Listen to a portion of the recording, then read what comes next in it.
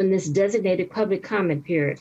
Because of the threat of COVID-19 during the coronavirus, you're urged to take all appropriate health precautions. Public comments can be made by calling in. You may make a live comment over the phone by calling 1-669-900-6833. Meeting ID 310-233-4888 on the date of the meeting during the portion of the agenda entitled Oral Communications. There will be 2 oral communication sessions, one for agendized items. You can comment on those items, and the other one's non-agendized items. Email public comments can be mailed to the city clerk at cityclerk@carsonca.gov. Written communications can be placed in the metal drop box located in front of City Hall. The oral communications portion of the agenda is limited to 1 hour unless otherwise approved by the council. Madam City Clerk, could you call to order the meeting of the City Council, Successor Agency, and Housing Authority, please? Can't hear you. Sorry, I'm on 3 screens this evening, so I'm adjusting here. Kevin got me set up a little too good. Doing roll call, Madam Mayor. Councilmember Bocatia Rojas. Present. Councilmember Deere. Present. Councilmember Hicks. Present. Mayor Pro Tem Hilton. Present.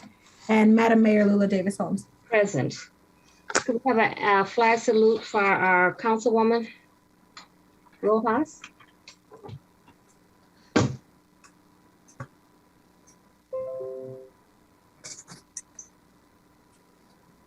Right hand over your heart. Ready, begin. I pledge allegiance to the flag of the United States of America and to the republic for which it stands, one nation, under God, indivisible, with liberty and justice for all. Thank you. Thank you. Tonight, we're honored to have an invocation by Pastor Jimmy Orellano, Calvary Chapel of the South Bay. Pastor, welcome. Thank you so much, Madam Mayor and City Council, for allowing me to come on.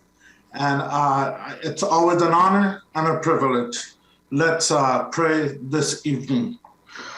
Our heavenly gracious Father, we come before you this day, February 2nd, 2022, and ask for your special blessing to come upon the beautiful city of Carson. Bless the City Council.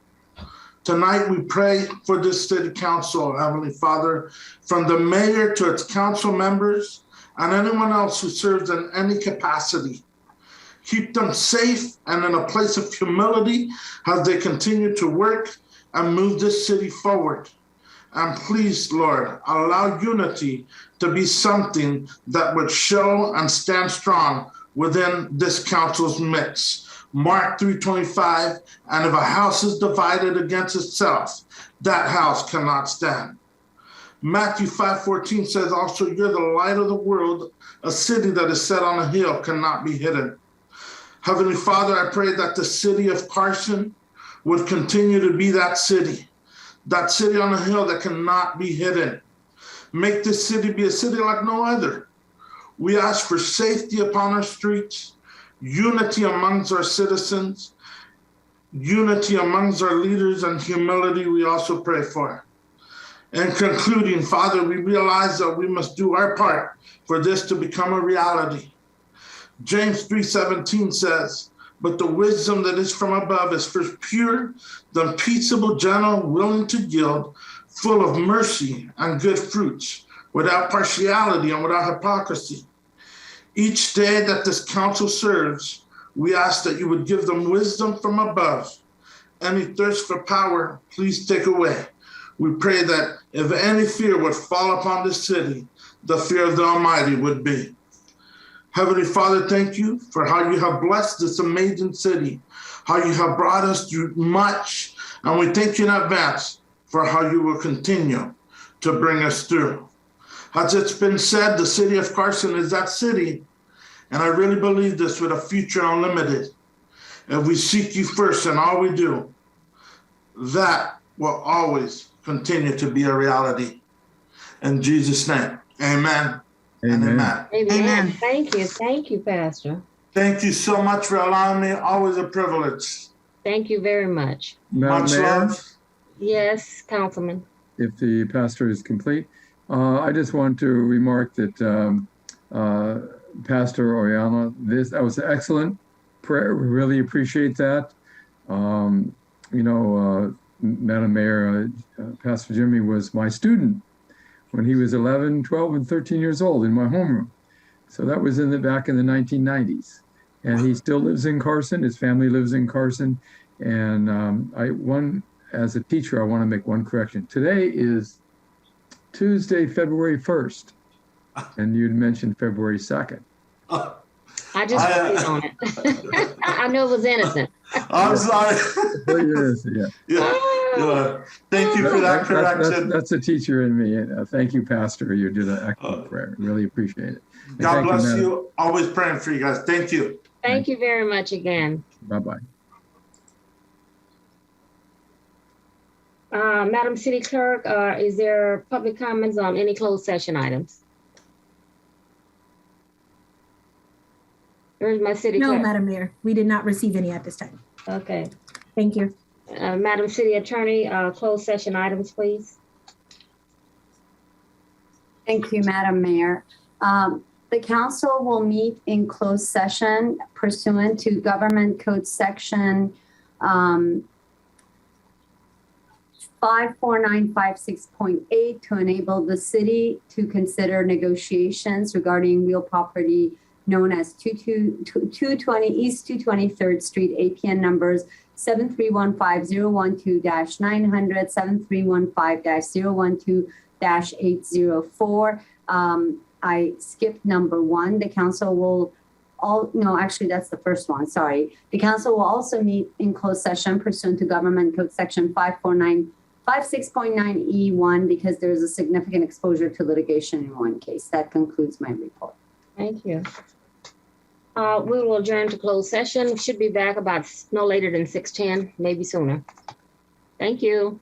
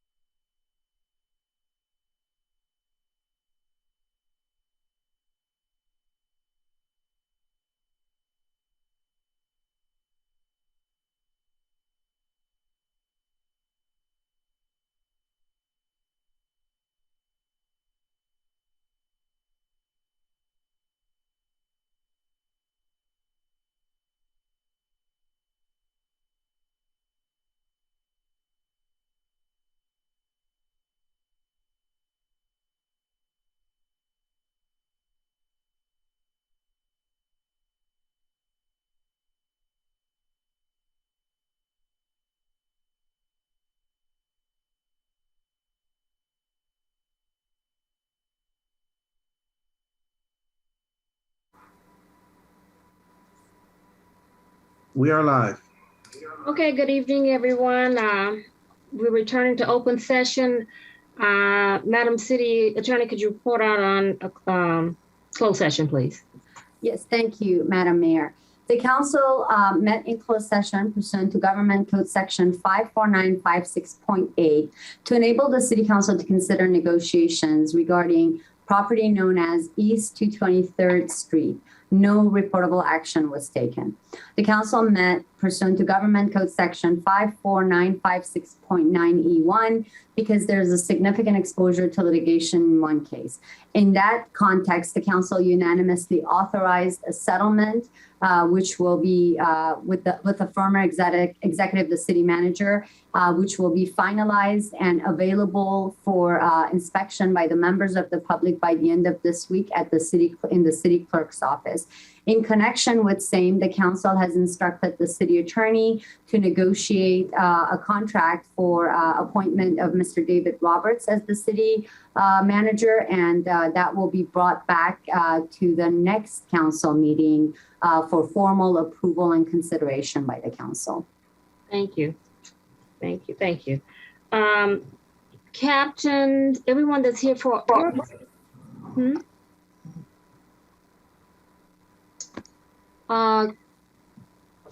Saeed, item number 27. Now, can we do that after presentation? I know you have someone here waiting. Is he around?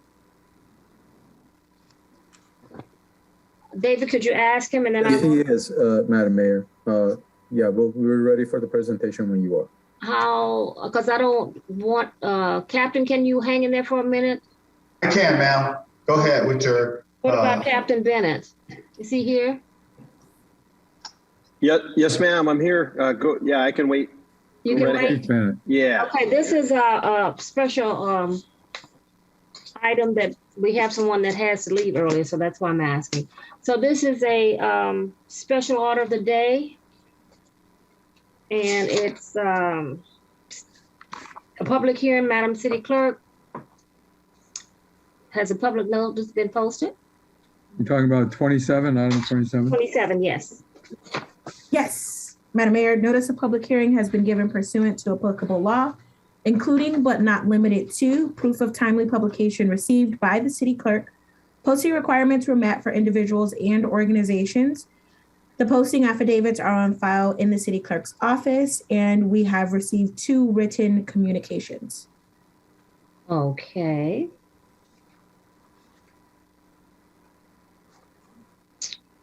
Staff, you have 2, let's see the communications now. The 2 written ones? Yes. One moment. Oh, wait a minute. Let me do that later. I'm sorry. I need a staff report, then I'll come back to that. Staff presentation. Saeed. Yes, thank you, Madam Mayor, members of the City Council. City's consultant will be making a presentation on this item. However, before we get to that, I would like to make a few points and provide a couple of updates on what City Attorney's Office and City staff are working on. These include mobile home zoning, which will be presented to Planning Commission and City Council after adoption of general plan. Also, we're working on a replacement housing ordinance, which would require replacement of all housing units, including mobile homes that are demolished as part of a new development. And furthermore, we're going to conduct a study to establish fees on new developments to aid in funding affordable housing in Carson. With that, I would like to introduce Mr. Rajiv Bhatia to present the housing element. Thank you.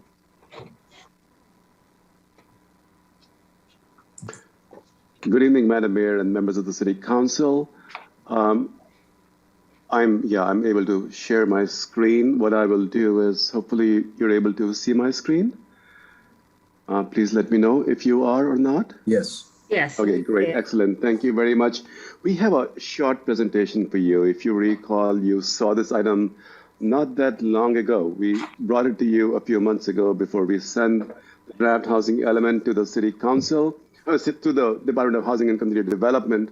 And then we've taken it to the Planning Commission, a few weeks ago. They have made certain, they did not make any changes to the element itself. So I'm here to present this to you. So I'm going to first walk you through what some of the state comments were, what changes we made, and then we'll talk about what some of the next steps are with the housing element post your adoption. And sharing the presentation with me will be Matt Alvarez-Nissen from our office as well, and he'll follow right after me. So as I mentioned over to you, on October 11, we submitted the housing element as required under state law to HCD. We had discussions with them, verbal discussions with them about the element, and the HCD released their letter on findings on the draft housing element in December.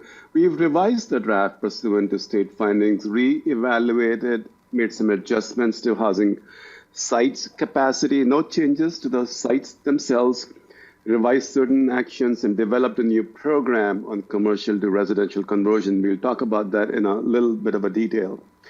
What I want to emphasize to you is that a fairly significant number of comments from HCD related to background materials, the housing analysis, not the programs themselves. I mean, they had comments in the programs as well, but the background analysis is meant to inform the programs themselves. I mean, the city is not going to be implementing the demographic analysis, for example. But there were a lot of comments. They had group under findings on, such as on housing needs, resources, and constraints, on quantified objectives.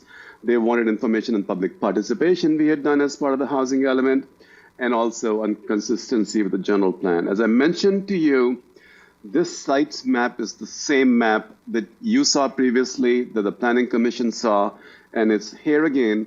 What has happened is that within those sites, certain adjustments have been made in terms of how many housing units we can expect out of these sites, as well as affordability levels of different housing units that'll come about from these sites. I'm going to have, so the meat of the housing element is actually the programs and the actions. That is what the city actually implements through the housing element. And I'm going to have Matt walk us through what are some of the programmatic changes that we've made. And those are highlighted in red here on the slide. Matt, take it away. Thanks, Rajiv. So the majority of changes to the programs have to do with the timeline of implementation. HCD wanted to see a more discrete timeline. So you'll see that highlighted in red in a lot of these programs. What I want to point out, though, so programs 1 and 2, clearly we revised to include a more discrete timeline. In program 4, in addition to discrete timeline, the city is committing to additional, or to specific actions for the district-specific plan site and for other city-owned sites to encourage affordability. Next slide, please.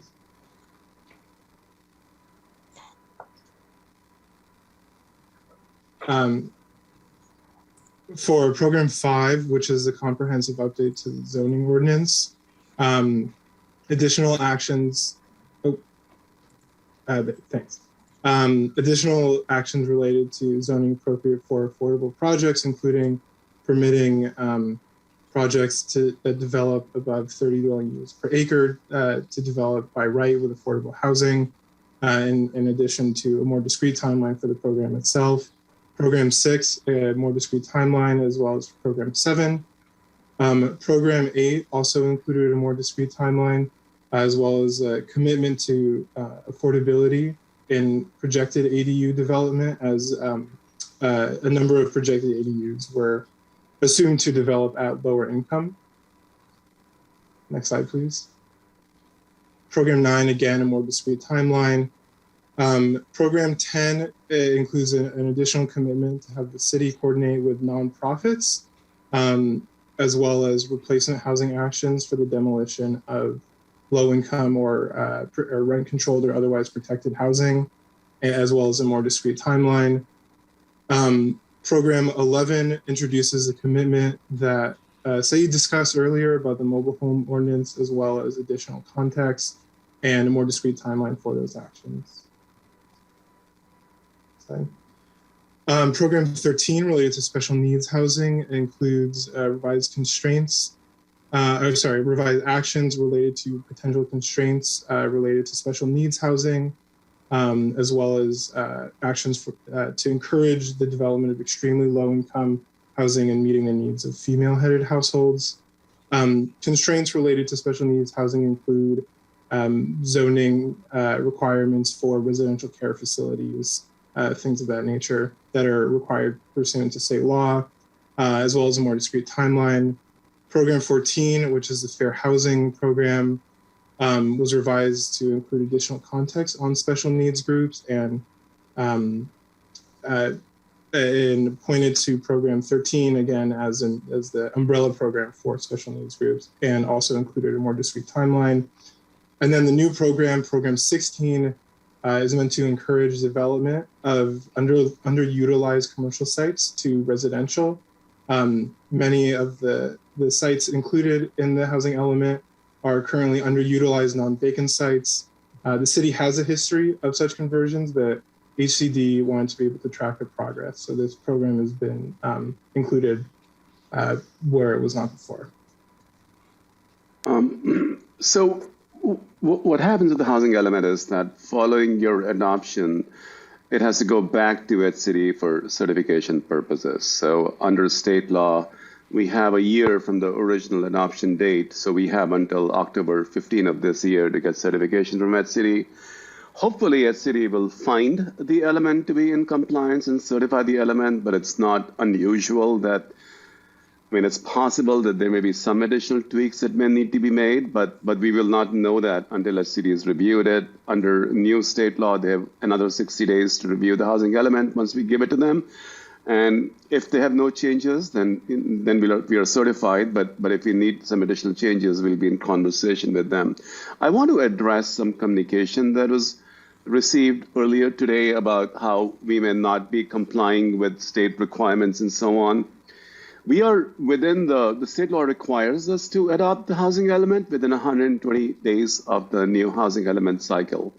So we are within the 120-day period. So we are in compliance with state law, pursuant to the timeline of adoption. There was also some reference that, a lot of your housing is coming on non-vacant or, underutilized sites. And of course, the housing is coming from those sites. We're a pretty built out city. If you go back and look over the past 8 years, Avalon Corridor, West Carson streets, all those sites had previously commercial uses on them. We don't have big chunks of vacant sites sitting out there. So it's not a surprise.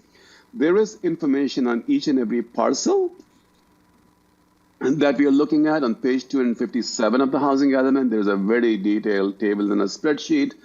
You can zoom in and it's a pretty clear print. You can zoom in and see, what's going on with each site, what the uses are, what the existing zoning is, and also what the new general plan that's coming in has as a designation on that site. So with that, I'm closing out our presentation and happy to answer any questions you may have. Oh, and by the way, we did have an environmental review, a negative declaration on this element, and no public comments were received on that. And the Planning Commission did recommend that the City Council certify that in addition to adopting the housing element.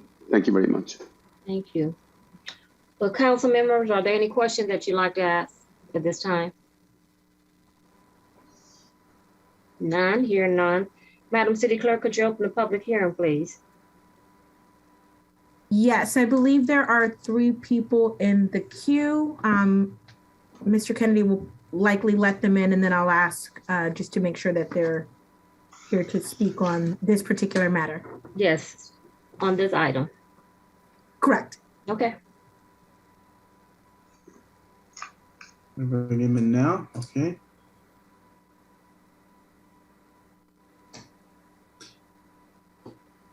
Caller 0748.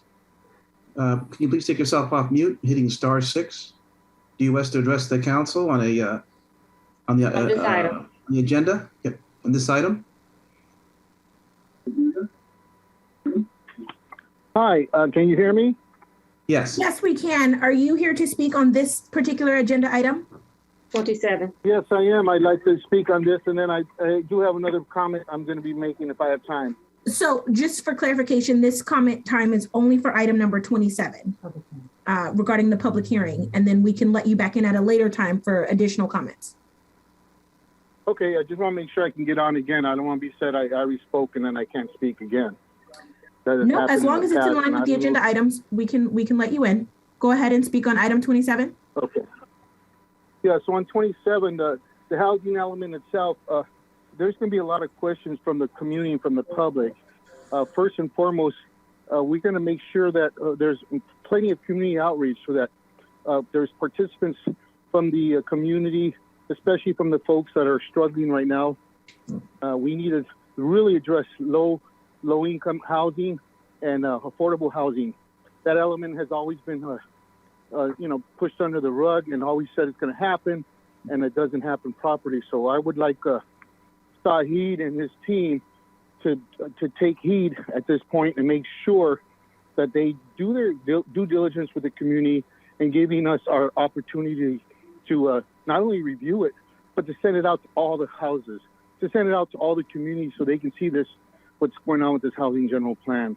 In the past, we were able to meet in person, and I know now with COVID it's not happening, but that's something that's really on our minds here in the community, and I'd like to make sure that our staff is aware of that and getting our input.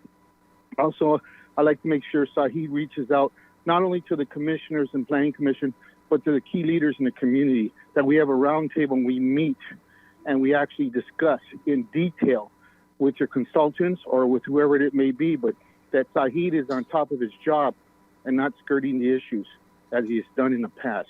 We're not very happy and pleased with his leadership and his skill level when it comes to the housing element.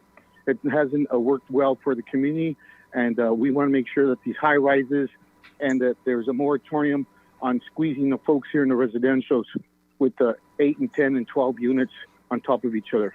We want to do more ADUs. We want to be in compliance with the state of California, and we believe that that's the way to go. We're starting to see that you filed a lawsuit, Sonny, wasn't needed at that time. We think complying with the state law, letting them have state control is a good way to go. We don't have to litigate and spend more taxpayer dollars on that unnecessary element.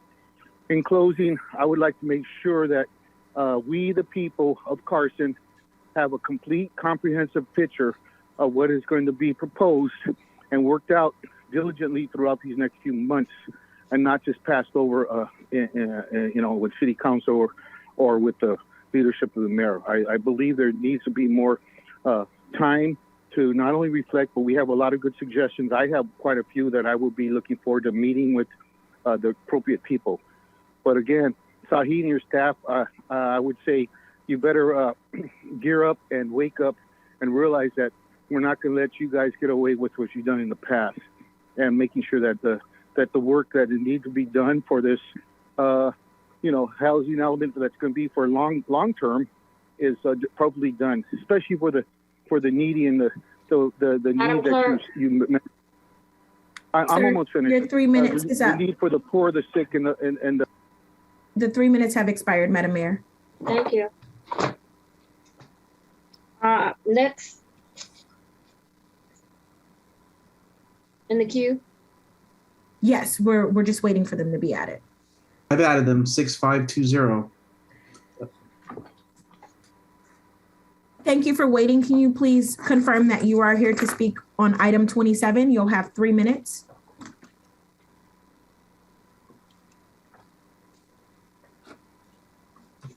Person with the number ending 6520, can you please take yourself off mute by hitting *6?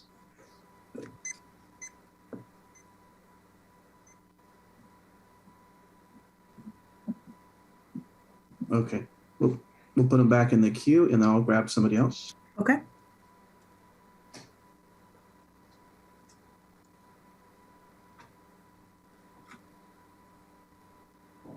Okay, this number ends with 6026. Can you please take yourself off mute by hitting *6 if you wish to address the council?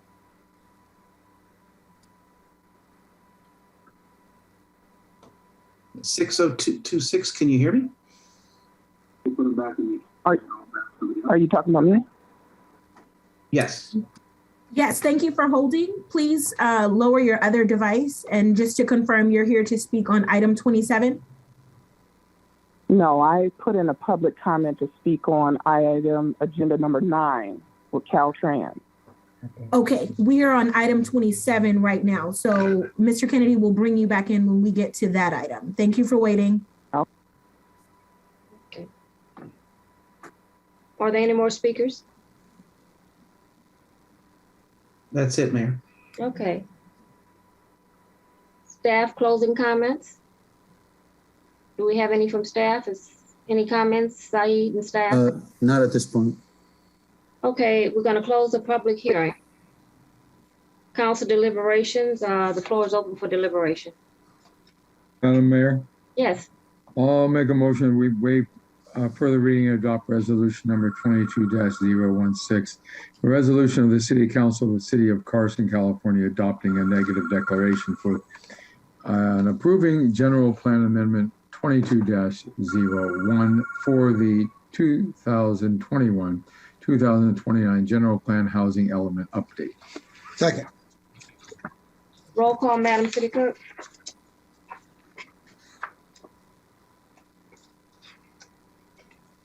Yes, roll call. Thank you, Madam Mayor. Councilmember Bocatia Rojas, Yes. Councilmember Hicks, Yes. Councilmember Deere, Aye. Mayor Pro Tem Hilton, Yes. and Madam Mayor Lula Davis Holmes. Yes. Thank you. Unanimous. Okay, thank you. Now we will go back to our agenda. Thank you for being patient. Captain Jones for being so patient, and our fire captain. Thank you so much. Captain Jones, report from you. Hello, Madam Mayor. Hello, Madam Mayor, Acting City Manager Dave Roberts, and the rest of the council. Can you guys hear me? Yes, we can. Thank you. Yeah. I only have a few updates tonight. The troops and the staff here have been busy keeping the community safe since our last meeting. Our community relations team, as well as myself and Lieutenant Boulder, we've had a few meetings with some individuals in the community. We met with one of our neighborhood watch block clubs, had a very good meeting, shared some community safety information, as well as just felt good to sit down and talk with the people of our community. We got some explorers who will be graduating from our Explorer Academy in a few weeks, so we're always excited about that. We also want to put it out there that we're constantly looking for individuals who are interested in being an explorer. So if you are between the ages of 14 and 20, want to learn more about law enforcement, considering law enforcement profession, or just want to be around some positive youth and learn some direction and different things, we're always open. You can reach out to our community relations office, and that's for individuals who are between the ages of 14 and 20. Next Wednesday, February 9th, we will be having our annual Battle of the Badges blood drive here at the community center. It's something we do every year against some other agencies, our LAPD partners. And we just try to have a friendly competition to see who can get the most blood donated to help save lives. So it should be a good time for anyone who's interested. It'll be at the community center. You can go, I think, to Red Cross to sign up, or there's also links on our social media sites for the station. I will be having a virtual coffee with the captain on the 22nd. So we're looking forward to that, just to be able to talk to community members, hear their voices and hear whatever their concerns, and be able to address them appropriately to improve their quality of life. Our community relations team, as well as the city, have partnered up, and on March 5th, we will be having another catalytic converter etching event, as well as vehicle safety event, where we will be passing out vehicle safety information, some clubs, some tips, as well as etching the VIN number and catalytic converters to help identify those who may hopefully not be a victim, but if they are, so that we can bring prosecution to those who may be caught stealing catalytic converters.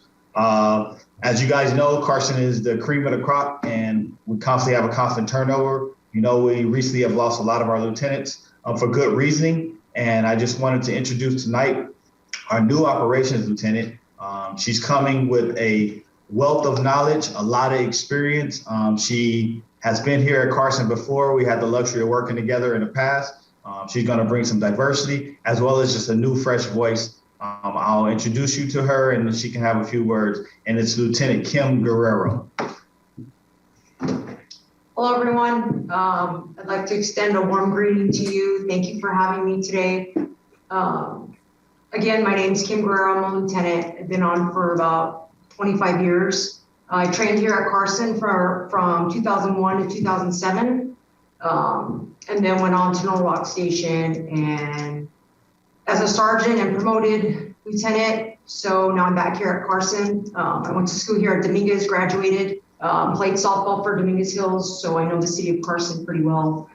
I've seen the city grow population city-wise into a city of regional significance. So I know it's a diverse city with a lot to offer, and I'm excited to be back to work with Captain Jones, Lieutenant Boulder, the hardworking troops here at Carson Station, and our awesome civilian staff, and of course yourselves in providing the best services for Carson City.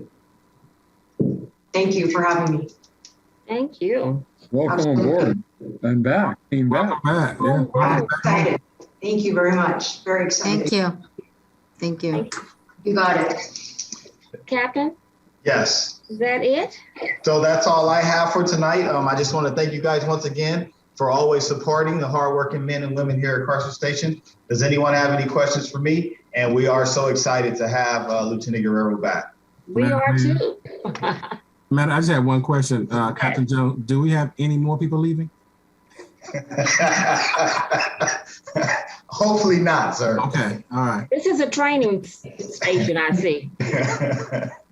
Come and they don't stay. No. This, Madam Mayor, this is a station where people move up and expand their horizons and advance their careers. Coming through Carson Station is a good way station for a lot of great personnel for the Sheriff's Department. So we're really happy about that. Captain, not tonight necessarily, but I'd like to speak with you during the week about this unusual number of shootings that have been taking place over the past few months in Carson. And obviously we don't want to do it publicly, but I'd like to find out how you're addressing it in a private session during the week. So I'll be in touch with your office. Thank you. Yes, sir. I'll look forward to it. Thank you. Any more questions, comments? Thank you again, Captain. Thank you, Madam Mayor. Okay, the next is a report from Chief Bennett of the Los Angeles County Fire Department. Chief, thank you so much for being patient and joining us tonight. Of course. Thank you, Mayor. Thank you, Council. And thank you, just like Captain Jones, for allowing me a moment to introduce one of our new staff. Rosemary Vivero is our community service liaison, and she comes to us with a wealth of knowledge. She's been on the department for a long time and has come to our division beginning of the year to help you and the surrounding cities with community events. And she's going to be a great asset to you and the folks. So Rosemary, if you want to introduce yourself and just talk a little bit about what you can offer the city of Carson. Absolutely. Madam Mayor, City Council, Rosemary Vivero.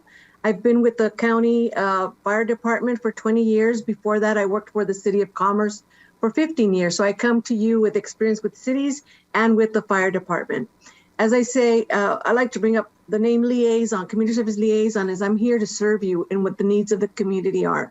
I know David Roberts has gotten some of my emails in regards to any kind of fires or incidents in your community. I try to get that information to you as soon as possible before the media, before you wake up, so you know what's going on within your community.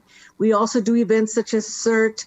We do hands-only CPR. So it's my job to go out there and embrace the community, and so that it feels like you have your own personal fire department. So thank you for allowing me to speak at your city council meeting, and hopefully we can meet in person soon.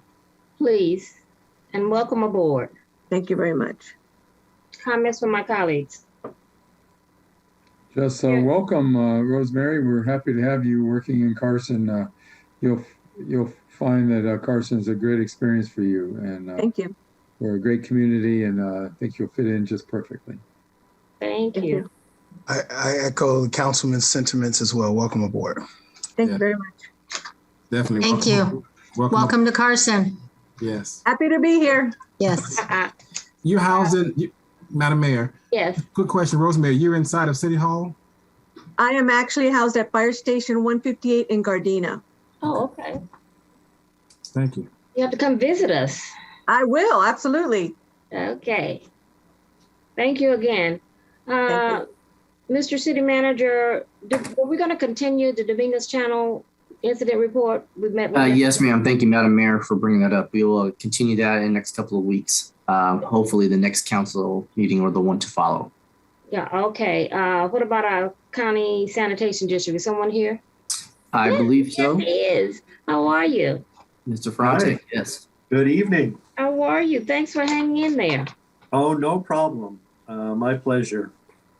If I can have a few slides, I just have a brief update for you, Madam Mayor, and the City Council. I think the presentation's coming up. So this is just an update from my last City Council meeting. I think that was January 18th. If I can have the next slide. Just to bring everybody back up to speed, we had the sewage spill 2 o'clock on Thursday, December 30th. The spill was completely stopped the following evening, Friday, December 31st. We put in bypass systems to bypass around the collapsed section of the sewer. And then our focus turned to repairing that collapsed section. And what you see there is the finished site, and the pipe repair was completed on January 8th, and the site was fully restored on January 13th. Next slide, please.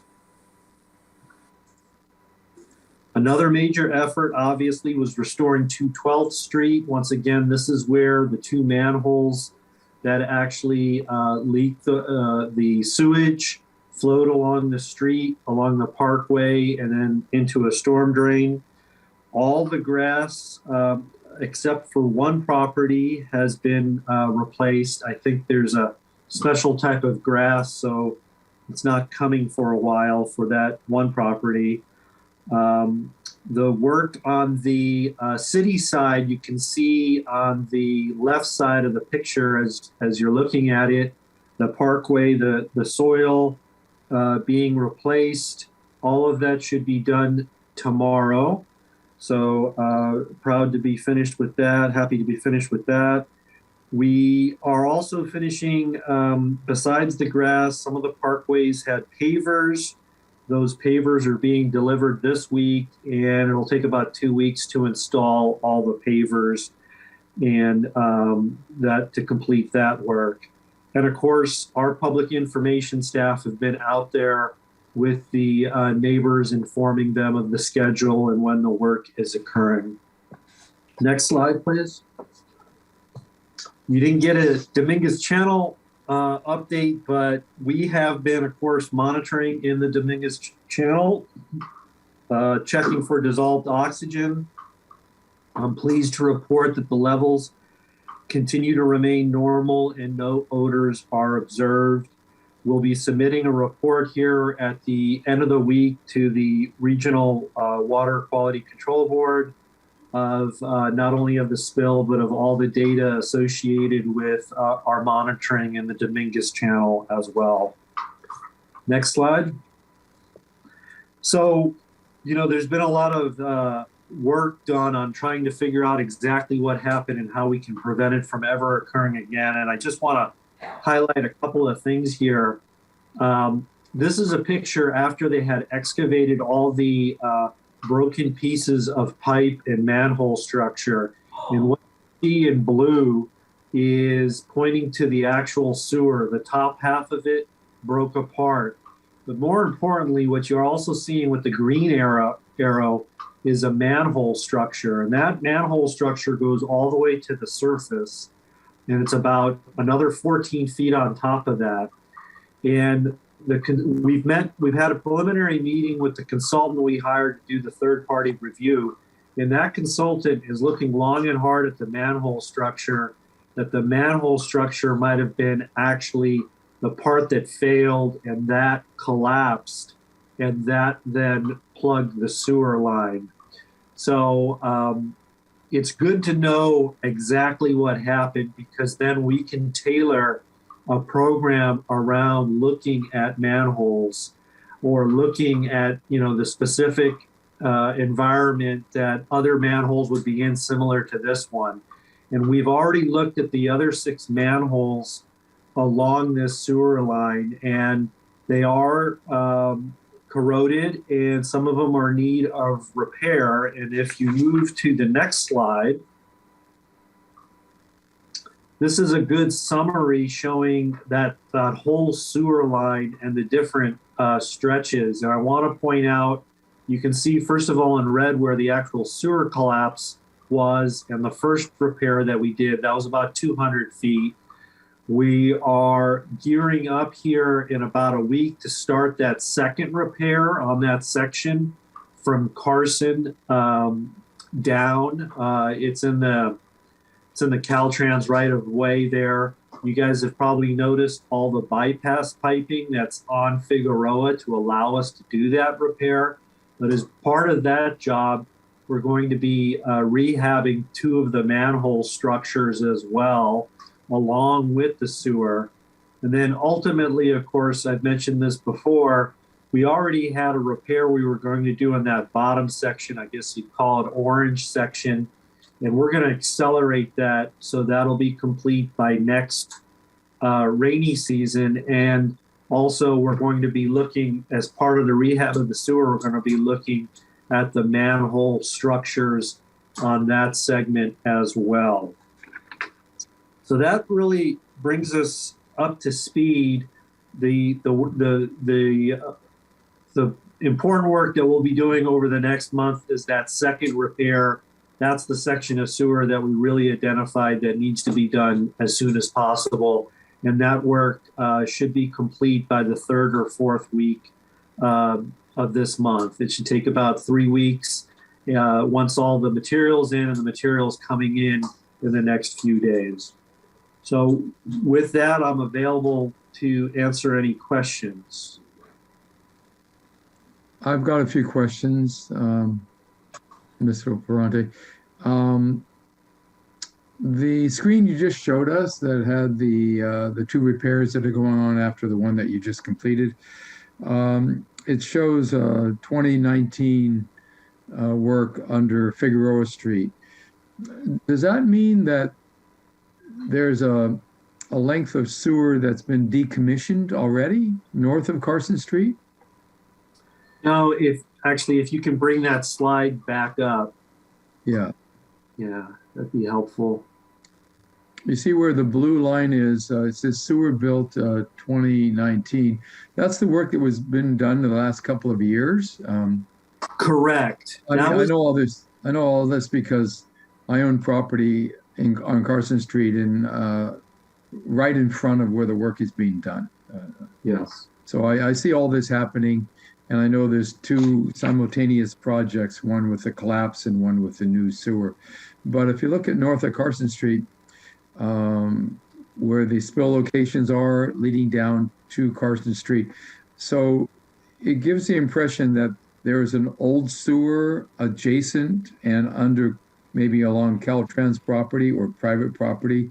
Has that been taken out of commission? Yeah, so typically we do when we replace sewers, of course, the old ones are left in place. They're left in a situation where they're no longer wastewater, they're no longer cause for concern in terms of failure.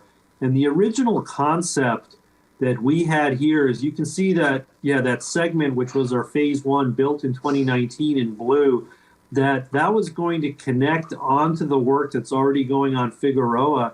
And we were actually going to take a section of what we're repairing now out of service.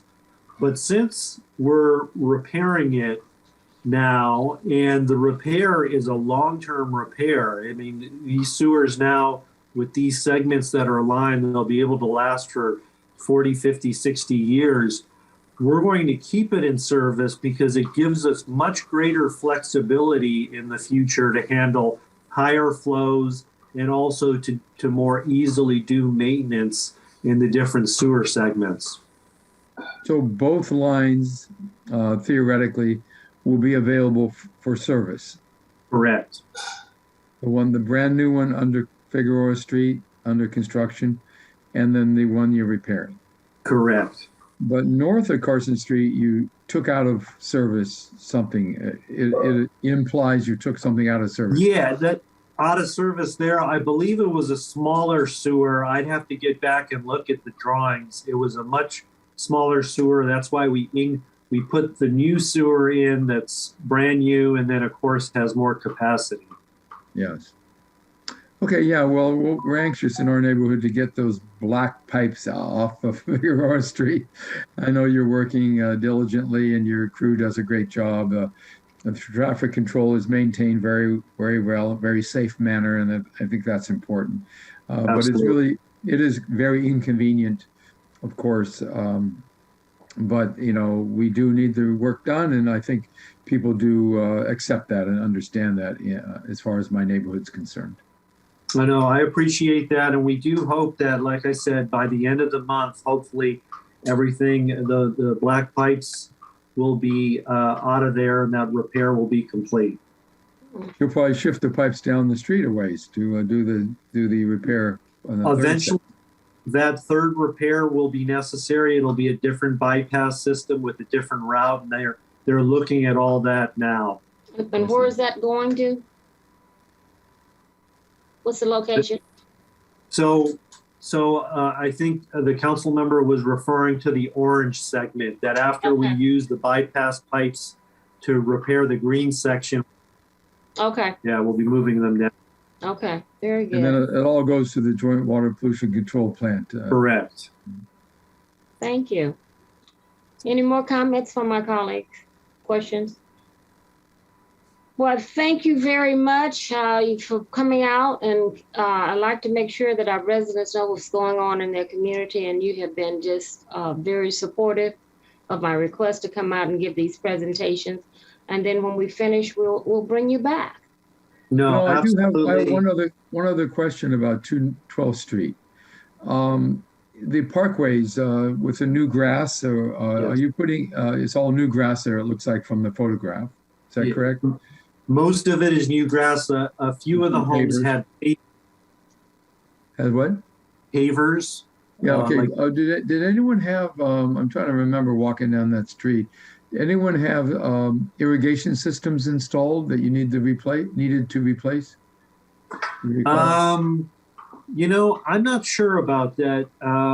I don't think any of if there were, I don't believe they needed to be. I have Brian on, our public information officer. Brian, do you recall if any of the lines needed to be replaced? Yeah, my understanding is that those parkways are not irrigated. So for the homeowners who had grass, they were watering it themselves. Okay. Okay, and some parkways had no grass, but you installed grass. Is that what happened? So we gave residents the choice of what to put in their grass or pavers. Okay. And then our landscaper is going to be out there for a month to water to make sure it takes hold. Oh, great. And then, of course, we'd like to encourage the homeowners on 212 to maintain the parkway. It's their option to do that, but we actually would, and the other neighbors would like that to happen. So after a month, your landscaper will leave, and it'll be up to the homeowners to maintain as usual. Yes, sir. Okay, thank you. That in answers all the neighborhoods. Okay, thank you, Robert. Thank you, Brian, for that wonderful report. Keeps us informed. So I appreciate it very much. You have a good evening, and thanks for joining us and being patient.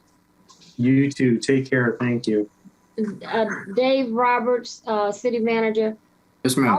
All that graffiti on that building, is it some kind of way we can, I know that's their private property, but it's just taken over. Yes, ma'am. We've identified that, so we're actually looking into that. I know we'll get that addressed ASAP. Okay, our next item on the agenda is presentation from Waste Management regarding the recent upgrades at the transfer station in the city of Carson. This has been going for a while. Do we have a representative here?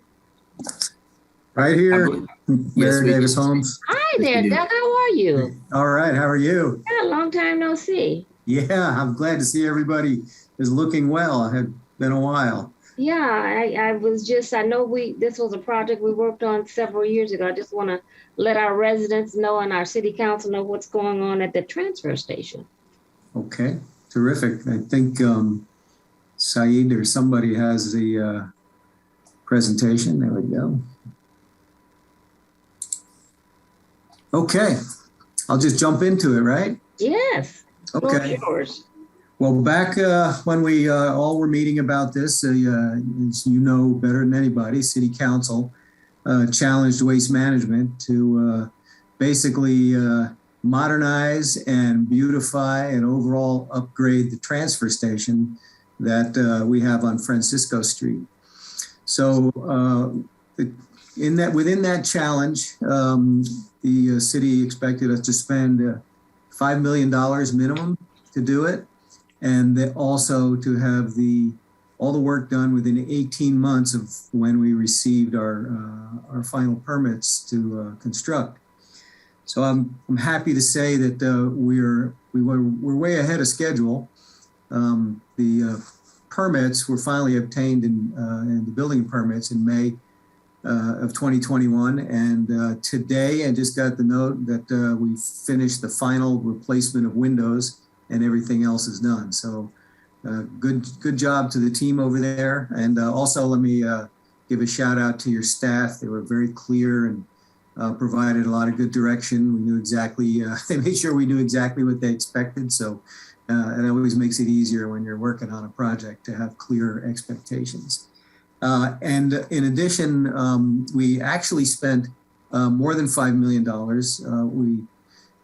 It's fun for me to tell the city council and folks in Carson that we spent $5,350,000 on the work that we're going to describe here.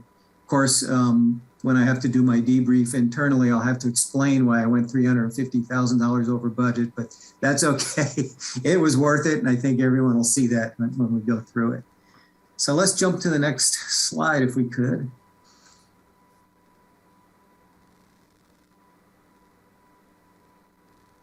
There we go. Okay, there's going to be a number of before and after pictures as I talk my way through this and the improvements that we made. We basically had to reskin the whole building. It's called panel cladding, and we did put our waste management colors on there. Went through that with the planning department and the rest of your staff. So if you look on the left, you can see what the building looked like when we started. And on the right is how it looks from the outside now. Okay, next slide. Another before and after, give you a little better idea. Again, this is another angle of the building. This is before on the left and the after on the right. Super improved look. You know, it's so funny. I'd been operating with that building before for so long. It's like you get used to it. And now we've put this new skin on it. I'm thinking, wow, thank God somebody got on it and you know, and had those improvements required. All right, let's jump to the next slide. Okay, now one of the major issues that had been kind of plaguing folks for a number of years previously was odors coming from this facility and getting out into the neighborhood. And we did make a lot of improvements under the old building, but with this new construction, we put an entire new ventilation system throughout the whole building. And it includes misting and odor control compounds of neutralizers and fragrance.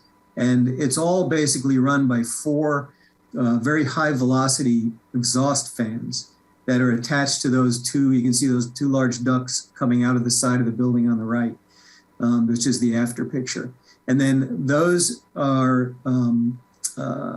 they go inside the building, and then there's registers in there. And so the fans essentially create a vacuum inside the building, and they pull all the air in the building, goes through the fans where it's sort of mixes up with the odor neutralizer and the misting system. The misting essentially knocks out the dust. The odor neutralizer takes care of the odors. So then when the fans are releasing the air that they pull into the atmosphere, it's basically gone through that treatment. The fans are energy efficient. They run on something called a variable frequency drives, which they're supposed to achieve a certain amount of air movement, and basically the speed of the fans automatically adjusts according to what it needs to do to maintain that level of air movement. And the reason you do that is you want to maintain it's commonly called negative air pressure at the doors, so that when it comes to the doors in and out, there isn't any air escaping there. It's all coming in from the outside, going through the system, and then exhausted through those exhaust fans. And then we made sure we got fans that do not have this loud screaming sound. We run low sound emission levels. We don't want to be trade one problem for another, fix the odors, and then create a sound problem. So we don't have that either. All right, let's jump to the next one. I think we might have a little video here. This is on the picture on the right is a little closer view of the fans that basically are the heart and soul of that system. And on the left, we have a little video so you can see, even with the doors wide open, those fans pull the air into the building and make sure that any air that goes in there is treated with the neutralizer and the fragrant. Okay, let's jump to the next one. One of the things that council wanted was to have doors that, instead of being manually pulled up and down, were done so with motors that could move them more quickly. And we did install those doors at all the openings. These are the truck doors actually that you're looking at there. They go in and out. All right, let's go to the next one. We did have to make some pretty substantial upgrades to the electrical, the power supply there, and these are just photos of that. All right, next. Okay, now, in addition to the transfer station, and that's the main building, the biggest one's the transfer station, but we also had a couple of office buildings there. One that is adjacent or very close to the transfer station, and then one that is over on Main Street. We'll get to the Main Street one in a second. But there wouldn't really have been much point in upgrading the transfer station if we didn't also upgrade the office building inside and out. So that's what we did with the existing office building that's there. As you can see, 321 Francisco. We repainted. We also put new metal panels, replaced fascia. We brought the whole place up to ADA requirements, and we have replaced all the ceilings, the flooring, the walls. We went through with under the kind of the theme of sustainability, replaced all the lighting with more energy efficient lighting, more energy efficient heating, ventilation, air conditioning units. Those got changed out. And this is an interior and exterior on the lighting. And then we also kind of shuffled around in the office there to make it a more usable space for us. Now, you can't, it's attracting good talent to come work for you is getting harder and harder all the time throughout all industries. So this will actually help us because it's hard to get people to come work in a place if the place is just kind of run down.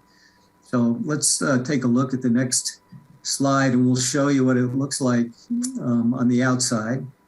You see the one on the left? That's the before the improvements. You see just weathered and worn, and the landscaping around it is all overgrown and relatively out of control. And then on the right is how it looks today. All right, next slide. Another view of the same building, just from a different angle. Next slide. Here's the interior before we did all the improvements, and it was just, you really even can't appreciate how run down it was getting even from this. But when you compare it to the next slide, you'll see the improvements we made. So let's go there. Very clean, very modern, very nice. People are extremely happy right now, folks that work there. All right, and another look at it. And now let's talk about the next building, which is the maintenance facility and offices that front Main Street. There again, we replaced wall panels. The same sorts of improvements on the interior, just modernizing and using sustainability principles, and also on the roof. So let's go ahead to the next slide. And that's what it looked like. Definitely rough run, did not fit the area or the vision that City Council has for Carson or that area. So next slide is how it looks today, all cleaned up, landscaping installed, and it's just 100% better. And when you drive by there, it does not, look like something out of place anymore. Okay, let's go to the next one. And there's another internal. Here you get a better look at some of the internal decay that was characteristic of it before. Next slide. And improvements. Just go ahead to the next one. Yeah, 1,000 times better, absolutely.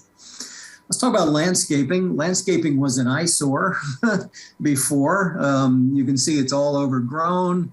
These plants were not compliant with the city's landscaping ordinance. And they really just got out of control over the years. That's the before picture there. So let's go to the new picture, the next one. We've cleaned it all up. Now, it's going to take a little while for shrubs to grow and those sorts of things. But I mean, it's already such a marked improvement from the way it looked before. I mean, it looks like, basically, it looks like someone lives here again, right? Taking care of the yard is basically what it looks like to me. And then this here doesn't look like much, but the reason we're showing you this is that all of those other pictures are mostly along Francisco and, of course, on Main Street that we saw. But the yard actually backs up all the way to Figueroa. So Figueroa is kind of a different beast there. It's set back from Figueroa. There's a drainage channel between the road and the facility. But what we wanted to do was get within the environment that's there and the constraints we have. We wanted to get landscaping started back there. So we've put trees in pots that are going to fill out over time. And that's what you're seeing in the picture on the left. And on the right, we've added a bunch of planters and put in ivy that is going to grow up on the wall, so that from the outside, what you'll see is a wall with ivy growing on it, and then the trees kind of as they fill out through the years. So if you look at the before picture, there was a dilapidated old building back there that was up against against the wall, showing to the street. We took that building out and we put those trees in. And so the picture on the right is how it looks now. But remember, that picture is going to change over time continuously as the ivy grows up on the wall and as those trees fill out and basically create a screening from Figueroa. All right, let's go look at a couple others just real quick through these other things. We made a lot of IT improvements, just to modernize the building, security improvements, a lot of fiber optic cable, a lot of cameras installed. You can't, these days, it's really important for any business to have cameras that are both in-facing and out-facing, alarm systems and all that. And let's go to the next one. And so we wanted to show you what it looks like from the 405 freeway. I think maybe that building prior to the work that we did under the direction and support of the city was probably stuck out like the sorest of all sore thumbs. But now it fits as you go. You can see it's back there in the right, kind of the right side of the right half of this photo. And so we're not going to be an eyesore as people come through down on the 405 or anywhere else driving around Carson. When they see the building, they're not going to look at it and go, oh my God, what is that horrible thing? It's going to fit right in. just like everybody had expected it to. So I want to say thank you to City Council for working with us on that, and to the staff, because they were very informative and like I said, they very clear about what was expected, and we think we hit it. I think we hit a bullseye. All right. Well, first of all, I want to say thank you, because it was an eyesore and it was a project that I had been working on for years, because when I went over there, I could not believe that facility was in the city of Carson. There were pigeons all around. It didn't belong in the city of Carson. And the residents need to know that we also, with the money that you put in here, this facility generates revenue for the city through its tipping fee. And there was a movement not to allow the transfer station to stay, but they had such a contract that said, really, our hands were tied. So I met with Doug and all the staff and city council, and we bought into it. And this is what we have, something that we can live with. And I want to thank you, Doug. I went to a couple of sites. I had to fall between something. And this is a 100% improvement over what was there. And had you gone out, I know Councilman Deere is familiar with the area, Councilman Hilton and Hicks. It was just, I don't know if our new councilman had been over there, but it was deplorable.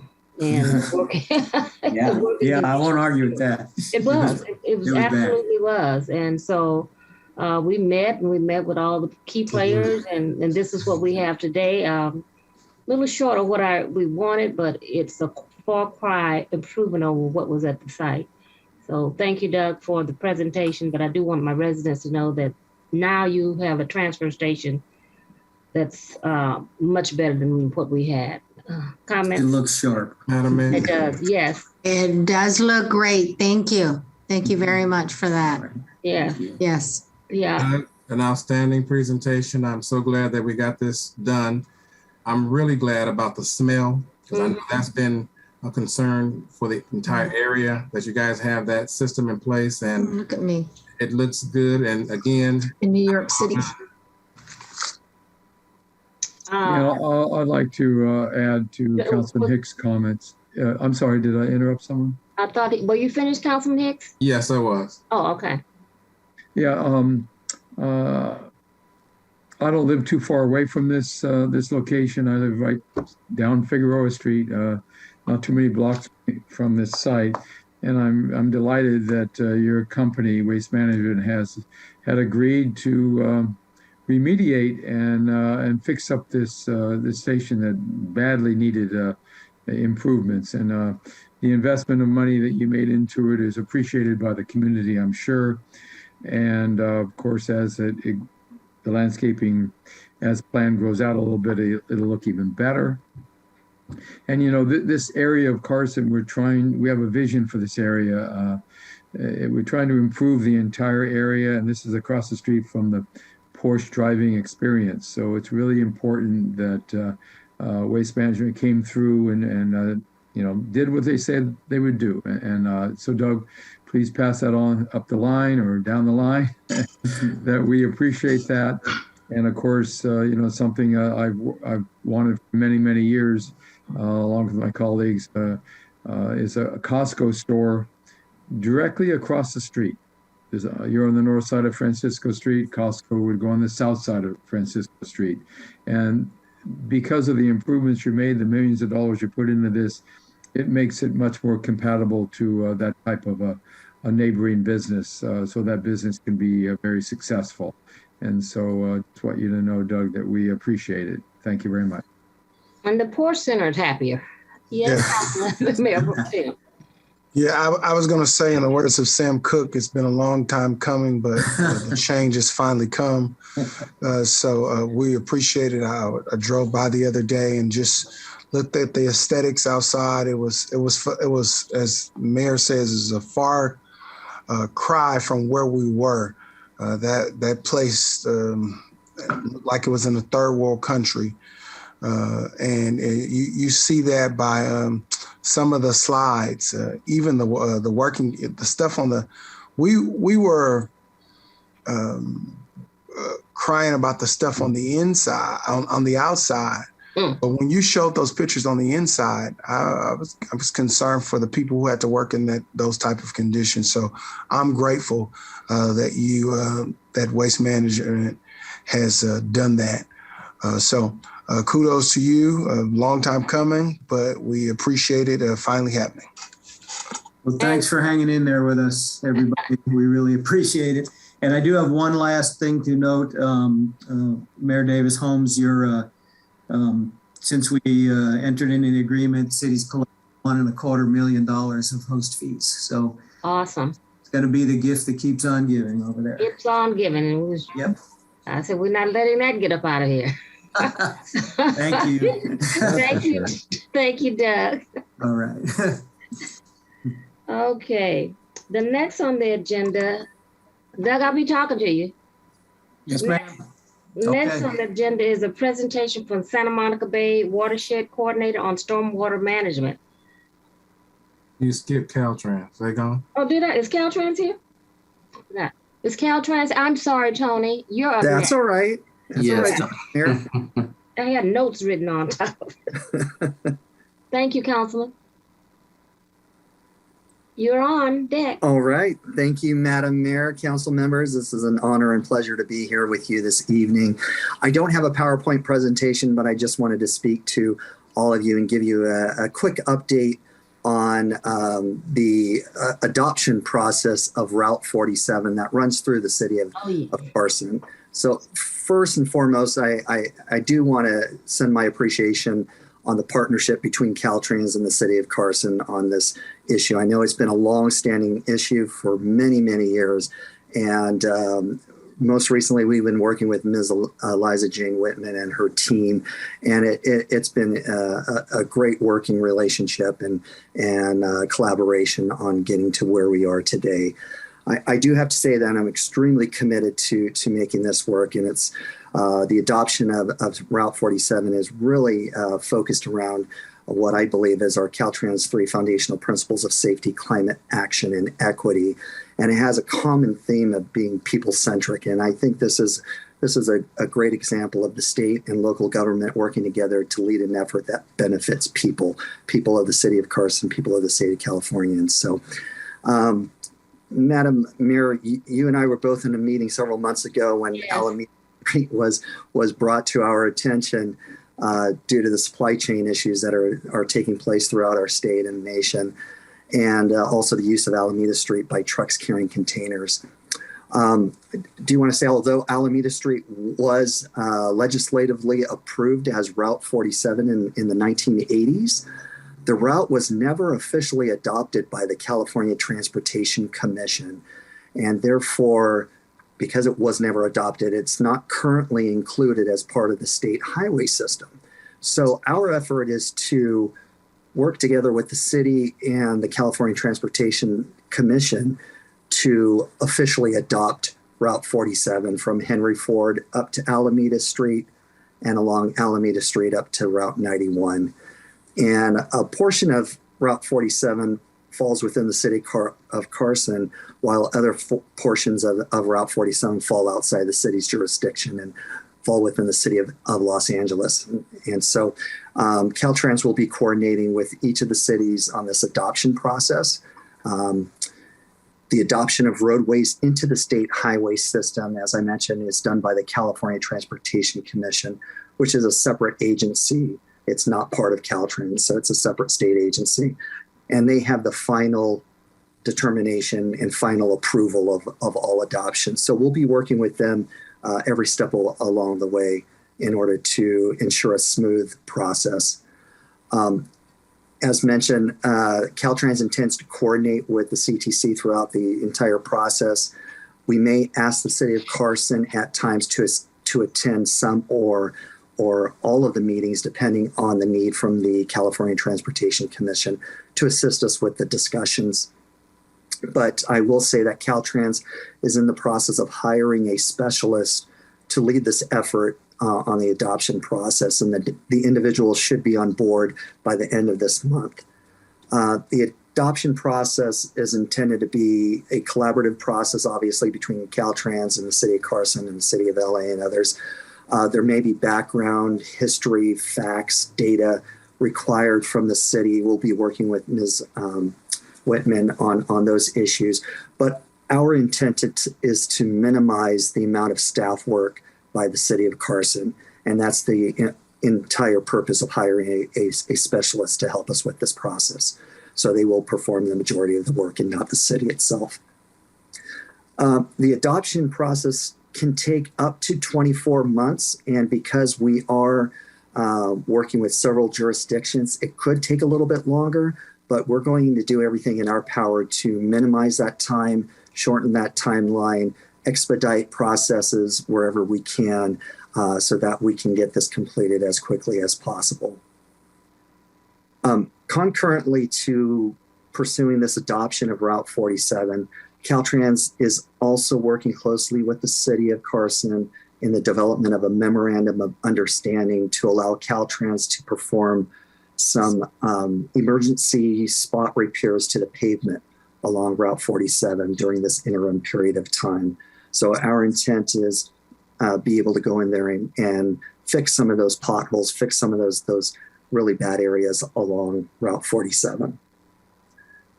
So Honorable Mayor, Madam Mayor, City Council members, this concludes my informational update or presentation, and I'm available to answer any questions you may have.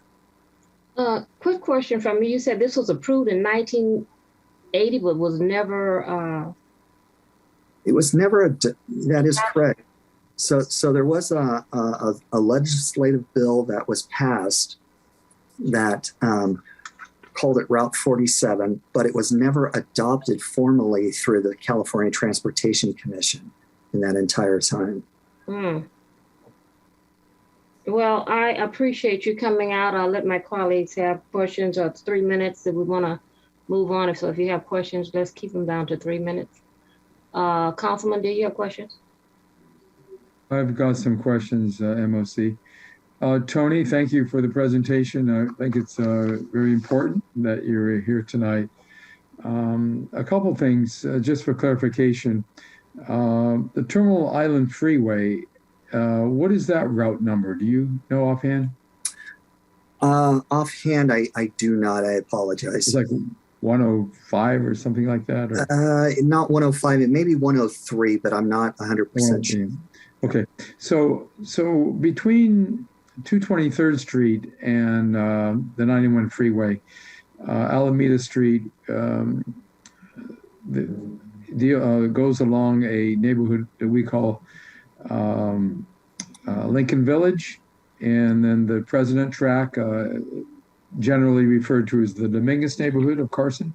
It has a Long Beach zip code servicing it, but it's in the city of Carson. Okay. And I served as the mayor of Carson for 11 years, and we dealt with an issue trying to get funding for a sound wall to protect that neighborhood, both from the noise and air pollution that's created by the Alameda corridor. If you would please, not tonight, of course, because I'm just telling you about it, give us some type of feedback on the possibilities of that happening sometime in our lifetime, so to speak. You know, the bill for that was estimated to be around $20 million. That's a lot of money, but it protects the health and quality of life of other Dominguez neighborhood residents, and it's something that we are very concerned about. And so with these Caltrans taking responsibility for that street, we also want you to take responsibility for, as you mentioned in your initial speaking, the mission of Caltrans to protect the quality of life, I'm paraphrasing it, of course, of the residents of California, adjacent to Caltrans jurisdiction. So if you would please bring that back to whoever needs to hear it, and then give us a future report on the possibilities of that sound wall and or other remediation efforts to protect the Dominguez neighborhood. I think that's very important. Are you familiar with that, Tony? I'm familiar with some of that. I don't have all the history on it, but I will say the Soundwall program was removed from Caltrans back in 1997 and falls with LA Metro, but we would partner with LA Metro and the city of Carson to determine the feasibility of placing sound walls. Could be part of an environmental mitigation that takes place. What we ran into was the bridge rebuilding from Terminal Island on into Wilmington, and the I don't know if the correct word is diverting, with at least the increase in truck traffic for Alameda corridor, because it was designed as a corridor. It became a railroad corridor, pretty actively used, but not so much as a truck corridor.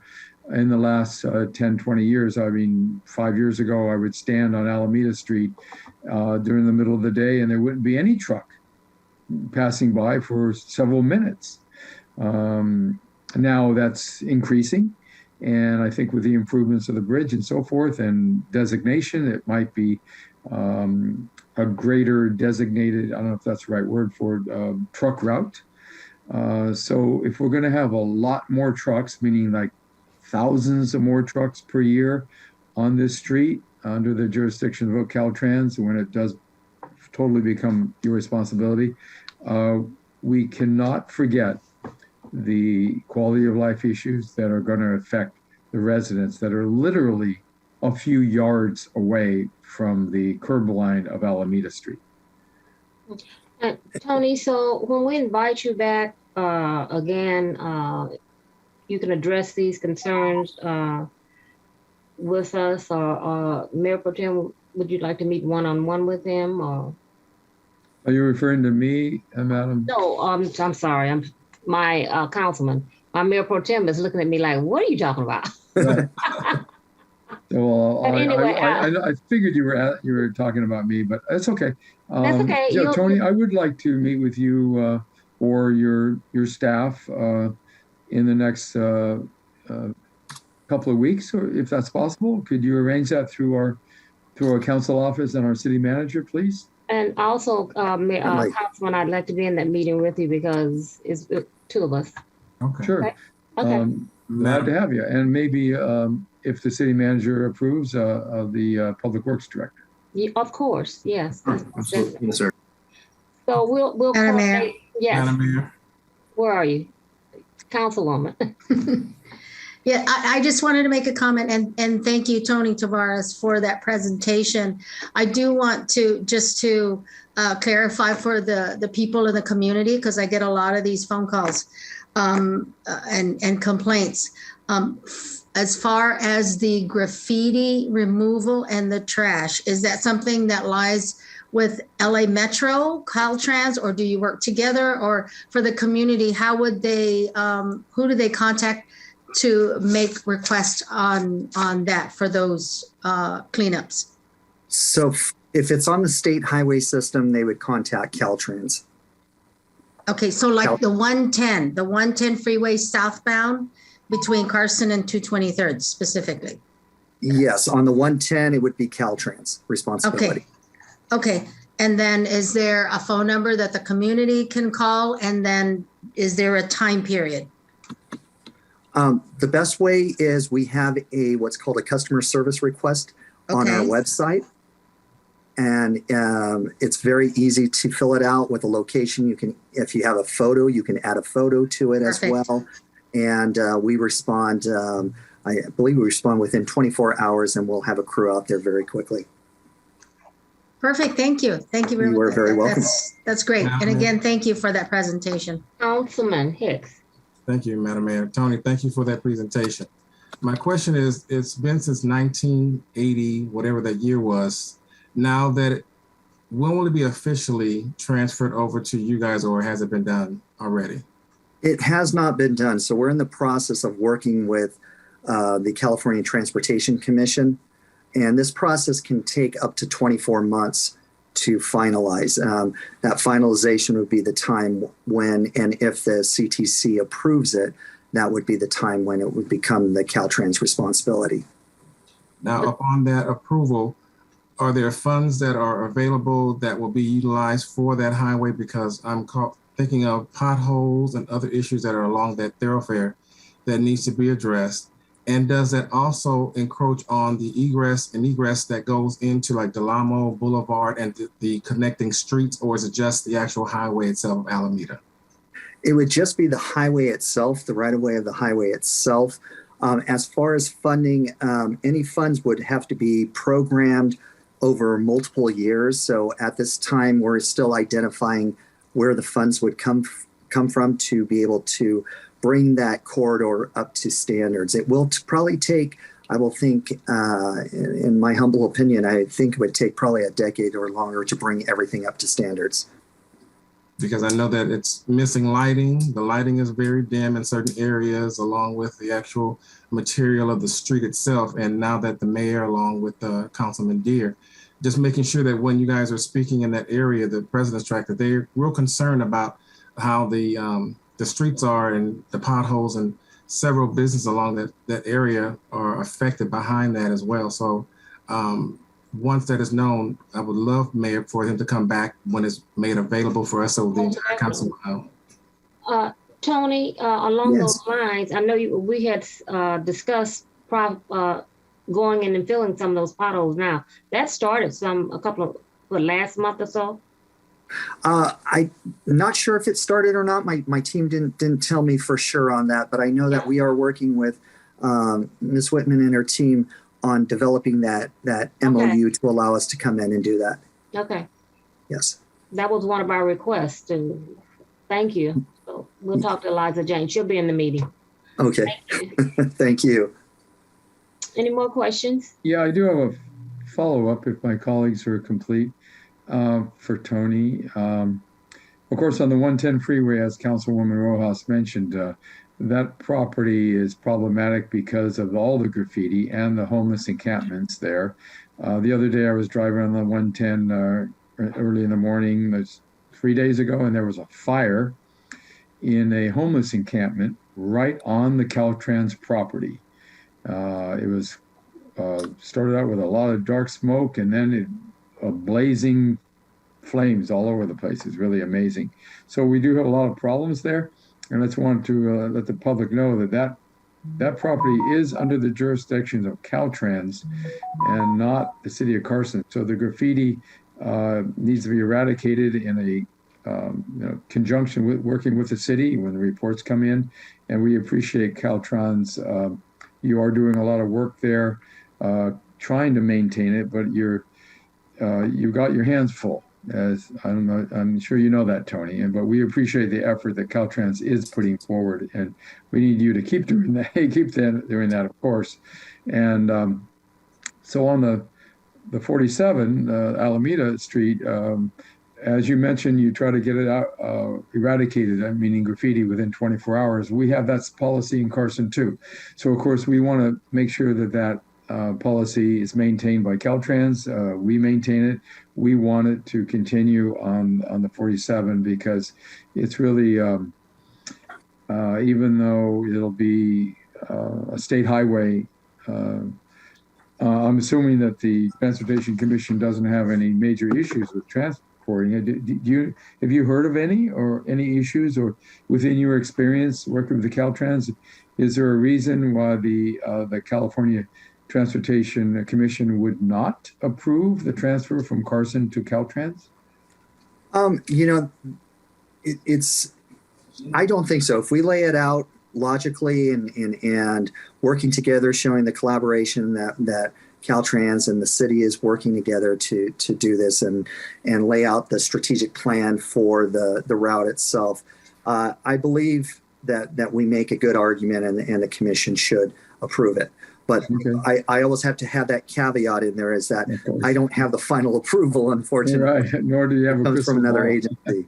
Yes. Right. Okay. I understand. All right. Thank you. Of course, that just, our approval just goes up to as far north as Delamo Boulevard, because after that it goes into unincorporated county of LA area. Correct. Are you also negotiating with the county to? Yes, we also have to negotiate with the county as well.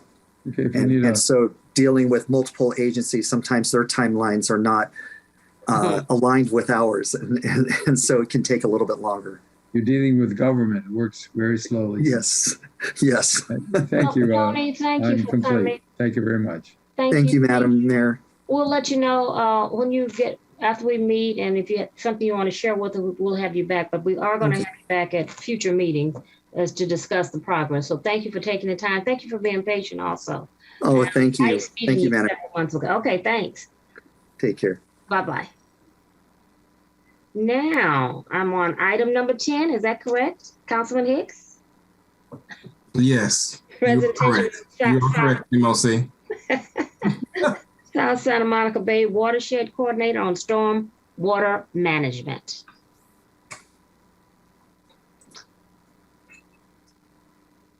Good evening. Can y'all hear me? Nancy. Hello. How are you? I'm doing well. How about yourself? Good. Thank you so much, Madam Mayor and esteemed council members, staff, and members of the public for giving me the opportunity to present to you tonight. Can you all see my screen okay? Yes, we can. Fabulous. So my name is Nancy Schroeds, and I'm here to speak before you as the watershed coordinator for the South Santa Monica Bay to talk about stormwater and the Safe Clean Water program. And I know this was mentioned a little bit beforehand, but I want to make sure that we're just all on the same page. So about water in the city. So we have two major systems that carry water out of our neighborhoods. One is the sewage system, and that's any dirty water from inside the house. So laundry, sinks, toilet, dishwasher, those types of things. This water goes to a sewage treatment plant and then gets cleaned up and released out to the ocean. For our storm drain system, this is dealing with water outside the house. Like the name implies, it can be from a rainstorm, but it could be from dry weather runoff, like someone hosing off a driveway or overwatering a lawn. This water goes into the gutter, or what we call catch basins, along the street, which lead to rivers and ultimately to the ocean. It's typically not cleaned or treated, and it takes pollution with it. So you've probably seen a lot of these gutters and signage around the city. Again, this is a catch basin at the beginning of the storm drain system. It goes into creeks and channels, which empty into rivers, which eventually exit through outfalls, which is why contaminated stormwater is the #1 way in which pollution is conveyed into our rivers, lakes, and ocean. And an outfall is just where you see water meeting another body of water. So it could be that stream that opens up to a bigger basin like the ocean. And watersheds, they connect all of us. So no matter where you live in LA County, we are connected through our watersheds. Our neighborhoods are connected through various waterways, the waters that run beneath our feet, like through the storm drain system, and invisible recreational spaces that we play in as well. And our everyday actions impact the health of our watersheds and ultimately our community health as well. So now I want to bring our watersheds and our stormwater together for this conversation so that we can visibly see the impact. So what you see up on the screen in both the left and the right hand side pictures there, the big blob is the Santa Monica Bay. So that runs from Malibu up north all the way down to Palos Verdes. The map on the left in the purple is all of the monitored bodies of water in LA County. And the map on the right shows the ones that are polluted. And that includes the Dominguez Channel and Compton Creek. There are 210 bodies of water in LA County that are polluted and considered impaired. And each of these bodies of water are polluted with more than one thing. So it could be bacteria, but also with different metals or chemicals like DDT. These bodies of water are not healthy nor able to do all the things that they are meant to do and naturally should. And that's why we have to clean up our act. That's why the multiple separate sewer storm system, or what we call MS4 permits, exist. And that help to reduce, the pollution in those receiving bodies of water. And that's why Carson is one of the six entities working together in the Dominguez Channel EWIMP, or Enhanced Watershed Management Plan, which I know Eliza Jane spoke to y'all about in a previous meeting. So again, this is just direction from federal government, EPA, and the Clean Water Act, which is implemented at a local level by the LA Regional Water Quality Control Board. So as you've already learned, Carson must do reporting and inspections as a part of this process. Being part of that EWIMP actually gave the region an extra 10 years to comply with the water quality requirements in order to collaborate, which is awesome. And it also helps with cost sharing for projects. So this polluted stormwater is also why the Safe Clean Water program exists. And I want to explain how it can help.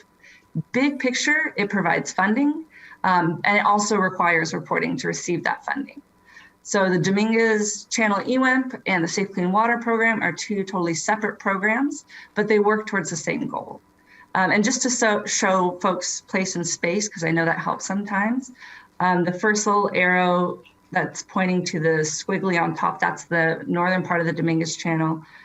And then the squiggly beneath it that the arrow is pointing to is the Torrance Carson Channel. And beneath that is the Wilmington storm drain. And those are all addressed in the Dominguez Channel EWIMP.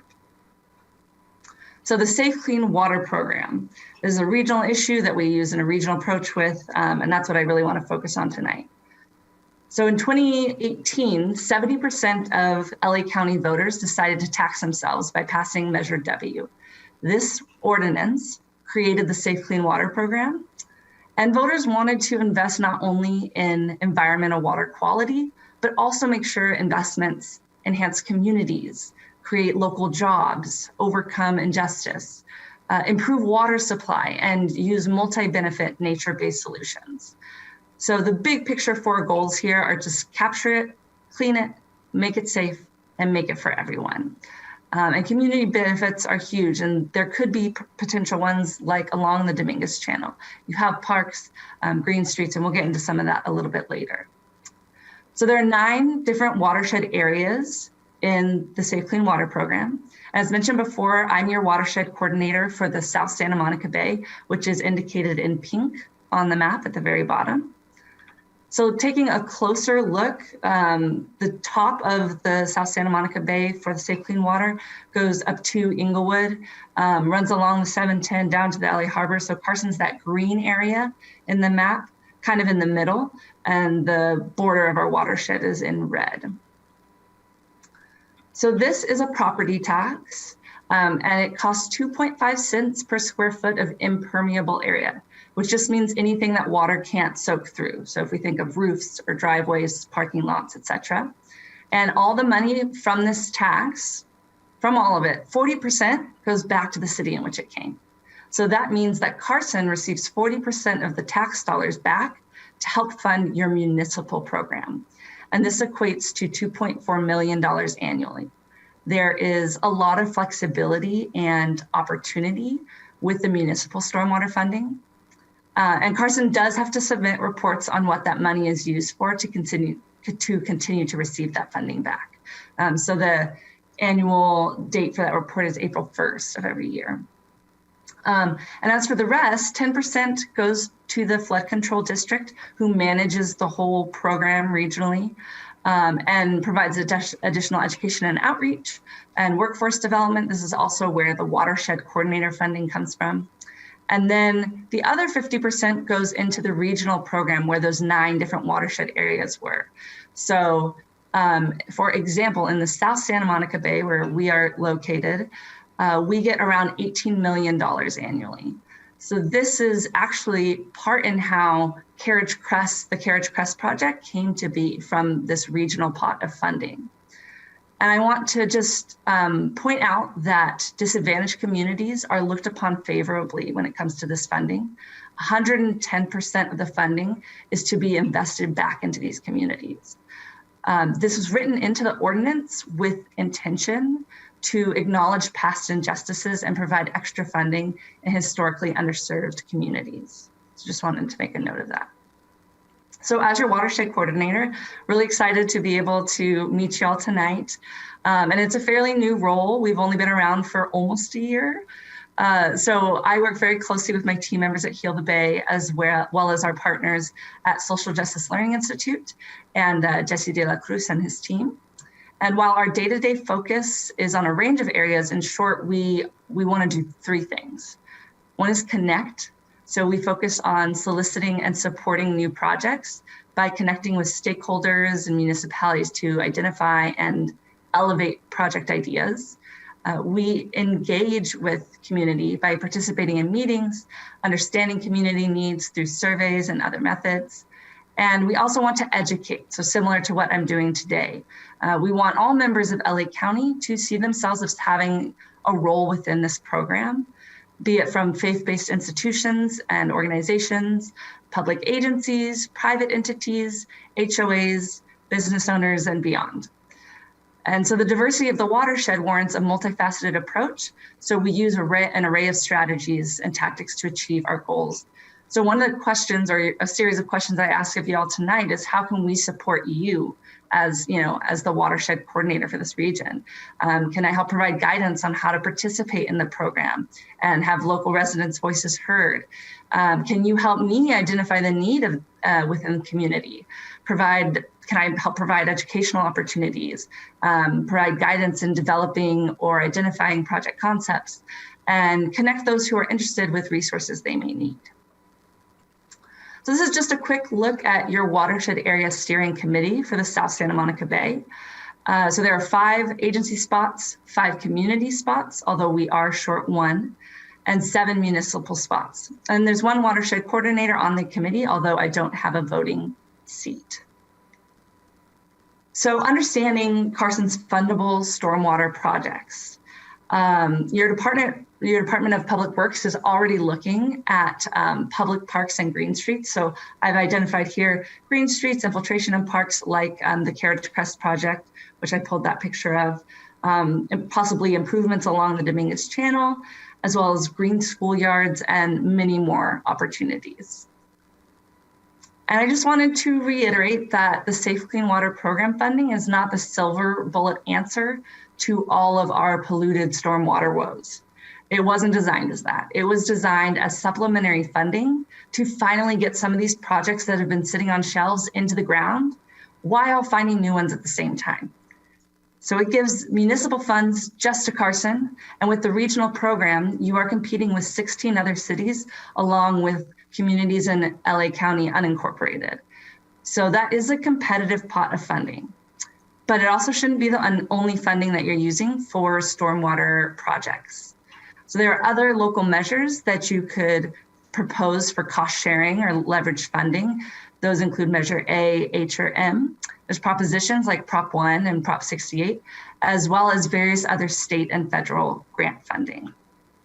So we want to look at a lot of different approaches of ways to accomplish these amazing stormwater capture projects. And as an example, I wanted to point out a very recent external funding opportunity that happened in the city of LA. So the Los Angeles River Ecosystem Restoration Project is getting $28 million in federal funding from the infrastructure bill. LA City Mayor Garcetti said it's the largest amount of federal funding received for the river. So it will support an 11-mile stretch of the 51-mile river. And the stretch will be from Griffith Park to downtown LA, which will include creating and reestablishing freshwater marsh habitat to support wildlife. I know that the Dominguez Channel has been in the news a lot recently, and even in the meeting tonight, and has definitely been portrayed in a negative light. And the community definitely has suffered from both incidents, from the storm drain system and then the sewage going into the storm drain system. But this estuary, the Dominguez Channel, it has the potential to become something greater and more natural. It could become an asset to the community, a community benefit. The State Water Resources Control Board has goals for estuaries and water bodies in California to be fishable and swimmable. And the Dominguez Channel eventually meets the ocean and therefore is an estuary where the land meets the sea at the harbor. So the city of LA is upgrading 11 miles of its river. The Dominguez Channel is only 15.7 miles long, and I think it's around 11 miles of it run through the city of Carson. So that's just something worth chewing on. So I just want to thank you so much for your time tonight. I know it's been a busy evening. I'm happy to be a resource for staff and to come back if you'd like. I'm more than happy to have follow-up meetings with staff or with the Environmental Commission to provide outreach for the community, whether it's coming to a local festival or teaching in a classroom, whether remotely or in person. And I encourage folks to take the community survey. So if there are folks at home watching, if you have a smartphone, you can hold it up to that QR code and let me know what you want to see in your community. And then I also can get you in touch with other Heal the Bay programming, as well as other environmental groups, if there's other things that you'd like to see happening in Carson. So at this point in time, that's it for me, and I'll take any questions that you all might have. Madam Mayor? Yes, sorry. Councilwoman. Oh, go ahead. No, I just wanted to say that I'm glad you were here, because that was the Dominguez channel was a topic of discussion that we had with some key leaders today from LA County and our city staff. So we want to probably circle the wagon again.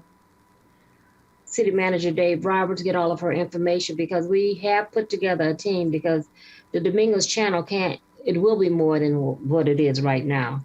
Sure. So all of the funding that you're talking about, we're going to be discussing within the next 2 weeks. We're supposed to reconvene in 2 weeks, and then we will talk to you also, because like we told them today, the funding is there, and we don't want to be left out this time because our residents experience them. So I just want to thank you for accepting the invitation. I know I have you on. You will be coming back soon. And so thank you very much. These kind of things are very informative, not only for the city council, but also for our residents that are tuning in, because, when you start talking about watersheds, our residents don't know what's going on. And this was very informative. Send me a copy of your slide presentation also. I think Kevin has it, but if you need it in any other way, then. I would like to send it to everybody. Send it to all of us. Yeah. Councilwoman. That's great. Yes.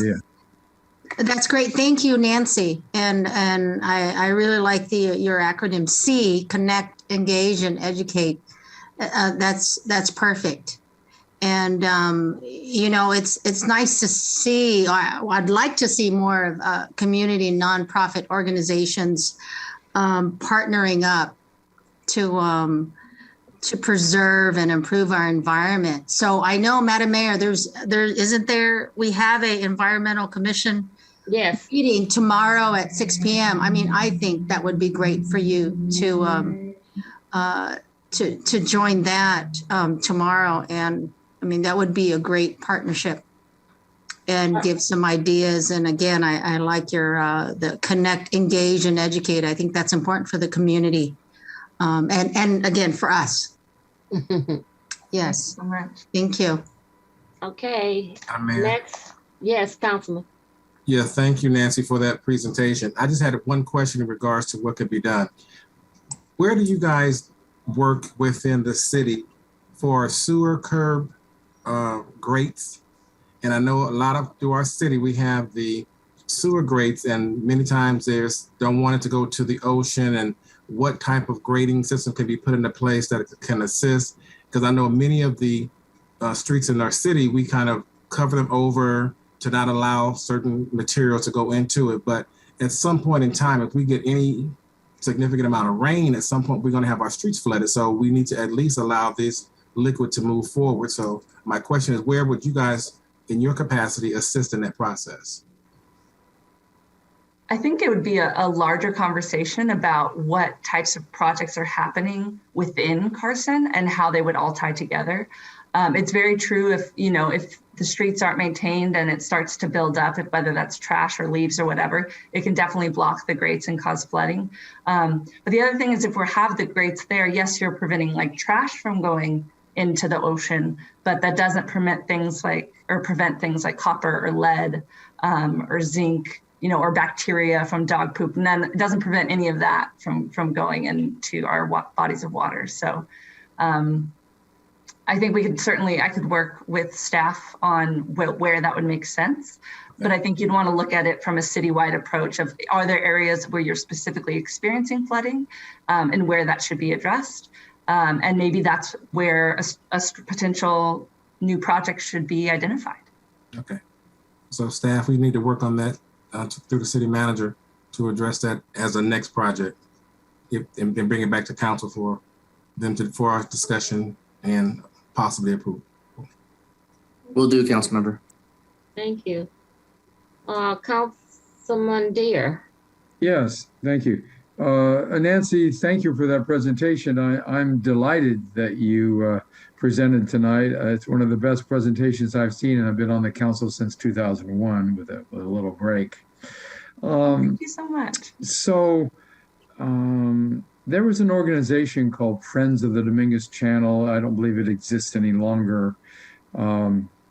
But many times I joined and brought in high school students from Banning High, Carson High, Gardena High School, and other schools to do cleanup of the Dominguez Channel, that Dominguez watershed. Picking up, of course, we're not professionals, they were all volunteers, but we had gloves and boots and the proper tools and the proper access. We were authorized to go down. And I also had an opportunity to take a skiff from the harbor all the way up to the Gardena Willows on the Dominguez Channel. So I know a little bit about the channel. I was born and raised in this area. So this terrible incident with the hydrogen sulfide gas production, some people call this swamp gas or something, but the point is that you probably are aware of this already. We as a council, we want to take this opportunity to use this terrible, I call it a disaster, it's called technically an incident, to use it as a catalyst to demand federal and state funding.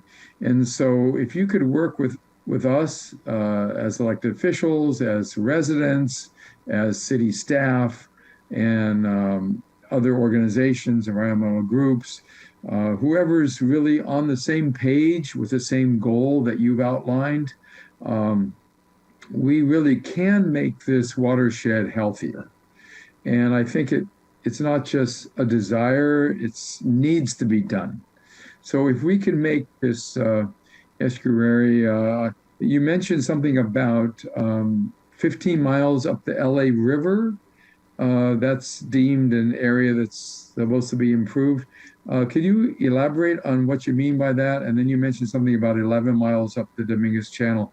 Can you be more specific on what that means and how we can make use of it?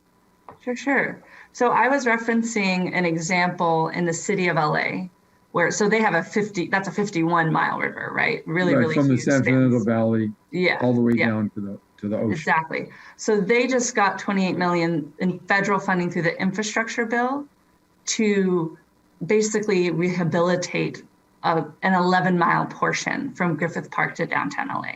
So to establish the freshwater marsh habitat. So I was using that just as here's an example of non-safe clean water funding, just to, this is a pot of funding and this is stuff we can use, but there's also other funding that's out there to help for bigger picture projects and whatnot. And so what I was talking about with Dominguez Channel, it's 15.7 miles long, but a good majority of it runs through the city of Carson. Right. So hence the vested interest. And I think it's around 11. I would have to verify that with Eliza Jane and perhaps her team. It does wind a little bit, yeah. Yeah. You said it's 11. 11.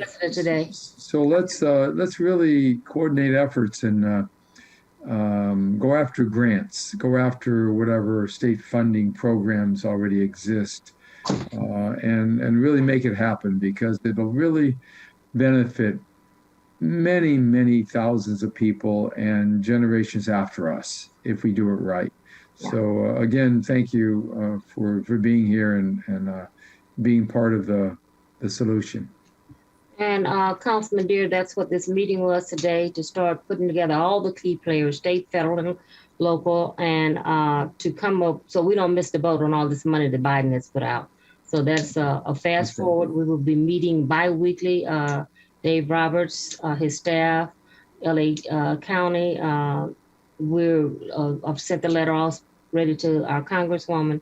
So the meeting, they're already taking place with that goal in mind, to get the federal funding to remediate that channel, the Dominguez Channel, and not just put some lipstick on it. We want it to be a place where our residents feel comfortable in visiting, and right now it doesn't.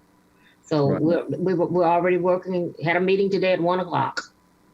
I think the idea was like a river walk, Madam Mayor, as you stated.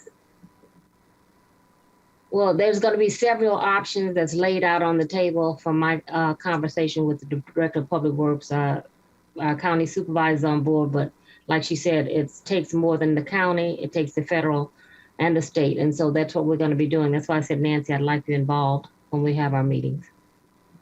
Sure, it'd be my pleasure. Thank you. That's great. Okay, Mayor Pro Tem, you have any comments? You good?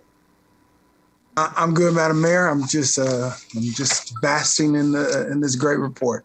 Okay. Want to thank you. I know staff knows how to get in touch with you. That's why you were here tonight to make this report, and we will be doing another report in the upcoming month. So I appreciate you hanging in there with us, and then it was an excellent report. Thank you very much. Thank you so much. Thank you for your time. Appreciate it. Next on the agenda is Sparkle here. My person that was supposed to receive this award had to leave. Is Sparkle here? Yes, ma'am. She is here. I think Kevin's going to let her back in now. Just entered. Yeah. I don't have my reading sheet. I can put it up on the screen, Mayor. Okay. This item number 11 is a proclamation recognizing February 4th, 2022 as National Wear Red Day in recognition of Women's Heart Month. Okay. And it reads, make it a little larger on that. Councilwoman, can you read that? I think that's as big as I can make it. Whereas the first Friday, February 4th, 2022 is recognized as National Wear Red Day in the United States during American Heart Month. And whereas National Wear Red Day is a comprehensive platform designed by the American Heart Association to increase women's heart health awareness and serves as a catalyst to help eradicate heart disease and stroke in millions of women all over the country. And whereas cardiovascular disease is the #1 killer of women causing 1 in 3 deaths each year, that's approximately 1 woman every 80 seconds. And whereas, I'm going to skip some whereas, cardiovascular disease, also known as heart disease, refers to several types of heart conditions, including stroke, coronary artery disease, heart attack. It is the leading cause of death in the nation and must be addressed with urgency as it affects people of all genders, races, and ethnicities. Over 650,000 people die in the United States each year due to heart disease. That is 1 in 4 deaths in the United States and approximately 1 dead every 36 seconds. And whereas, although it's one of the most costly and deadly diseases, it's among the most preventable. 80% of cardiac events may be prevented, and whereas adopting healthy habits such as exercising, not smoking, eating a diet high in fruits and vegetables, less sodium, saturated fat, and cholesterol intake can reduce your risk. Maintaining awareness and monitoring blood pressure, diabetes, cholesterol, and stress levels are also important in lowering your chances of getting heart disease. And whereas good health is our most important asset, we must continue to educate ourselves and others so that we may live healthier and longer lives.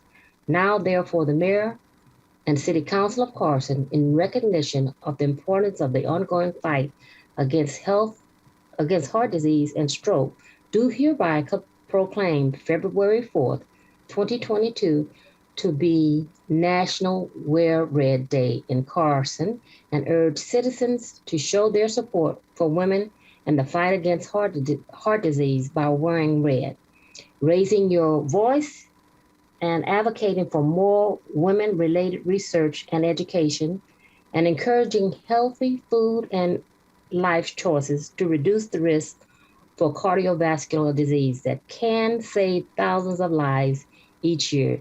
It's dated today, the 1st of February, signed by the entire City Council and attested to by our City Clerk.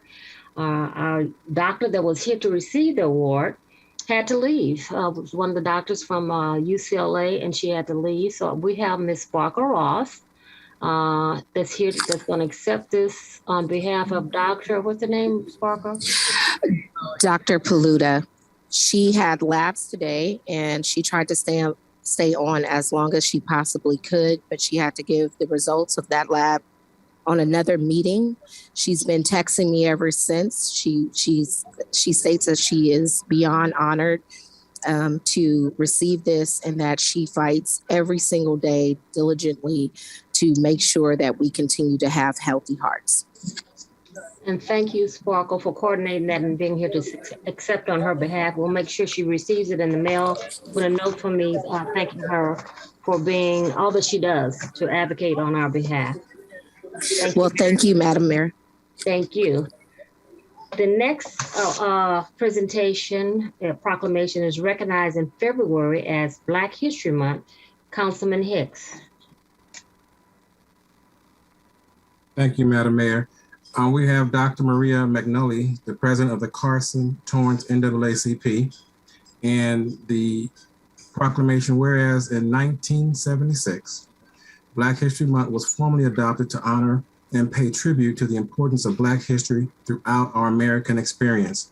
And whereas the history of people of African heritage goes back thousands of years, and whereas Black History Month is a time for all Americans to reflect on the rich history and teachings of African Americans who have made significant contributions to modern society.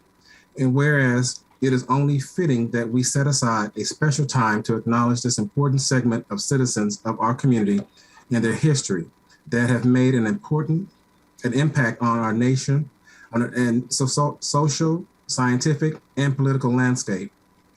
And whereas, as home to a large African-American population, the city of Carson takes pride in the countless contributions of important people and events that add to the character and diversity of our community. And whereas in 2021, history was made not only in Carson, but in the White House with the election of the first female African-American vice president of the United States, Kamala Harris, and first African-American female to be elected mayor of the city of Carson, Lula Davis Holmes, in its 50-year history. And whereas on Saturday, February the 26th, 2022, the city of Carson will have an event to celebrate Black History Month with the theme, The Soul of a People, a sound, a movement, a tribute to Stax Records and the city of Memphis. Now, therefore, the mayor and city council of Carson do hereby proclaim the month of February as Black History Month and urge all residents, government offices, educators, and other institutions to recognize the many contributions that African Americans have made and continue to make to our city, state, and nation, and to mark this month with special ceremonies, activities, and programs. Dated today, first day of February 2022, signed by the entire City Council and attested by our City Clerk. Dr. McNulty, are you there? Hi, Dr. Mia McNulty. Hi. Hi, how are you doing? Good to see you. Good to see you. I just want to say thank you guys for being the NAA, one of the oldest civil rights organization in the entire nation, and just wanted to pay homage to the organization and thank you for accepting on behalf of the city of Carson. Well, we thank you for honoring us, for the mayor and the council members and the residents. We've been in Carson over 45 years. We was started at Denny's Restaurant on Avalon with Mr. Sneed and Mr. Tubman. I stand on the shoulders of Marvin Clayton, Joseph Alfred, and Olivia Barrett. And we thank you for honoring us. And we most appreciate that. We have a an exciting year planned for 2022. And we would hope that you would become involved in what we're doing for an action-filled year. So Asante Sana means Kiswahili and means thank you. Thank you. Thank you for taking the time and being patient with us this evening. Yes. Thank you. Thank you. Next on the agenda is all communications for matters listed on the agenda. Madam City Clerk, are there any people that would like to speak this evening on matters listed on the agenda? I don't see anyone. I'll let Kevin. There's confirm. two. There's two. There are two. Okay. I will let one of them in now. Councilman Deere, Councilman Hilton, can you take over? I have to excuse myself for a minute. Yes, Madam Mayor, got you. Okay, I'm letting one in now. Caller with the last four digits of 6520, can you hear me? Please hit *6 to unmute yourself to address the council. Caller going once. Caller going, okay. He's on. All right, caller, please state your name and you have approximately 3 minutes. Hello, can you hear me? Yes. Are you here to speak on an agenda item? Yes, the commission appointment one, I think it's number 29. Okay, you have 3 minutes. Okay, thank you. So my name is William Coombs, and I'm on the Environmental Commission and the Vice Chair. Dear Mayor and City Council, I'm here to talk about the removal of Rick Polito from our Environmental Commission. And in my opinion, it was not done correctly. It was not done for the City of Carson's ordinances and charter. So therefore, he should be reinstated immediately. So point one, Rick's appointment to the Environmental Commission was done at the January 14th meeting, 2021. It was a 10 a.m. special council meeting, agenda item 2. If you want to look at it on the video, the mayor made 5 appointments together as a group to the Environmental Commission and never said which one was the uncontested appointment. The 5 appointments were Nadine Ward, Angela Payne, Lillian Hobson, Rick Polito, and Freeman Watkins. So that's how he got into the commission. And again, there was no saying by the mayor that he was the uncontested appointment. Point number 2, Rick's removal by the mayor from the Environmental Commission was made at the November 16, 2021 regular council meeting, agenda item 34. The mayor removed him, and then there was no majority vote taken. She said he was the mayor's uncontested appointment.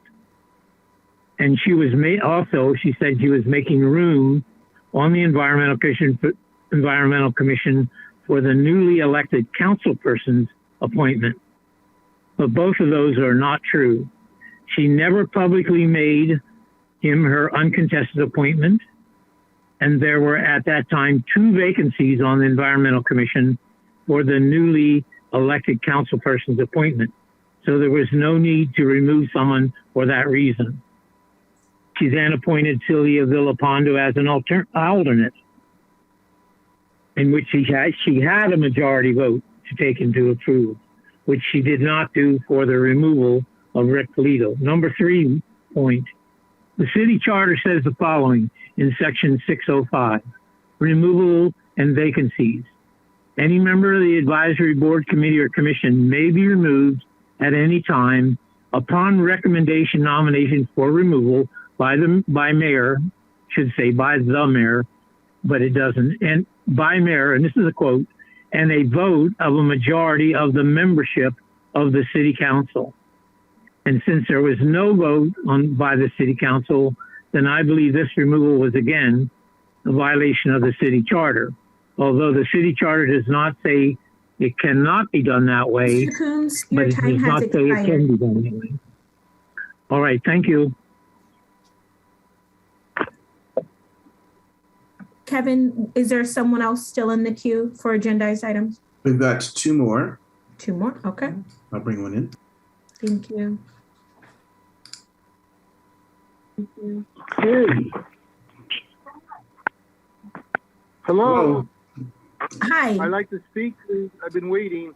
Okay, thank you for waiting. Are you here to speak for an agendized item? Yes, I am. Thank you. Please state the agenda item and then you have 3 minutes.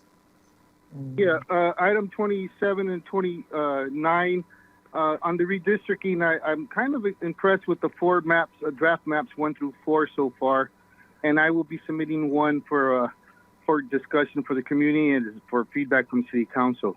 Include your name, please. This is Commissioner Rick Polito, longtime environmentalist, community advocate, and activist here in the city, homeowner. And I'd like to read my letter for the record into the record here. On 1/24/2022, I request to have my continuing environmental commission status confirmed by the City Council. So, dear Mayor, City Council members, and City Attorney, I would formally like to have a comprehensive investigation because according to the City of Carson's charter, I, Ricardo Polito, was illegally removed from the Environmental Commission on or about December 7th, 2021 by Mayor Lula Davis Holmes. According to the City of Carson Charter, Section 605, as my friend Bill Coons quoted, page 46, the action is prohibited. Here's why. Another reason that the mayor's action of removing me is not allowed is because I was appointed as part of a group of 4 new environmental commissioners that required a vote of the entire Carson City Council, and therefore would require an action of the entire Carson City Council to remove me. I'm requesting a full investigation. I would like my continuing service to the people of Carson as an environmental commissioner confirmed and acknowledged. This should be done no later than I put the date January 25th, but I'm putting the date today, February 1st, on the amended letter here, Carson City Council meeting. Please inform me in a full comprehensive report on the final decision and status as soon as possible. When the mayor is found guilty of any illegalities, I would like the City of Carson and the City Attorney to reprimand the Mayor Lula Davis Holmes. For the record, she should be censored promptly. Please send me a formal letter of apology. If this matter is not addressed, I will have to engage possibly with attorney and pursue legal matters. Respectfully, Ricardo Polito. Now, I would like to add to this that unfortunately, we are the voice of the community. A lot of our residents and commissioners are being, manhandled, if you will, and steered viciously from being able to speak up and be commissioners.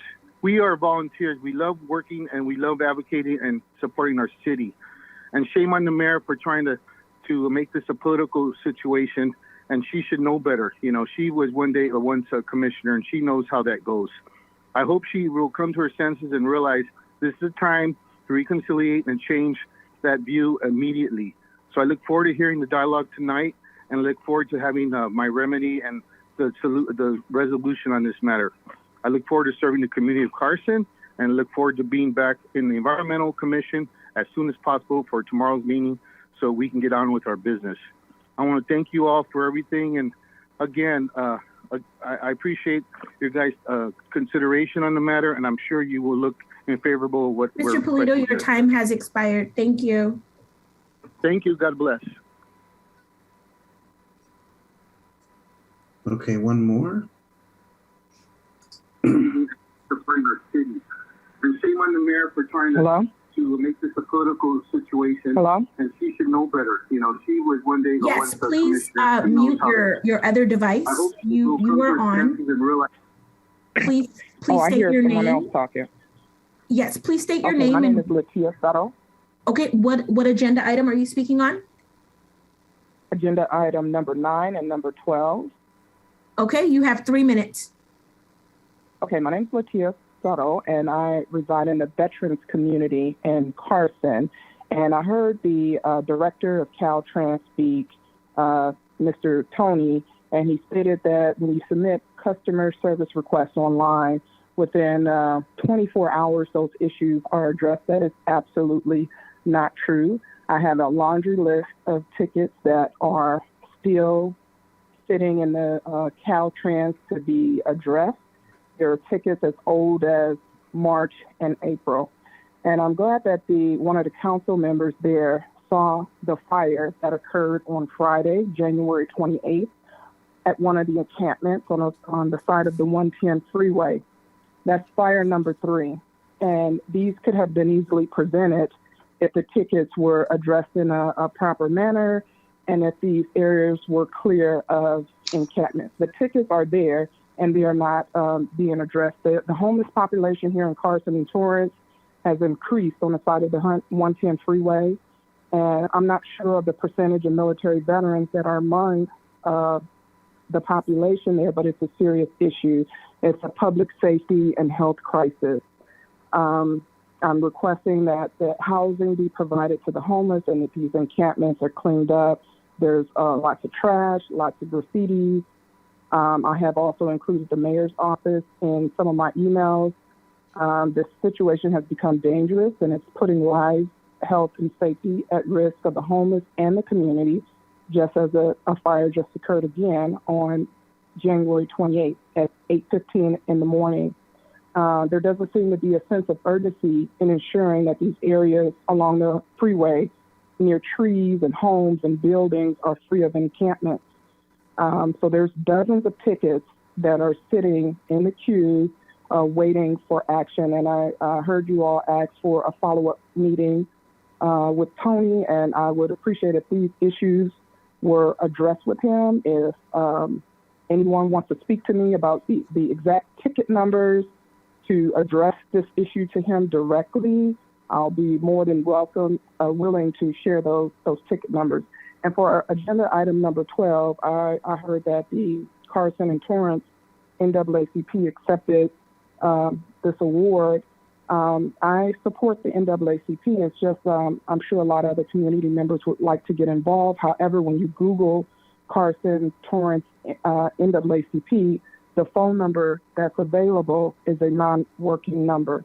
And that number online is 310-885-3500. It's on the main website for the California Hawaii branch. That number doesn't work. Any other? Thank you, Ms. Settle. Your time has expired. Okay. Thank you. Thank you. I think City Manager, you've been in contact with her. Yes, ma'am, and we'll reach back out to Ms. Settle as well and and have that information that she provided for those tickets to help present to Caltrans as well. And I think she had a list of them presented, a list of them on her email chain. Yes, she did. So you've been working with Caltrans. So you clean them out today and they're there tomorrow. So Ms. Settle, we will be in contact with Caltrans again, but our city manager has been speaking with them daily, and it's like we're invading their property. You know, their urgency is not the same as our urgency. So we'll do whatever we can to keep fighting on your behalf, but it's an ongoing battle. So thank you, and provide those lists, ticket numbers to Dave Roberts also. Again. Yeah, Madam Mayor, I'd like to add to that if I could. The last speaker on both your issues, of course, I live only a block and a half south of you on the other side of Figueroa Street. And it is a big problem for our neighborhood. It needs to be addressed. Caltrans owns the property, it's their jurisdiction. We would have to get encroachment permits to do any work on their property as they would on ours and our jurisdiction, but that issue needs to be addressed.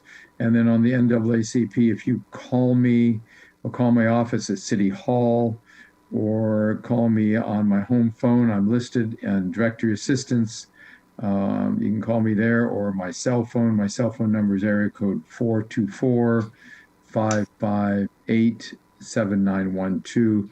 I will get you the correct phone number for NAACP. I know that's an old number that you have, and I don't know why it's listed as the old number, but I'll get you the new one if you give me a call. Thank you. Is there any more oral communications? Madam City Clerk? Seeing none, just waiting on Kevin to confirm. Confirmed. There's none. Okay, item number 13 is approval of the December 2021 City Council special meeting. I'd like to make that motion to approve the December. Second the motion. Madam City Clerk, roll call. All in favor signify by saying aye. Aye. Aye. Madam Clerk. Unanimous. Thank you.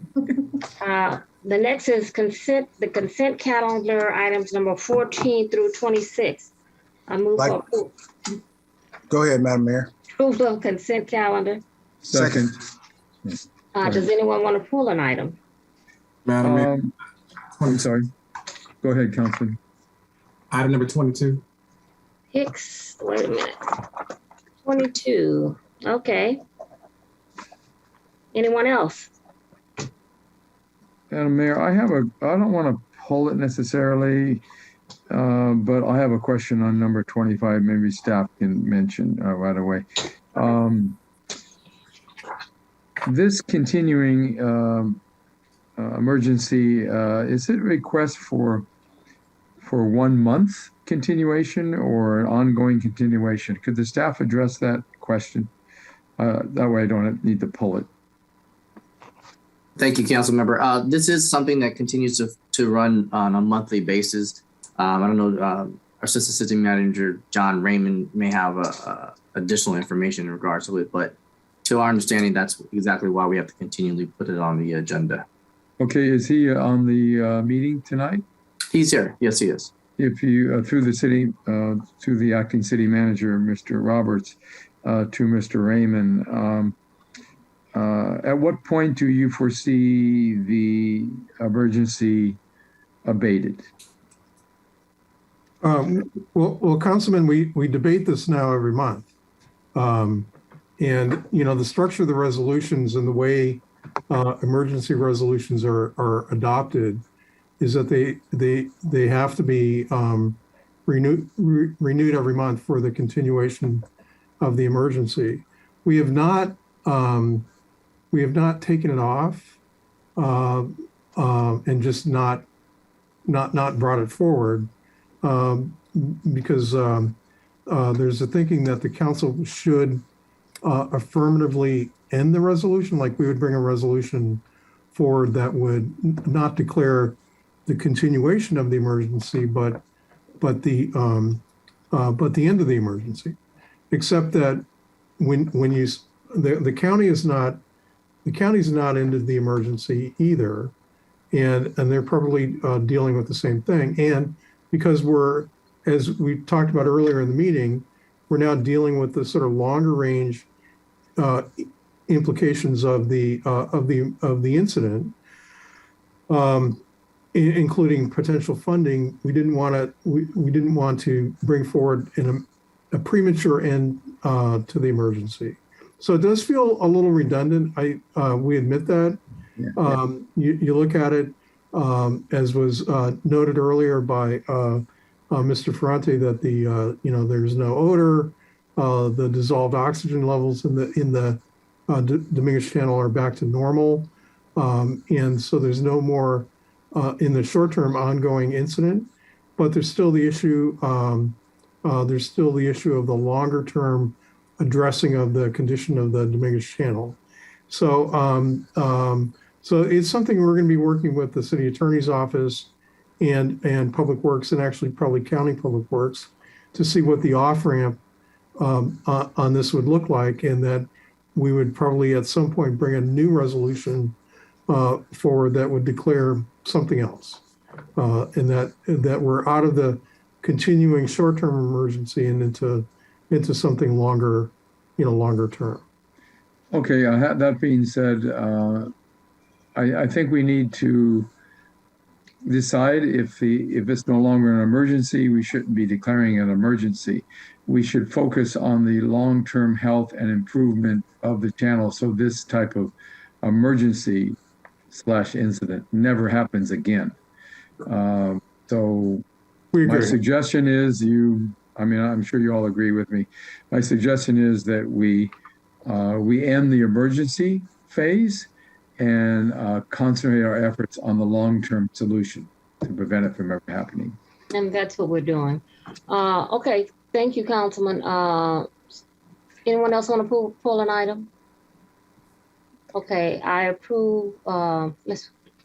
motion to approve all the items on the consent calendar except item number 22. Second. Aye. Oh, I think it's already a motion on. Oh, aye. Oh, she was. Except item number 22. There's You're asking for a vote. Yes. Aye. All in favor. Where you going tonight? Move it along. We want to move the agenda forward. Signify by saying aye. Aye. Aye. Okay. Madam City Clerk. Motion seems to have carried unanimous. Thank you. Item number 22, Councilman Hicks, you pulled it. Yes, thank you, Madam Mayor. I just wanted to pull this item for the sake of our residents to know that there's been some progress happening in our city with street improvements. And this item is to award a contract to Hardy and Harper for Wilmington Avenue street improvement from Carson Street to Delamo Boulevard. Project number 1669 from Glen Curtis Street improvements from Central Avenue to Wilmington Avenue. And project number 1670, Glen Curtis Street improvements from Central Avenue to Wilmington Avenue. And just wanting to let the residents know that more will be coming by way from our city manager for the council for consideration, because when we first sat down and went through our due diligence, several streets have been already identified that need to be done, but they're coming in as quickly as they possibly can. But I want the residents to know that this council is making sure we get our streets paved and get them done quickly in the city. With that being said, I move staff recommendation. Second. All in favor, signify by saying aye. Aye. Aye. Madam City Clerk. Unanimous, Madam Mayor. Okay. Item number 28. Consider the redistricting of established city council districts based on the results of the 2020 decennial census on redistricting and review of draft map number 3 and draft map number 4. Staff.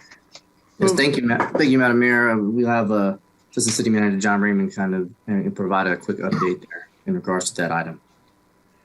So, Madam Mayor, as council recalls, we conducted a public hearing on January 28th, and our demographer, Andrew Westall, did make a presentation to the City Council, excuse me, draft maps number 1 and number 2. And the council considered those and offered some feedback on that, namely that they wanted to see maps that were a little bit more balanced in terms of the population differences between the largest and the smallest districts, the largest and smallest in terms of population.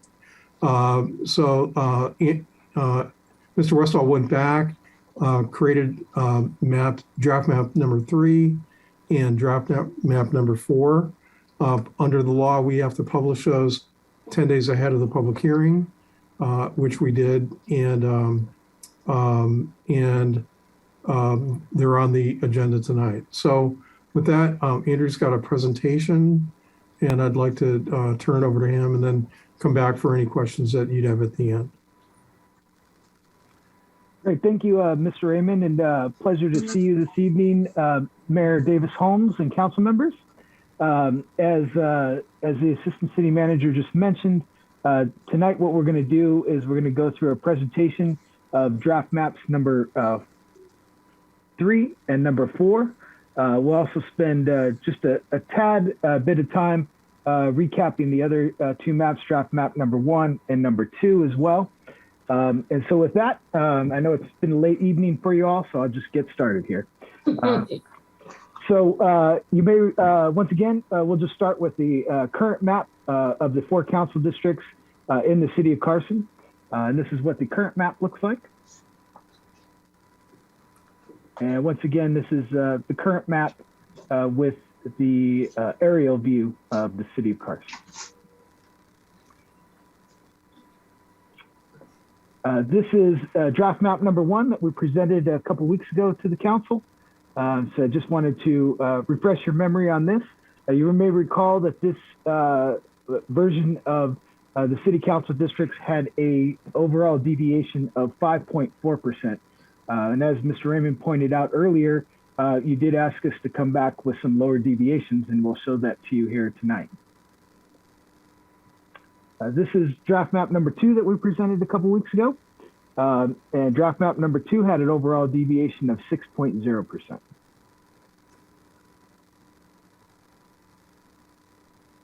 And with that, we'll get into draft map number 3. This is just an overview of draft map number 3. And as we did a couple of weeks ago, we'll go through each of the districts and look at the changes associated with each. And so with that, we'll start with Council District 1. This is what Council District 1 currently looks like.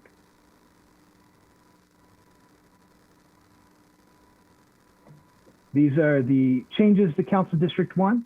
As you may recall, the areas in green here are the areas that the district would gain, and the areas in pink or red up in this area and down in this area over here are the areas that the council district would lose under draft map number 3. And so this is our first look at Council District 1 under draft map number 3. And so as we go, once again, along the boundaries, like we did a couple weeks ago, we have the city boundaries that come along all the way along the top of Council District 1, all the way down until you get to University Drive.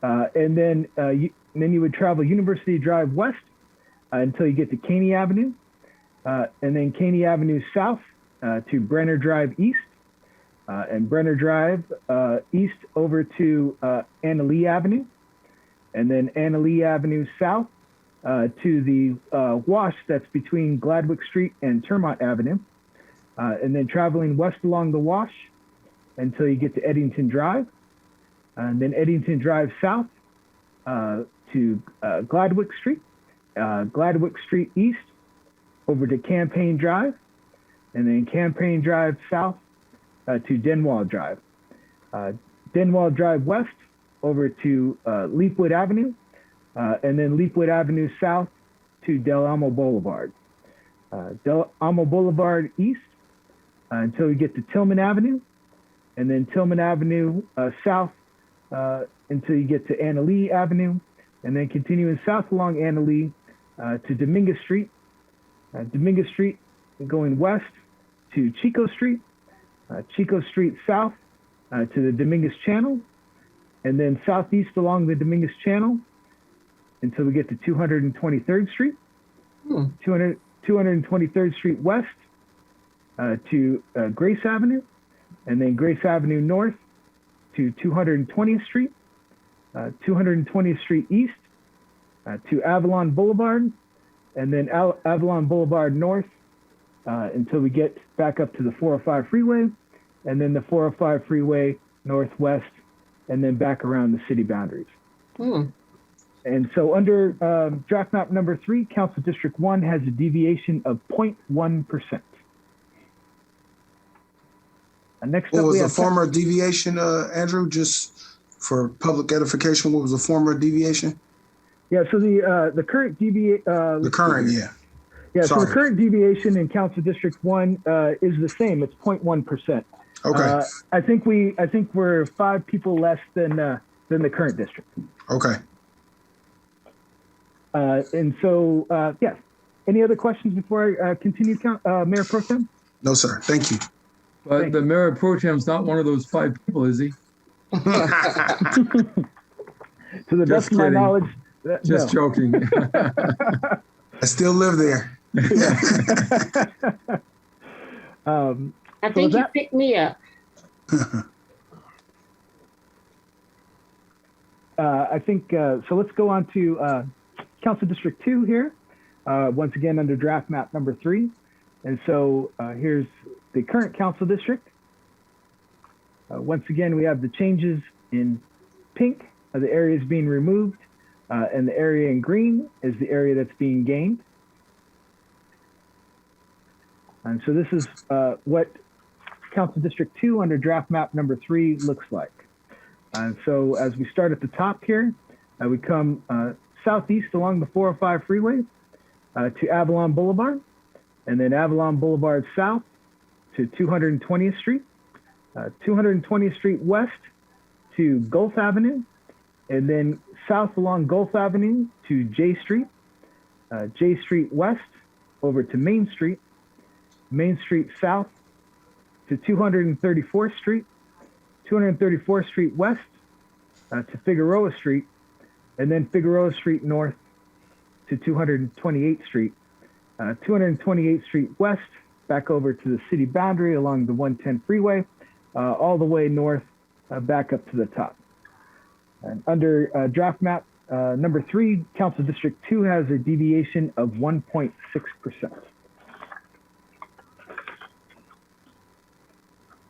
Moving on to Council District 3. This is what Council District 3 currently looks like. Once again, the areas in reddish pink are the areas being lost, and the areas in green are the areas being gained. And this is our new Council District 3 under draft map number 3. And so as we start again at the top of the map here, coming along the city boundary of Wilmington Avenue, all along the eastern city boundaries that are north of the 405 freeway. So this is all City of Carson city boundaries here until we get back to the 405 freeway. And then we travel along the 405 freeway west till we get to the Dominguez Channel. Take the Dominguez Channel northwest to Chico Street, then going north along Chico Street to Dominguez Street, east along Dominguez Street to Anna Lee Avenue, and then up along Anna Lee Avenue north till we get to Brenner. No, that's wrong. Anna Lee. Give me a second here. Yeah, Anna Lee Avenue north until we get back up to Del Amo Boulevard, and then Del Amo Boulevard west to Leapwood Avenue north. And the reason I just wanted to point out for the mayor and council, the reason why these areas stick out here on the other side of Campaign Drive is that's because the way that the census blocks are built in this particular area. And so while it may look a little strange to the naked eye, that's why these lines come over the way that they do.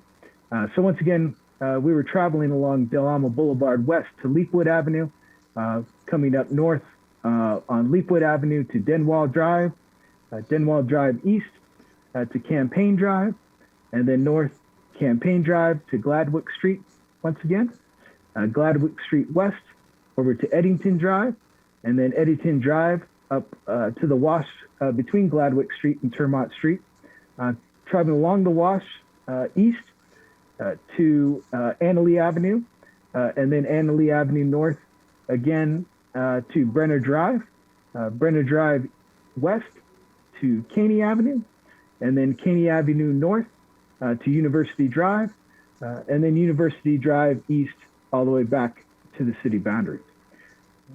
The deviation for Council District 3 under draft map number 3 is negative 0.9%. You in District 3 then? Who? Yeah, she not in my district. I mean, see. she's not in District 1. I'm in District 3. Mm-hmm. I said, hey, how do I get in there? Next up, we have Council District 4. There's the shot. Oh, excuse me. Go on. Thank you, Mayor. So once again, this is our current Council District 4. Our changes, areas in red being removed, and the areas in green being added to Council District 4. And so as we start, let's see here, at 220th Street, we have 220th Street going east until we get to Grace Avenue, and then Grace Avenue south to 223rd Street, 223rd Street west over to the Dominguez Channel, and then slight jog up the Dominguez Channel to the 405 freeway, 405 freeway east to the city boundary. Then as we come around the eastern and southern edges and western edges of the district, this is all the city boundary of the city of Carson. And so coming back up the 110 freeway, we pick it up again at 228th Street, 228th Street East to Figueroa Street, Figueroa Street South to 234th Street, 234th Street East to Main Street, Main Street North to J Street, J Street East to Gulf Avenue, and then Gulf Avenue North back up to 220th Street. Under draft map number 3, Council District 4 has a deviation of negative 0.8%. Really?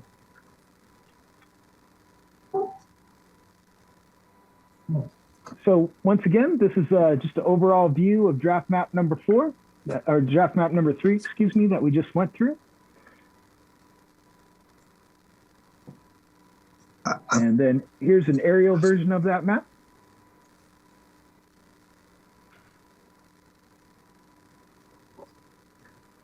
And then lastly, in terms of draft map number 3, just wanted to highlight the census statistics here.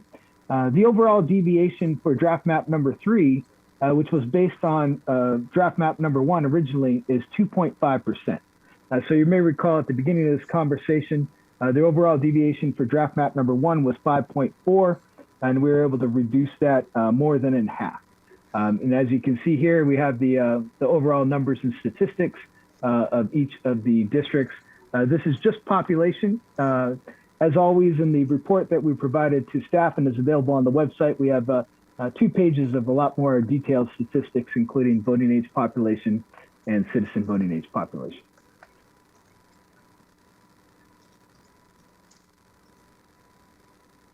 So with that, why don't we move on to draft map number 4. Here's a quick overview of draft map number 4.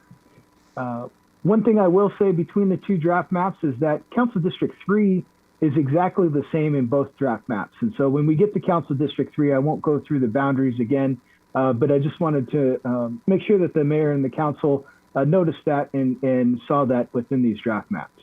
And so, as I said, they're the exact same in each of the maps. Cedric, that's your district? Yes, it is. It stayed the same. Draft 3 and 4. So with that, we'll start once again with Council District 1. Here's our current district. Here's our changes. And so the areas in red are the areas that are being lost, and the areas in green are the areas being gained.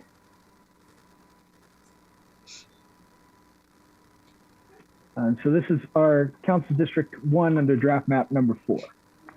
And so if we go once again and start at the city boundaries here, coming all along the city boundaries, once again, as we come through all the way down to University Drive, and then University Drive West, and I won't repeat this part here, but this is the same cut that we just talked about in draft map number 3 between 1 and Council District 1 and 3.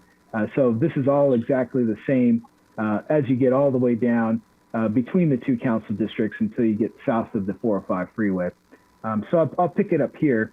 So we're at 223rd Street and the Dominguez Channel, and we'll start along 223rd Street, going west to Grace Avenue North, all the way up to Carson Street. Right, is that right? Yeah, all the way up to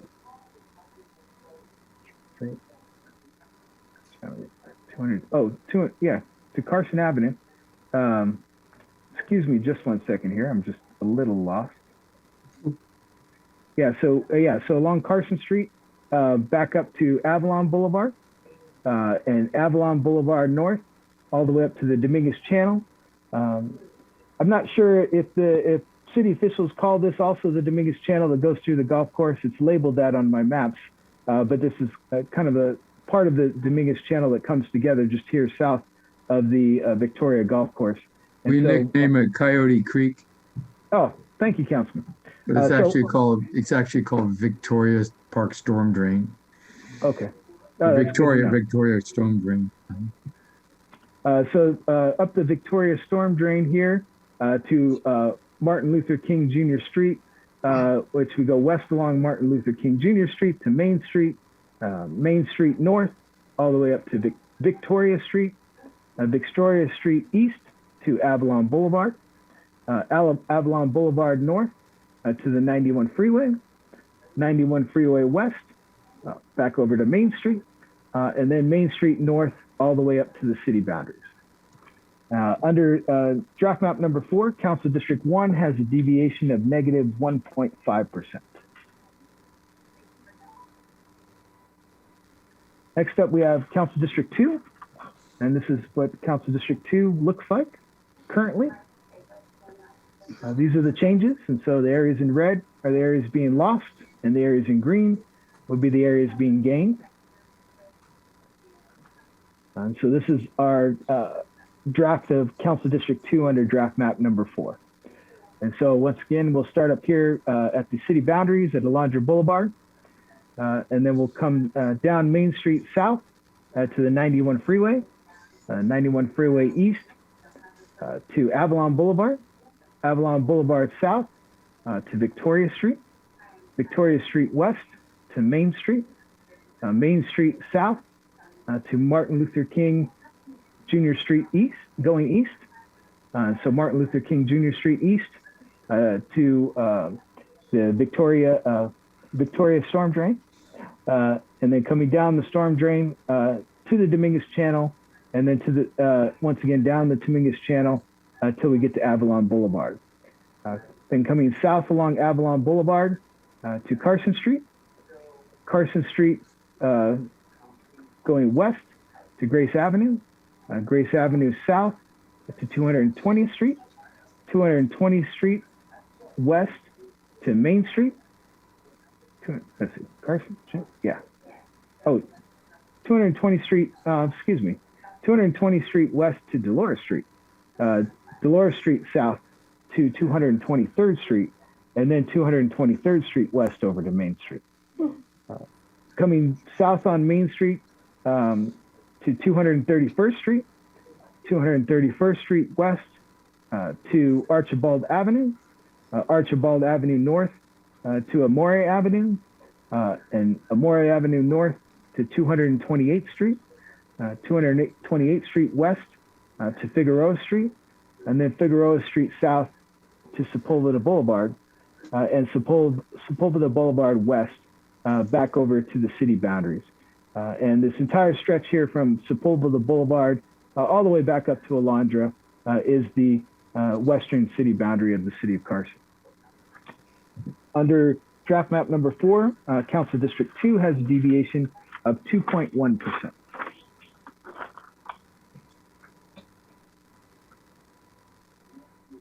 So briefly, we'll go through Council District 3. As we talked about, it's the same in both draft maps. And so this is our current Council District 3. This is the changes to Council District 3. And then our draft map of Council District 3.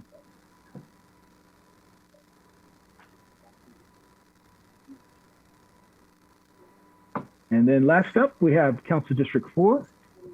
So this is our current Council District 4. These are the changes. So the areas in red are the areas being lost, and the areas in green are the areas being gained. And so this is Council District 4 under draft map number 4. So we'll start over here at the corner of Dolores Street and 220th Street. And we'll go east along 220th Street to Grace Avenue, Grace Avenue South to 223rd Street, 223rd Street East to the Dominguez Channel. Quick jog up the Dominguez Channel once again to the 405 freeway, east along the 405 freeway until we get to the city boundary, and then coming along the eastern edge of the district, the southern edge of the district, and the western edge of the district, which is all the city boundary, until we get back to Sepulveda Boulevard. Then we travel along Sepulveda Boulevard east to Figueroa Street, Figueroa Street north to 228th Street, 228th Street east to Amore Avenue, and then Amore Avenue south to Archibald Avenue, Archibald Avenue south to 231st Street, 231st Street East to Main Street North to 223rd Street, and then east to, along 223rd Street to Dolores Street, and then back up Dolores Street North to where we started. Under draft map number 4, Council District 4 has a deviation of 0.3%.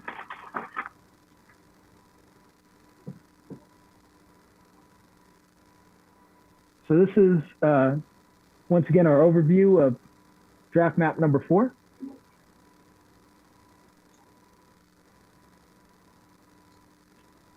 And here's the aerial version of the same map.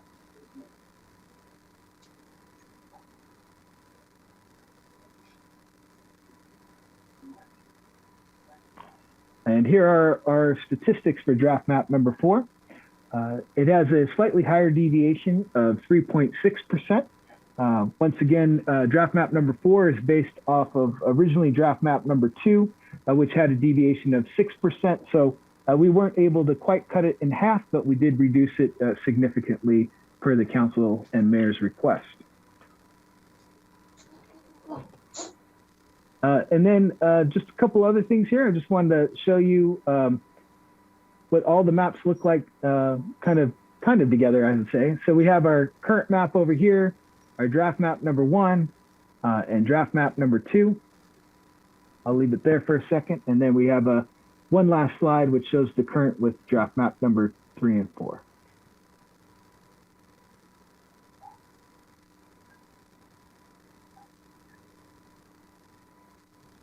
And so once again, here's our current map, our draft map number 3, and draft map number 4 side by side.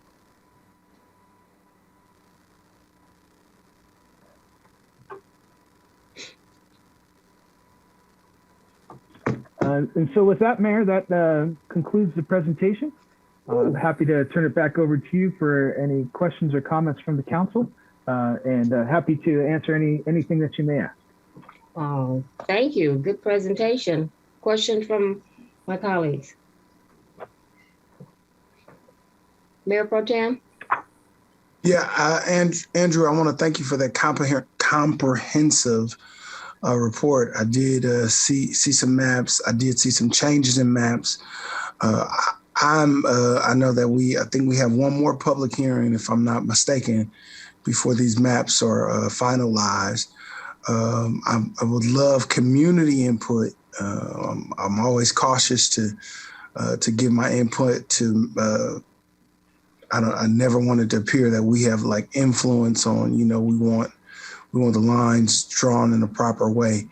But I think if you give us one more map to pick out of those, I think we'll be okay.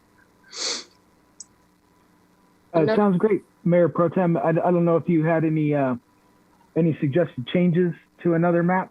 I saw one map. One map had the mayor in the 3rd district, and I got excited when I had the mayor in my district. Only particularly because that's the block I grew up on. So I'm homegrown on that block. You might get extra services. Yeah, in my previous, my current district, I don't serve. I stop at Anna Lee. Which is kind of crazy because I stop on the other side of Anna Lee. I have some people on Anna Lee, and then you cross the street, and I don't have them. Which is, I don't know if this is a portion of the deviation, but I would like to see if that neighborhood, because this is still a neighborhood of interest. I wouldn't like to see that shut up. I don't have to go so far down. Like I got a third of the block on 220th. So I walked 3 houses on 220th, and then the next door house is in the other district. I only had to knock on 3 doors when I was on 220th, and then the next my district cut off. So I don't know. I just would like to see something, but these are maps we understand, and that maps I believe are great. And if this council chooses to press forward, I think we will make some good choices. Thank you. Oh, I have a choice. I can be in either one. Madam Mayor? Yes. Thank you. Thank you, Andrew, and thank you for presenting that and putting that together. Currently, Madam Mayor is in my district. Yeah. That's true. I go all the way. Isn't that amazing? We're all like fighting for you to be in a certain district. Well, you're the lucky one. Okay.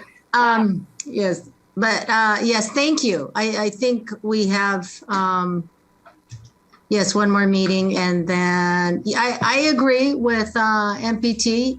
If you do have one more, we do have a variety here, so, and we've got some time, right? And then, as you said before, Madam Mayor, we don't have to change anything, but, these are some choices.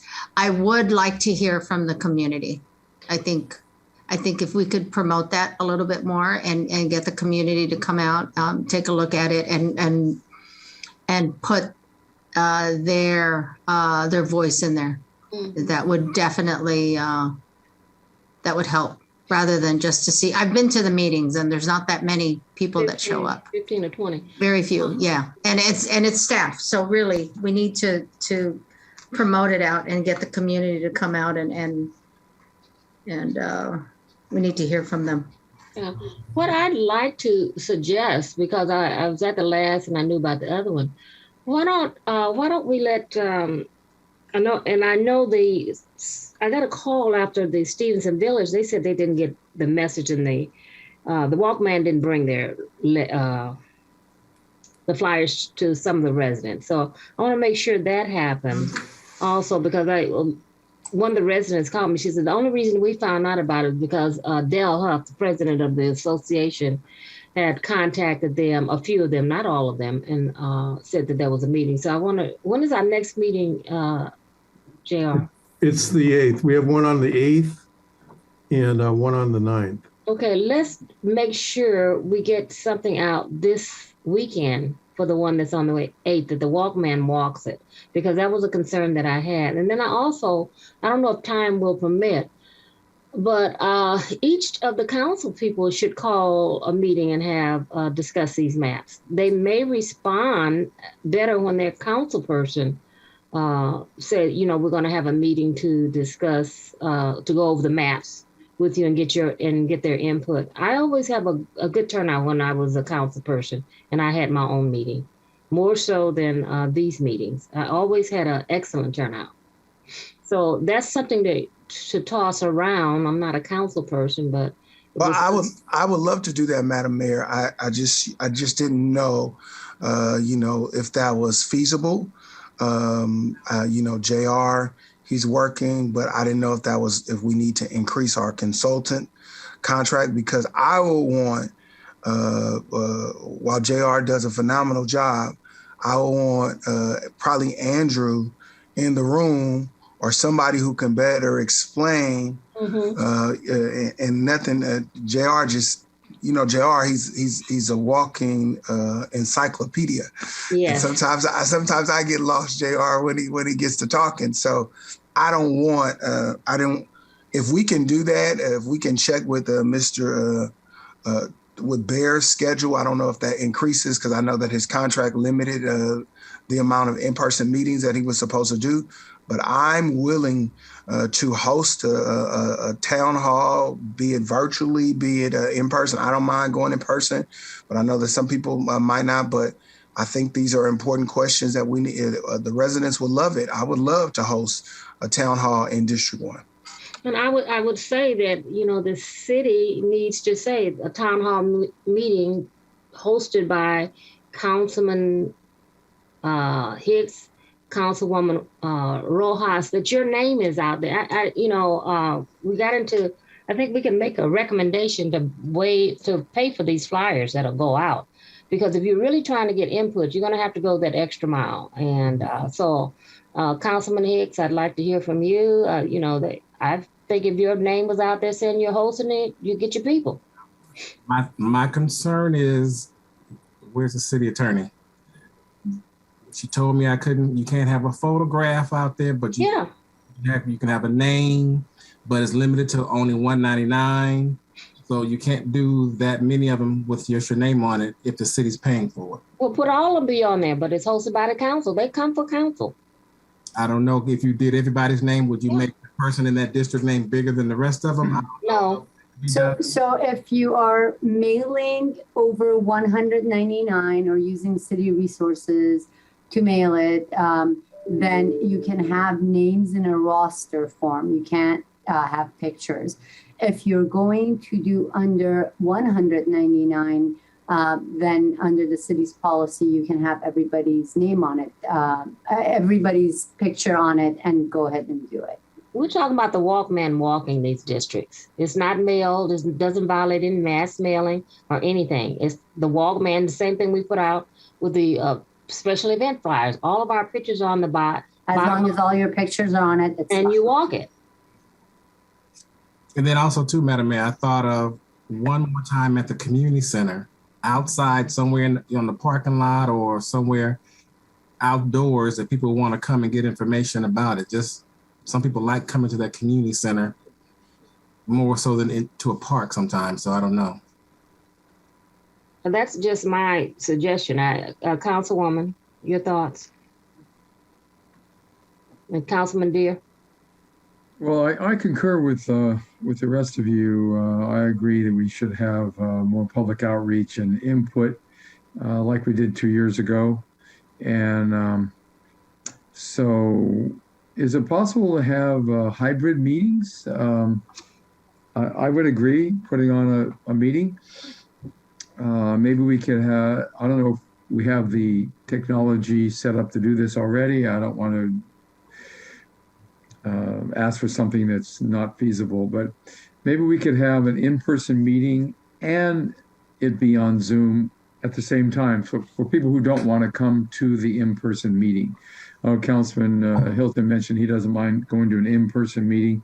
I also don't mind going to an in-person meeting where using the protocol, distancing, masks, temperature checks, and so forth. I don't know. That's a question for our IT guy, and through the acting city manager, is if Mr. Kevin Kennedy's on.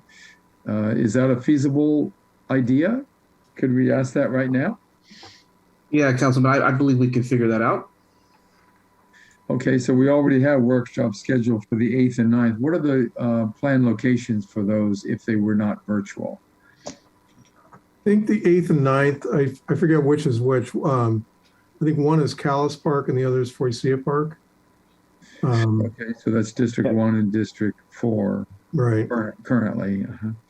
Callis. No, I'm sorry, District 3 and 4. It's 3 and 4, current map.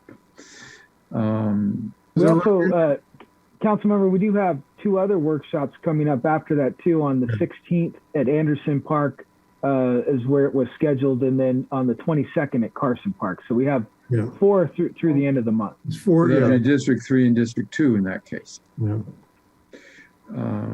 Well, I think maybe we ought to put our heads together. We obviously can't solve the problem at this moment tonight. So maybe we should ask for our staff to contact us and see what's feasible, including our city attorney, so we don't violate the Brown Act. That's really important. But I really concur. I agree that we need to have some more public comment, some input. JR is doing a good job. I went to the public meeting at Stevenson Park last week, and the turnout looked like we had around 15. 5 people or so. No, it was something more like than that. It was more than that. At Stevenson. No, I'm thinking of Hemingway Park. Yeah. Stevenson Park. Hemingway Park. Yeah. Hemingway Park. Stevenson was virtual. Hemingway was in person. And at Hemingway Park, there were 5 or 6, JR? 5 or 6. 5 or 6, yeah. And then at Stevenson was a virtual meeting. That's right. Okay, so I wouldn't mind looking at a couple more draft maps. Andrew, if you're willing to do that. And I don't know if we need to increase the contract or not, but that's something that the acting city manager can discuss with JR and Mr. Andrew Westphal. So we could, sorry. Yes, what I wanted to say to the council people that want to have their districts, we just need, because time is of the essence here.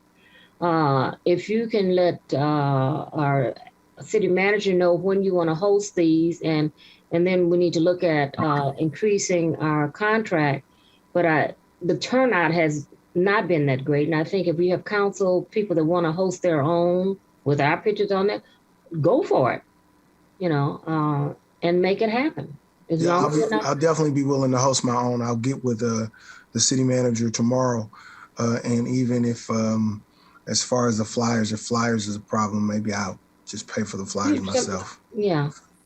So let's find out if what we can and can't do from the city attorney. And I would also be willing to host my own, or maybe 2 council members could do it together. Yeah, I could do it with Councilman Hilton or Councilman Hicks and Councilman Rojas and other combinations thereof.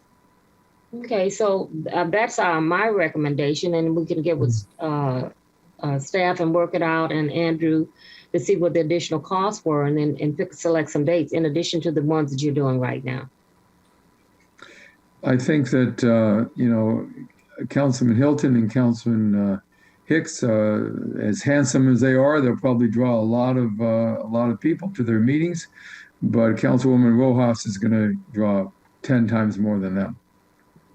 Probably, you're right, because I used to draw more. That's right. Okay, so that's the recommendation. All in favor of that recommendation? Let's aye. Aye. Aye. Thank I think you concurrence. Okay, thank you very much. Thank you, Andrew, and let us know what the additional cost would be, and once they give you their dates, if it works with your calendar. I think that's going to be key too. So we'll coordinate Andrew's dates and the council's dates. If you can get your dates to the city manager, and then we'll put it all together, come up with a calendar. If we could do Zoom and not broadcast, it gives us some more flexibility. If we're doing Zoom and broadcasting on TV, then we do it like we've done it. I think we do it through the city, just like you're broadcasting a council meeting. So, and that's to the point of asking about a hybrid meeting. If you want to have people in the room, like at a park, you could do that by Zoom, but we can't broadcast. And so the broadcasting would have to be done, like it is here. That's my understanding. I could be wrong, but I can broadcast JR from a park. And the only limitation we have is just the camera angle, but I'll figure this out for you guys. I'll figure it out. And then also, I don't have a district, so I want to be at all the meetings. Okay. Okay, but I don't have a district. I'm at large, citywide. Councilman Dew doesn't really have a district. No, I don't have a district right now either. Citywide, like the MOC, and I would like to add 2 comments for Mr. Andrew Westphal. Generally, the comment in general on the maps, I like your draft 1 and 2. At the same time, I like the better deviation, the closer deviation on maps 3 and 4.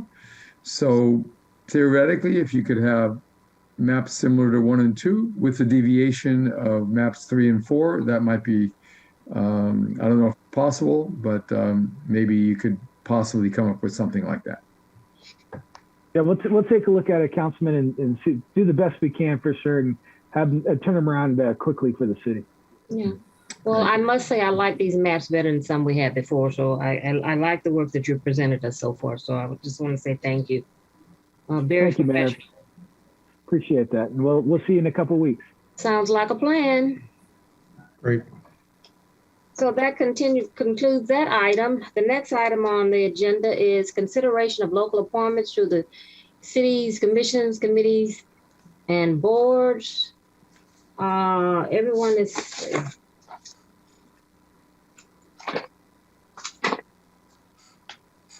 Let's see. Jim, Arlene, and myself, we have vacancies on economic development. Yes, Madam Mayor, I would like to appoint Nasser Wattar to my unchallenged appointment to Economic Development Commission. Can you spell that? Yes, I could spell that. Our city clerk. Sure. To the city clerk, let me make sure I get it correct. And let's see. First name spelled N as in Nancy, A-S-S-E-R. Last name W as in William, A-T-A-R.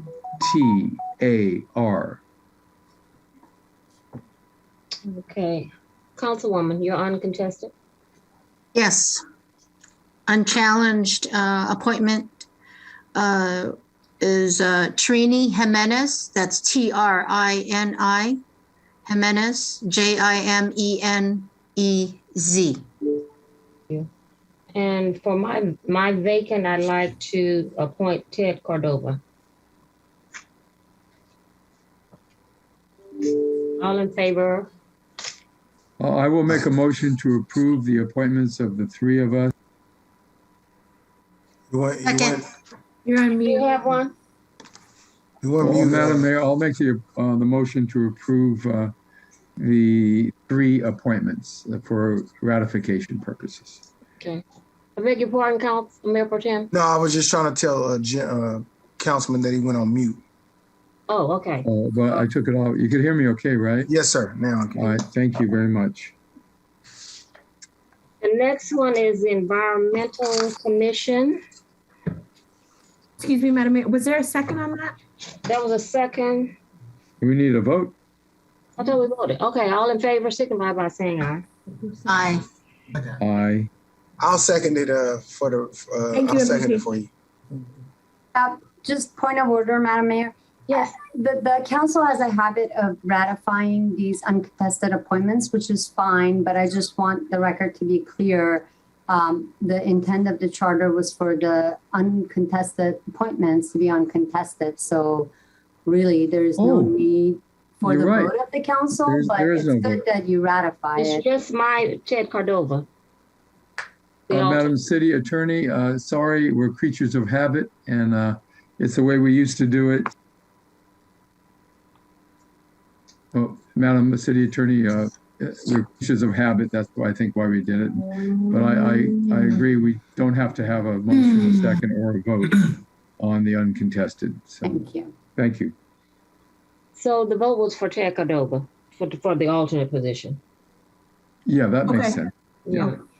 Okay, the Environmental Commission. I want to say that there was some misunderstanding. So Mr. Polito was my uncontested appointee. I made that clear on November 16th.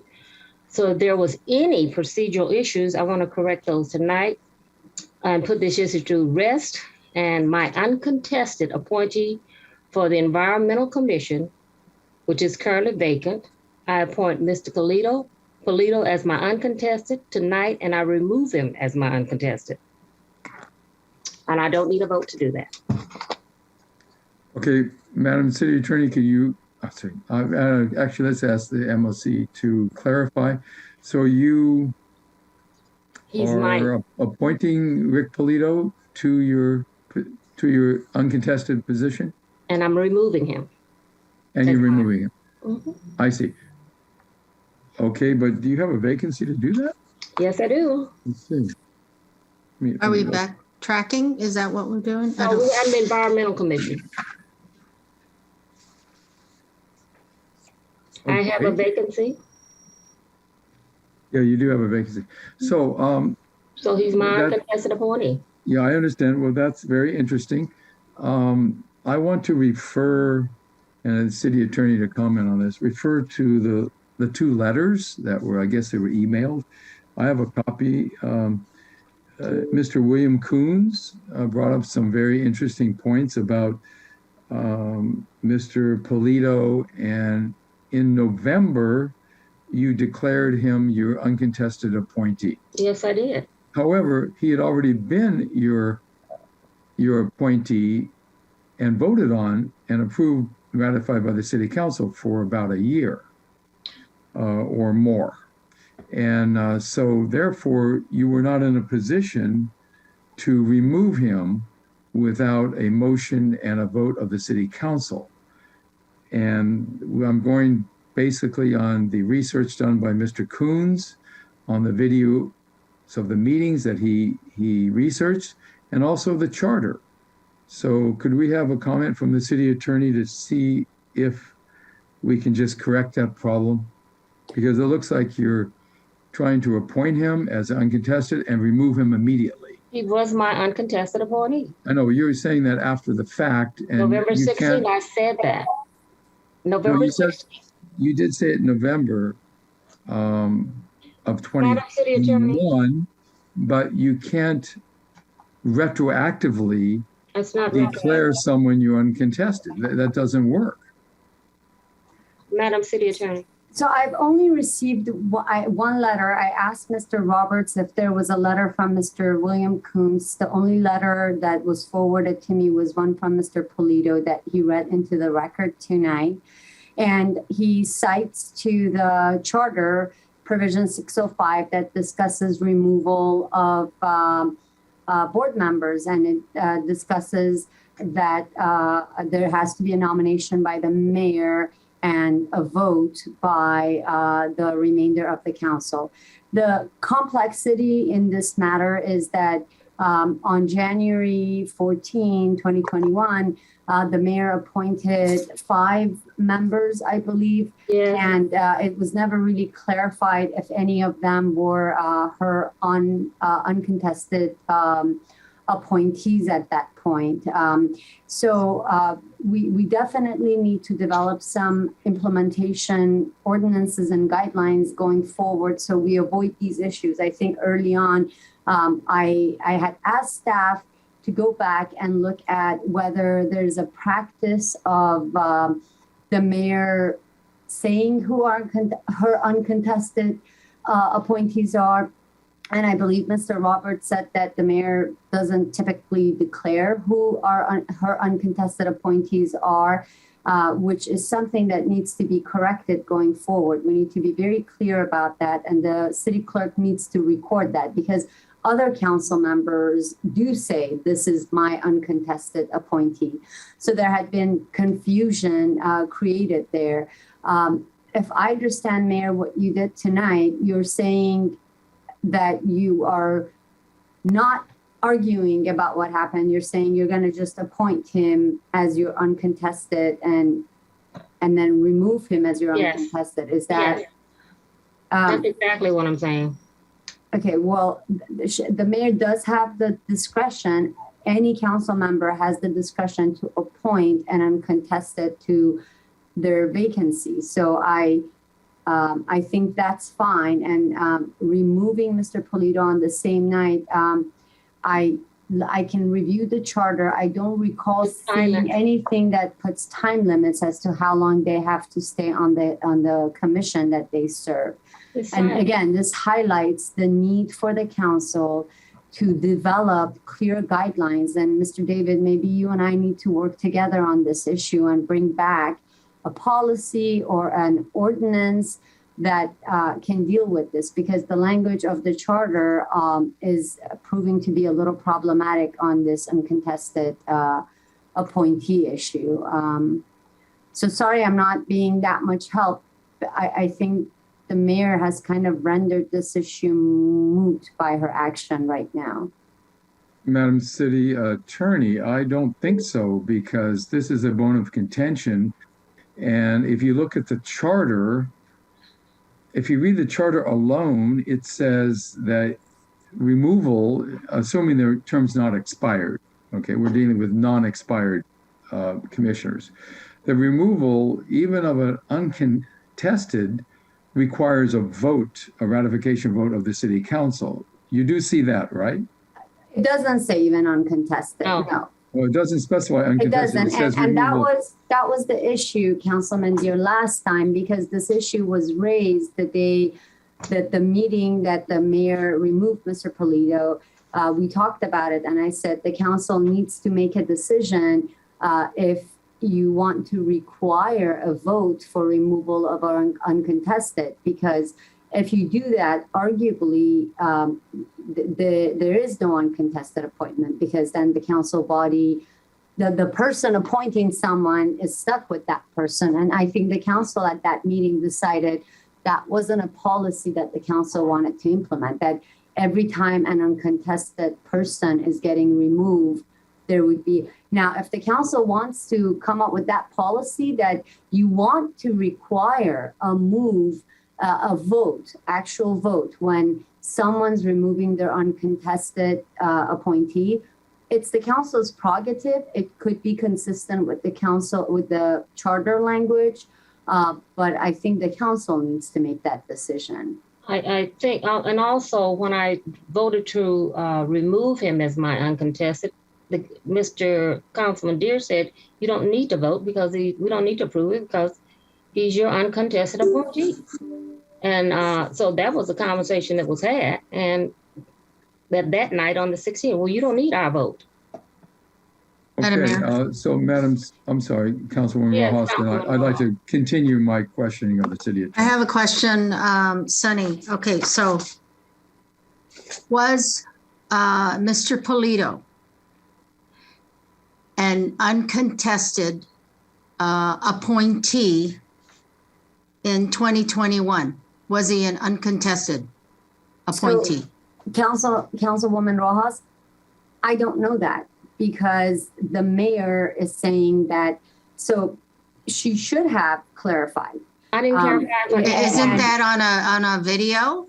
I mean, isn't it during a council meeting? It is during a council meeting, but the issue is, again, Mr. Roberts maybe can help here. When I asked Mr. Roberts if there is a practice of clarifying, so if the mayor had a practice of clarifying her uncontested appointees, I think the argument Mr. Polito is making would be very clear, that the mayor always clarifies, these are my uncontested appointees. She never did that with respect to me. Therefore, I am not her uncontested appointee. But this is the first time we've done this, period. And so the problem is, although all council members have done that, the mayor has not done that when she's any of them. Does it sometimes? I've never had an uncontested appointee. All of mine are just appointees. I've never said this is my. So the mayor has, and I'm sorry, I apologize, Madam Mayor, the mayor has created confusion with not being clear about this. And then after the fact, trying to say, well, that was my uncontested appointee. But it's. Well, Sonny, let's just go with what the mayor just said. She's never had an uncontested appointee. She just said that. And that being the case, when she appointed 5 members of the Environmental Commission last I've never identified them. Excuse me. When she appointed the 5 members, we then voted to ratify all 5 of those members. She another should have practice said, that the council needs to stop. Right. She should have said, this is my unchallenged appointee, and these are my 5 that require a vote. She didn't do that. So she can't retroactively declare someone an unchallenged appointee because all 5 were approved by a vote of the council. So therefore, using the law, since all 5 or actually 4 council members at the time, counting the mayor, voted to appoint these 5 people, then it takes the city council to remove any of those 5 people. But in that same vote, excuse me, we voted to appoint your uncontested in that same vote. It wasn't just mine because I read everybody's appointee and we voted.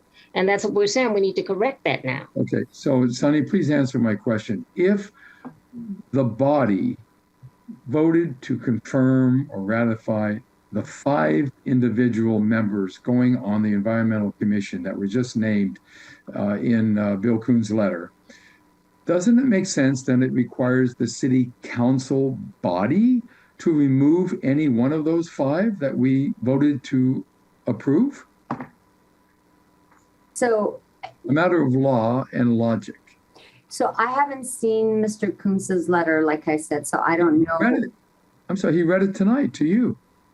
Oh, okay. That Mr. Polito read a letter, and so I thought it was just public comment. I didn't know it was. No, I'm sorry. Mr. Coons apparently sent his letter. I talked to him. He said he sent his letter 15 minutes before the council meeting. So the city clerk didn't get it in time. But if the city clerk could address that right now. Did you receive correspondence from Mr. William Coons? This is a question to the city clerk. Sorry, mute again. Yes, we received written communication. From Mr. William Coons? Yes. Okay, well, that letter that you have, Madam Clerk, is the letter that William Coons read in his 3 minutes as public comment. He read the letter that he sent to you, he's telling me. Can I make a have that suggestion? information. Can I make a suggestion? Because Mr. Polito has threatened legal action, I don't think it's wise for us to have this discussion publicly in light of his threat of suing the city. Can we continue this item on this issue so I can have an opportunity to talk to the council in closed session under protection of the Brown Act because there's threatened litigation, and we can try to come up with a solution at the next meeting? That's okay. That would make moot the mayor's attempted action this evening. Madam Mayor. Yes.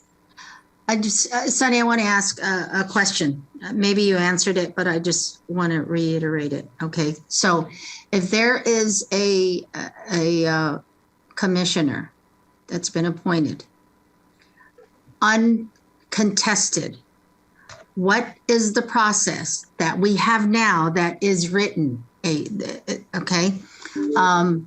to remove them? What is the process now as we speak before we go and change anything moving forward? An uncontested commissioner, how do we remove them?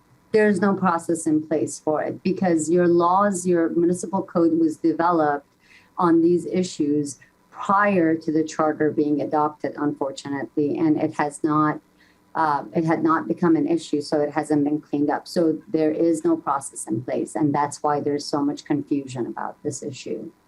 Well, and I also want to say I'm looking at this list, and there's a vacancy, an uncontested by Mayor Pro Tem Hilton and also our councilwoman.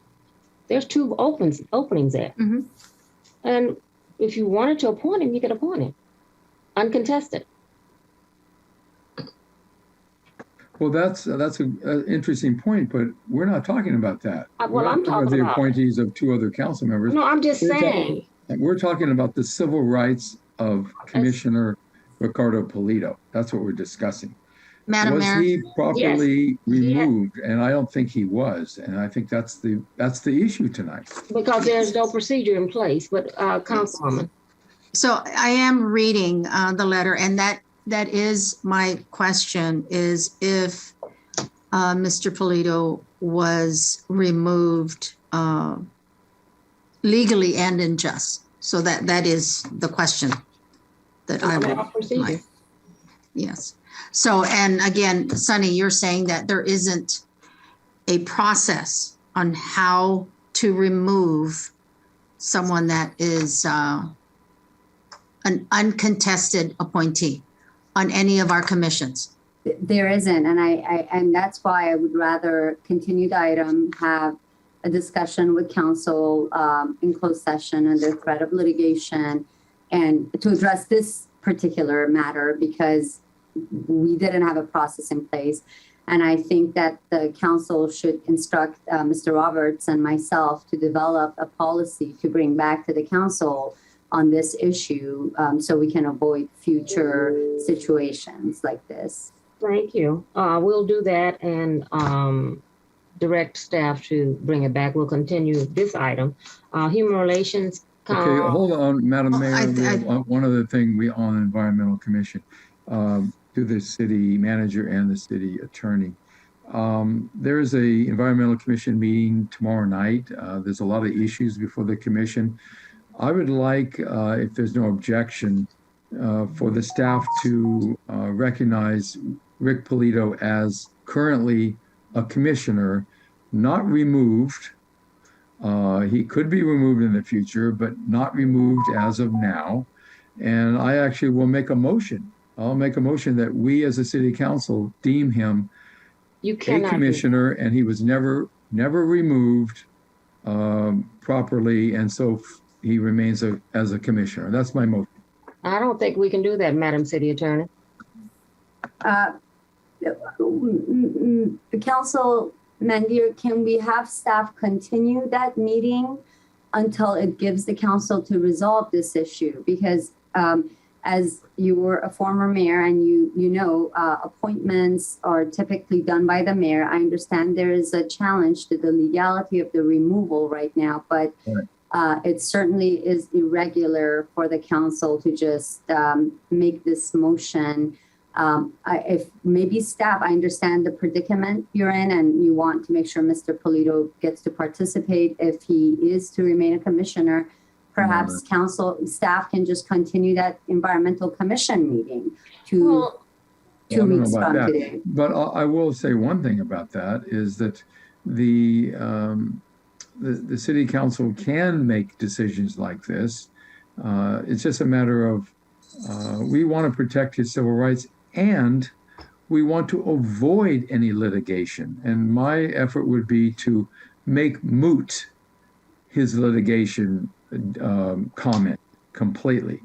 Eliminate it completely, because litigation is not what we want. Well, litigation is what not, okay, go on and finish. Yeah, so to complete my thought, so I think that if we acknowledge him as currently a commissioner, then the litigation issue goes away completely and there's no longer a threat. I do want to resolve it in a closed session discussion. That's okay. But I think all this needs to be clarified because we are a city of laws. We got to follow the law. We got to follow the charter is part of the law. And we can't just arbitrarily do it the way we want to do it just because that's the way we want to do it. And it just doesn't work that way. We got to follow the rules and follow the law as they are. So let's give the city attorney an opportunity to find out what action took place, what rules needed to be followed, and then follow those rules. Well, you know, thank you. And I just want to clarify, Mr. Polito himself is also requesting a full investigation. So continuing the item to allow it to go to closed session is consistent with Mr. Polito's request as well. Okay, so what about the idea of, I made a motion, I didn't hear a second, so the mayor, presiding officer is supposed to ask the other members of the city council. Madam Mayor, can I ask another question? Yes, Councilwoman. So under Robert Rules of Procedure, when someone makes a motion, there should be an opportunity for a second. If there's no second, we can move on. I'll second the motion. Okay, my thing is yes. I understand Mr. Polito is the chairperson of the Environmental Commission, correct? No longer. He's not on commission. He was, okay. Who is the current chairperson now? They're going to have an election. William Coons is a vice chair. He's the vice chair. Okay.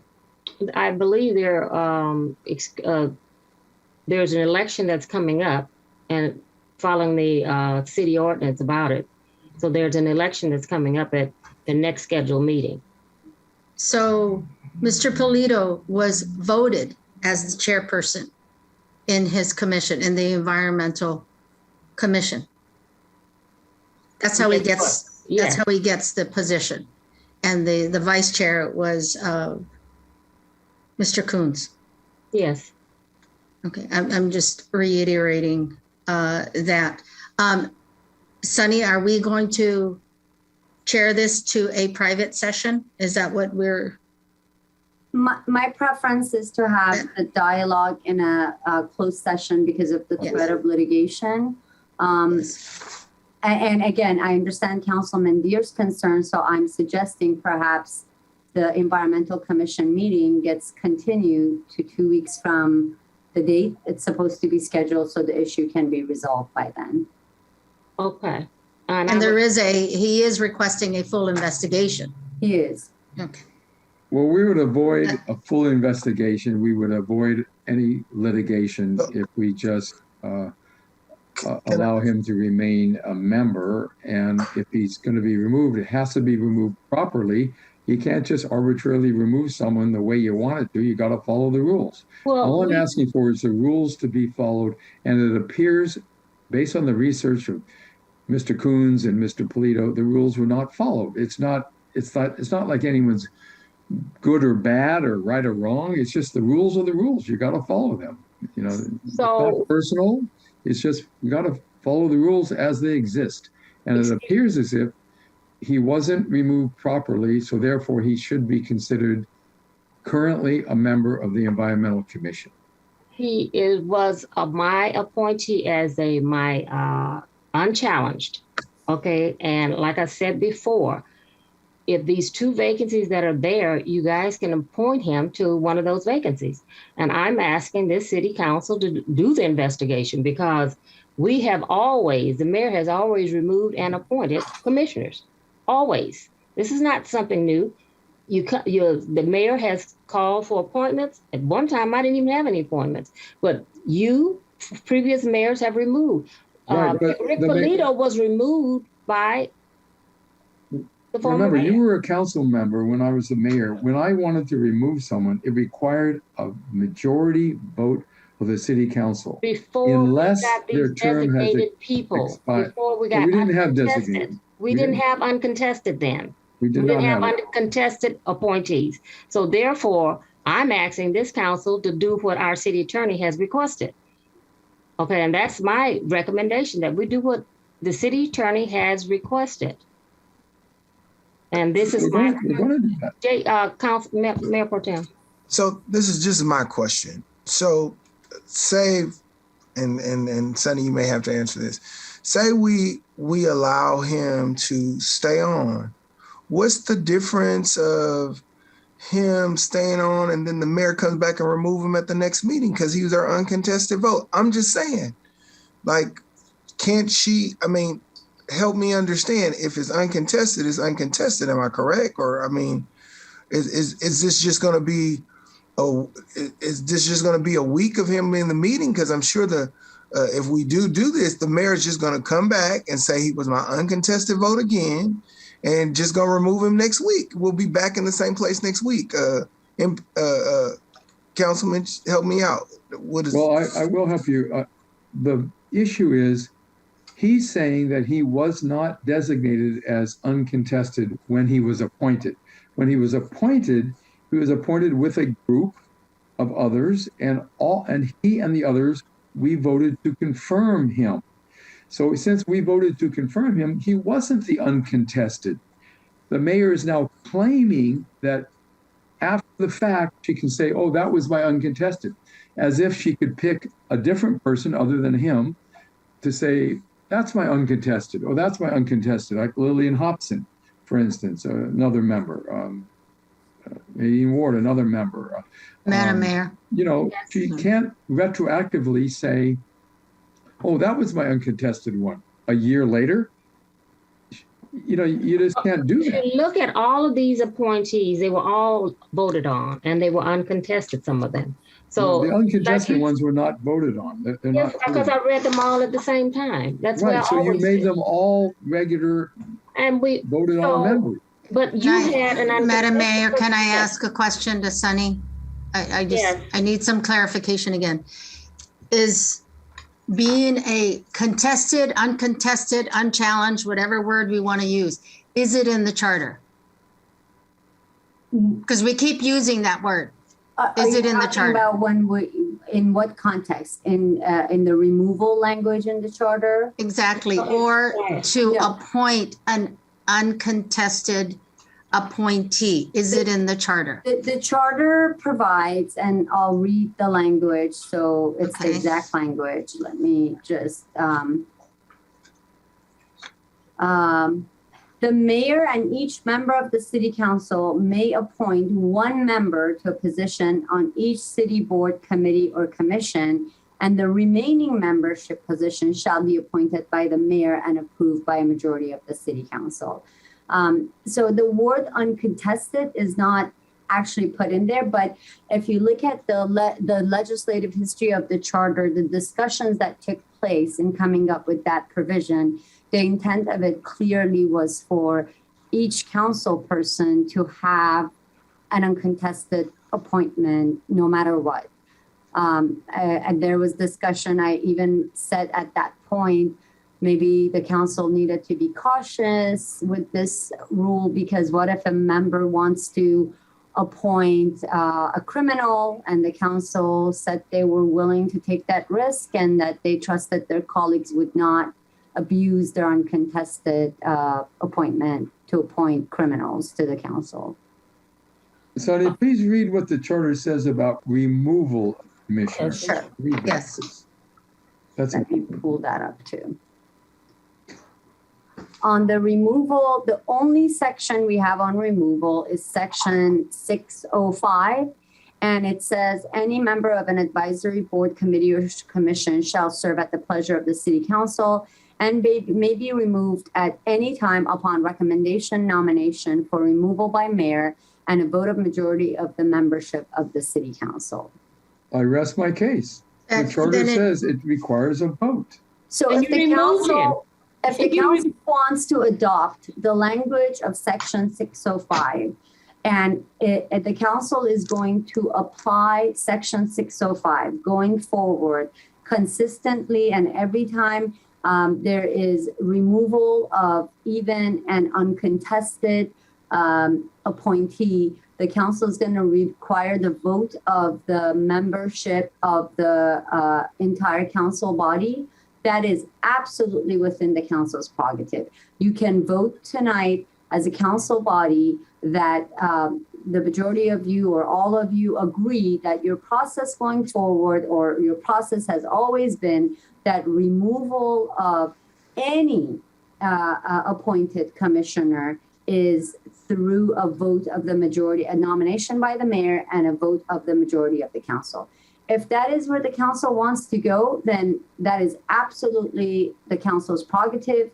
Then the mayor can go ahead and say she wants to make an appointment to remove Mr. Polito, and the council can vote on that. And if it fails, it fails. But I want to be clear that that's going to become your process. So you need to be mindful that if you want to remove your own uncontested appointee in the future too, then the council gets to vote on it. But don't you have to go through an ordinance and all that? You just don't sit up and make that change. No, not if you want to just accept the language of the charter as your policy. But the Sorry, charter, it's in the charter. Voted on by the people of the city of Carson. The charter and the vote of the people is stronger than the vote of the city council when it comes to the charter. The charter is you can't change the charter unless I'm there's a not vote. saying you should change the charter. Cities can always, and your charter actually has a provision that says the council can approve implementation ordinances for the charter. So again, it's within the council's prerogative. If the council wants to accept section 605 as its removal processes, that is absolutely fine. That is absolutely acceptable. Sonny, I don't think I'm ready to change that tonight. Let's just call for the vote and see if he gets to stay until next week, until 3 weeks, or make this meeting until she's able to just do it again, I guess. well, I don't want to make that change either. And I would like Mayor Pro Tem, for Sunny Sultani to have this in closed session. We iron it out and get it over with. So can we just leave him appointed? He's not appointed. Madam Mayor? He's been removed though. So. He's been removed. Yes. And to the city attorney, I thought you said earlier, no, the council cannot make an appointment of any person to any of the commission. Has to go through the mayor appointed, and we ratify whatever the mayor states. And each one of us has, well, they say uncontested as terminology, but we are able to select one person from each one of these commissions to be appointed. My question to you, you stated earlier, no council person can make an appointment of a commissioner to any of these commissions. Is that correct? That's no. misinterpreting Each council person gets to make one appointment to each commission. If the commission is more than 5 members, the mayor appoints the remainder and the council votes on the remainder. But I mean, there was a motion and a second to add a person to a commission. That my concern is that legal based upon. I'm not reckoning. Again, my motion is. I don't think that was Councilman Deere's motion. I think Councilman Deere's motion was to render Mr. Polito's removal as inappropriate and leave him until the. Sonny, let me explain that. I don't want to be negative about this. I don't want to say it's inappropriate. Let's just say that procedure needs to be followed. So I'm going to make a substitute motion. And the substitute motion is just like making an amendment to the motion. My substitute motion is to accept Council Member and Mayor Pro Tem Hilton's suggestion that we approve this motion, keeping them on the commission, and then 2 weeks from now, bring it up in closed session to discuss what we want to do going forward from there. So that's my friendly amendment, AKA substitute motion. I'd like to get a second. I have a substitute motion. Well, I just made one. I need to reiterate something again. I keep doing this because I'm always for the letter of the law. You just read the charter, section 605, removal at page 46. Okay, you just read that, and it clearly states for a removal, the mayor and a vote of a majority of the membership of the city council. Is that correct? Yes. Okay. So as a removal, am I interpreting this wrong? That then we can't remove him. We have to vote on that. So I'm trying to explain, Councilwoman Rojas, that yes, that is. I'm just reading it like I understand. But verbatim. you also have a provision in your charter that says the city council has the authority to pass laws to implement its charter with the intent of the council body. So yes, you can rely on this language to say all removals have to be processed through the charter. And that is absolutely the correct outcome, one outcome that could come. But if the council thought that they don't want to limit their own hands every time that they have an uncontested appointee, and they want, they don't want to go through a removal process where the entirety of the council has to vote, you definitely have the discretion to adopt implementation ordinances and guidelines that elaborates on this and clarifies that, because this section may be inconsistent with the uncontested appointment section, you're clarifying that there's 2 different contexts. So I understand what you're trying to say, Councilwoman Rojas, and that could be a very legitimate interpretation to give to this section. All I was saying was I wanted the council to understand, if you adopt that as your policy tonight going forward, that is your policy. And everybody, when they have an uncontested appointee that they want removed, they have to go through the same voting process. And that is absolutely okay. It's not okay when you have one uncontested one. If you will have an uncontested appointee, that's what this charter was, to make sure that every council person had a person that they wanted on each commission that could stay there. We don't want to change that. Okay, so Is it Sunny the and uncontested though? Councilwoman- I thought she answered that. I thought Sunny answered that it was not. It On the was. I charter. made it well, because it was my intention for him to be my uncontested appointee. Now you guys are taking it somewhere else, but he's my appointee, and I said he was my uncontested appointee, and I clarified it at the November 16th meeting. And Jim said, if that's your uncontested appointee, you don't need to put it to a vote. That's what he said. I said, Right, he is but you my can't say that uncontested he was, appointment. okay. Let's. That's what you said. Okay. That's what everybody said. You don't need our vote. Just take I think him there's off. a motion on the floor. Oh, there is a motion on the floor. So under discussion of the motion itself. I have a substitute motion. Oh, I know, but I just made a substitute motion. Well, So, you clarified so- your first main motion. You all didn't right, have to. okay. No, I made a substitute motion in order to do what Councilman Hilton wanted. And I still haven't got a second on that. So if Councilman Rojas or Hilton or Hicks or the Second mayor. for the point of discussion. Second it for the point of discussion. Thank you, MPT. Okay, so what I'm saying is let's, in closed session in 2 weeks from now, under potential litigation, discuss this and also put it on open session as well for public decision to be made. Let's do that. That's what MPT recommends, and I incorporating that in my substitute motion. I want to ask is if we don't have to have a meeting. Yeah. Sonny, really quickly, I want to be clear because I don't want to stand in anybody's way of uncontested. If he felt like he was removed wrong, if we do the process of having him sit there until the next meeting and the mayor chooses to remove him, she's in her right to remove him. Am I correct?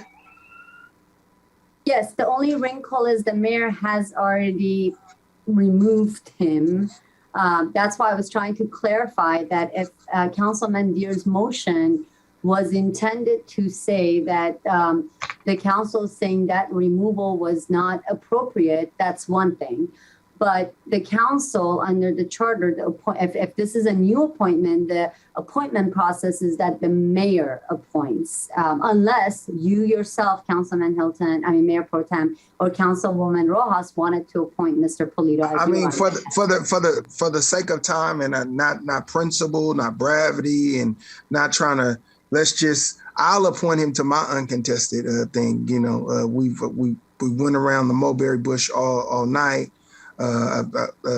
Councilman Deere is that good to have him sit on the commission? Oh, well, look at let's vote on the motion. Okay. Tonight, and then he'll remain on the commission, and then we can decide. Certainly, I want to protect the uncontested appointments of the mayor and the city council members, but more important than our positions is the public's right to civil liberties and civil rights. And that's what this is about. It's unfair to Commissioner Polito to have him arbitrarily removed, breaking the rules of the charter and breaking the rules actually of our ordinance. And so we need to have justice by approving this motion that I made as a substitute motion, and let him stay on the commission. And then we can decide in closed session, as the city attorney recommends, when we discuss it in closed session, on what we want the policy to be. In other words, voting on it tonight and approving it tonight does not set in stone or in concrete the way we're going to do it forever. We just are making a decision for the civil rights of this man tonight to be protected. And then in 2 weeks, we'll have it in closed session as the city attorney recommends. So I call for the question. Okay, I call for the question to vote, because you keep talking question. about it, it just confuses it, No, muddies the because water, Councilman and Hilton confusion said he would is a appoint him. tactic. That's okay. I would draw that. I would that draw people that. are using Don't worry. to mess up the whole thing. Okay. Let's Well, just I'm not in follow favor of the that. rules. We'll I follow know you're the not in rules. favor of it, but it's Because not he's- fair to the commissioner. So I want to be clear, Councilman Deere, that I understand the motion to make sure it's a legally sound motion. Okay. The motion is to the council for the council to pause the mayor's removal of Commissioner Polito pending the investigation of the matter and a report to the council in closed session about the legality of that removal. And so it's a pause on that removal pending the investigation and discussion in closed session regarding the legality of that removal and what the process will be going forward. That's correct, but also include that on February 15th, we have it on the agenda to set the policy the way we want it to be. And I want to just say that I support the policy the mayor wants to have uncontested appointments for herself and the other and all of us that don't require ratification vote in the future, but you can't retroactively do it. So that's exactly my motion, and I call for the that's question. An appropriate motion. It is. Thank you. Okay, okay. If that's the case, then let's vote. No. I will second. It's already been seconded. Okay, let's vote. No. It's late. No. Yes. Yes. I'm abstaining. This is crazy. He was already appointed by Mayor Pro Tem Hilton. Well, no, my mind. I tried. I withdrew it. I tried, but I couldn't. You could do it. Yes. Let's just. Yes. That's your. You know, we're in the process of voting right now, and you all are not supposed to be muddying the water with all this discussion. We're voting yes or no. We got it. Yes. And so motion passes. As who's appointing? As who? Motion passed 3 yes, 1 no, and 1 abstention. But he's on as who's appointee? He's in the investigation stages, as Sonny I'm said. just saying he's not appointed by any one of us if he's just placed on there? No, he hasn't. Okay. The word is she paused it, so could you explain? no let removal. The city attorney explain to council member. So the mayor has made a motion to, or the mayor removed Mr. Polito from the Environmental Commission on November 16th. I got all that. My question is regarding what was done by Councilman Deere, placing him. I was trying to explain it. So council person is actually appointing. So Councilman Deere is not appointing him. I was very clear that only the mayor has the authority to appoint. That's why I wanted to make sure I understood his motion. His motion is to pause the removal pending the investigation and the closed session on the issue. And the motion passed 3 yes, 1 no, and 1 abstention. So there's no appointing him. It's pausing the removal while we resolve this issue in closed session because there's a threat of litigation. And then his position will be as what? He's an environmental commissioner. Environmental commission as he was appointed by the mayor previously. So the removal is paused for the time being. That's one for the record. Okay. And we will review the section 605 removal. You need to tighten it up. Okay. Yes. We definitely need to provide, and there's other issues with respect to this. We need to work with the city clerk's office very closely about keeping better records on this. So I think the city clerk, Dr. Bradshaw, Mr. Roberts, and myself need to have a meeting and start working on implementation guidelines. Madam Mayor? Yes. I will pause my selection for the Environmental Commission until a later council meeting. Okay. 8, human relations. Human relations. Yeah, that's me as well. I'm going to do the same. I'm going to pass on that until another council meeting. Parks and Rec, Also, same? all your commissions you want to pause? No. Planning, Planning Commission, I would like to appoint an uncontested, Richard Hernandez. He is currently an alternate. okay. I will appoint him to regular. Public Relations, Pass on that until another Public council meeting. Safety, I will appoint, uncontested appoint for Louis Kogel. Louis Colgott, Yes, he's alternate number 2. yes, Public Safety. He is also an alternate, yes.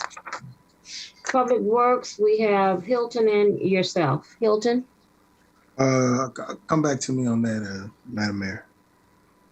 I will pass on that till another meeting. Senior Citizen Advisory, just you, yours is filled. Just me. So I would like an uncontested appointment for Dan Cole, Cole. What if I would like to remove mine, Madam Mayor?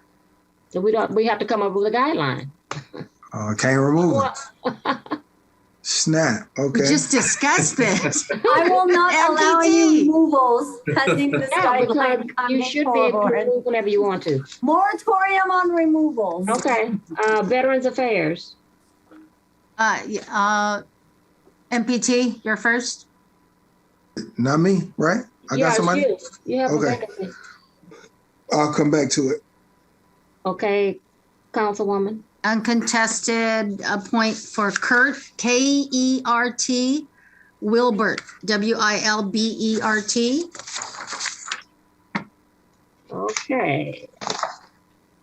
MOC, you have a couple of vacancies and I know. alternates for that one. I know. Women's Issues, Arlene. I'm sorry? Women's Issues. Oh, Women's Issue, yes. Edwina, Edwina Hunter, common spelling, Hunter. Do I have a appointment on there already, Madam Mayor? Yes, you do. You have Women's Issues. You have Susan Odom. Susan Odom. Greta Price has been. Will anybody who may have an uncontested appoint Greta Price? She said she's been on the commission for years, and she's an alternate. But is there open space? Would any of my colleagues be so inclined to appoint? Oh, it was Greta? only one. That's Arlene. Everybody else is full. It's only one, and yours is Susan. Okay, yeah, I appointed Susan. Arlene, I would recommend Councilman Mayor Pro Tem Hilton's suggestion. She's currently an alternate right now, and you could, if you so choose, Councilwoman Rojas, move her up from alternate to a regular member. She is a longtime member, very knowledgeable, very dedicated, hardworking person for you to consider. Who did you have? I had Edwina Hunter. You know what? I could move her. I just need to let her know. So, okay, which one's that? Is that alternate one? Yes, that's alternate one, Dr. Greta Price. Sure, I'll appoint her, uncontested appoint. And that leaves me with a vacancy.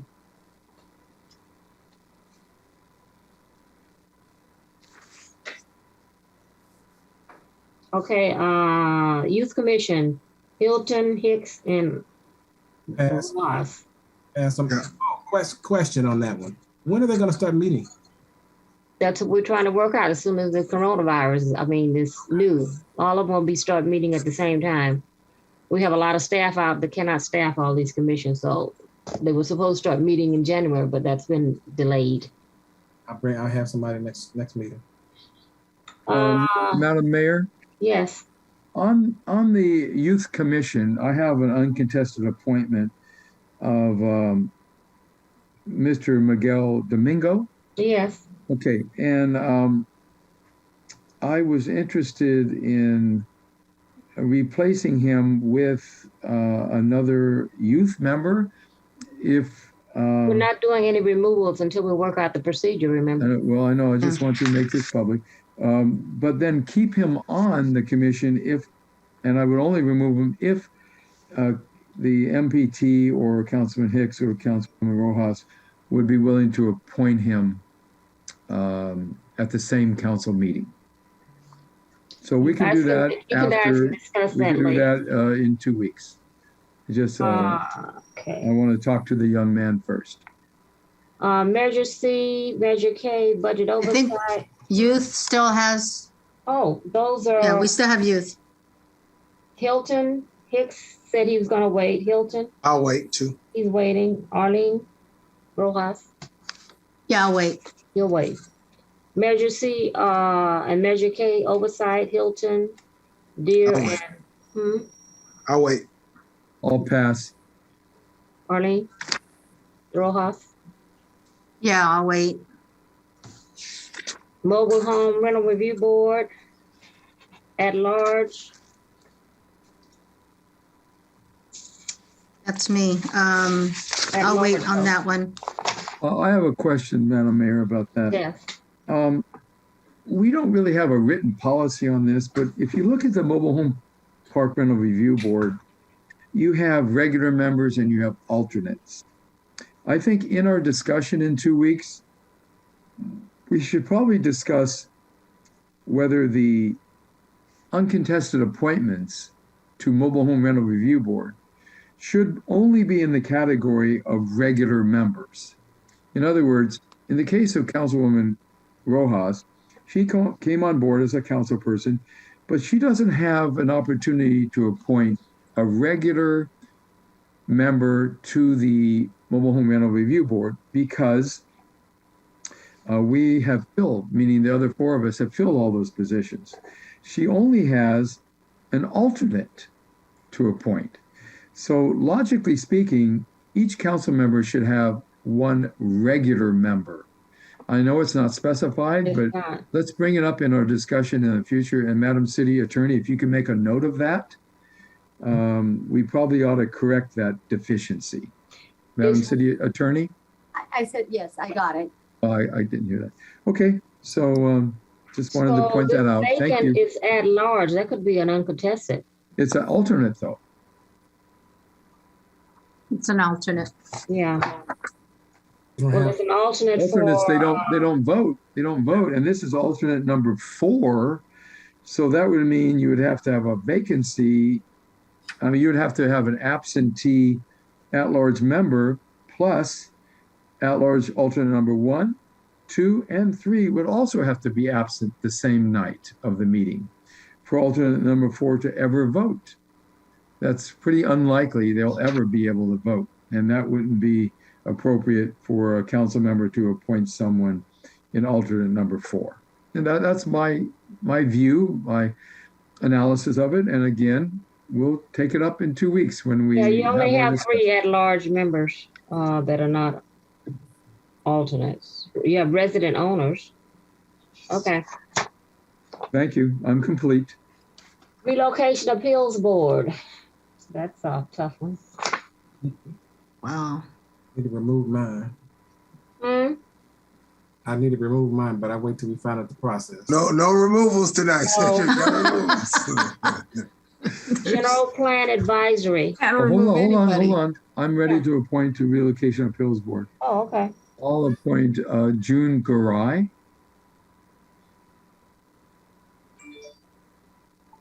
To my uncontested appointment, not requiring a vote.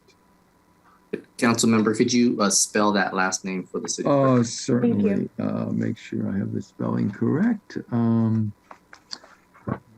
down here. June is his nickname that he goes by, but his real name is Tancredo, spelled T as in Tom, A-N-C-R-E-D-O. Nickname June, J-U-N, so you can put that in quotations. Last name Garai is spelled G, as in George, U-R-A-Y. So it's Tancredo Garai Jr., but we call him Tancredo June garage. For listing purposes for the city clerk. Do you have Just any, Arlene, a person? No, not at this time. Okay, general plan advisory. No, not at this time. Okay. I think that's it.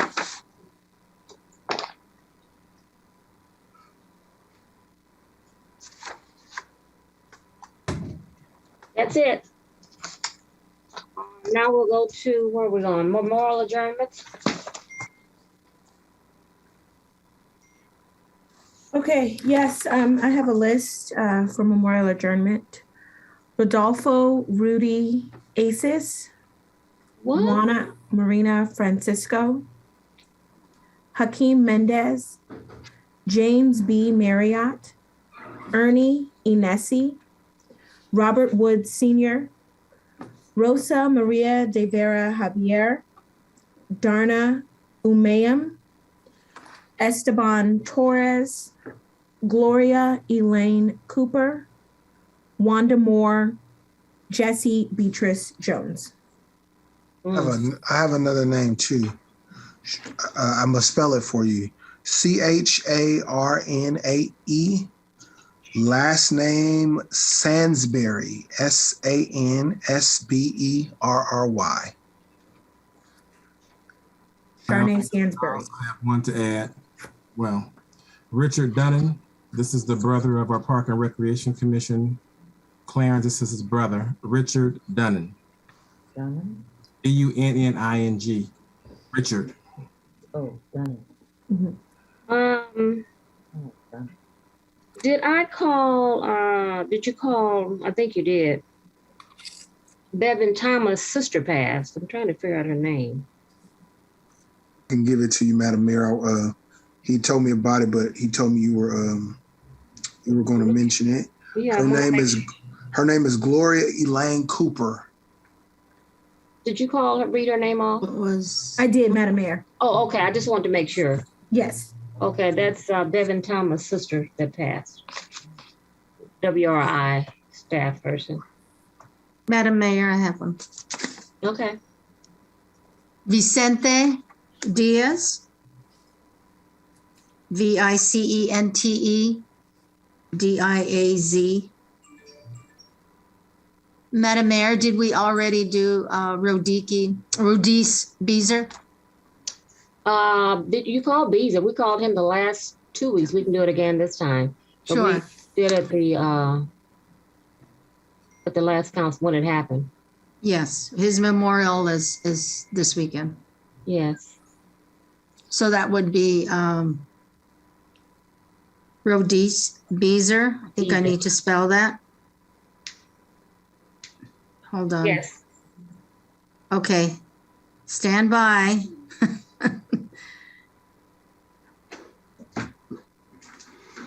On the spelling. I have go ahead. It's an unusual spelling. It's spelled RODQUECE. Yes, and then Beezer, Beezer. Thank you, Madam Mayor. Mm-hmm. And then I want to add somebody, Joyce Govan, to the Beezer family. I won't be able to be in your funeral this weekend, as I've already explained. I have to fly to Seattle, and one of my best friend's mother passed, and I got to go stand with him. So I won't be there, but I'm sure the MOC and all the other council will represent on Saturday. Thank you. Anyone else?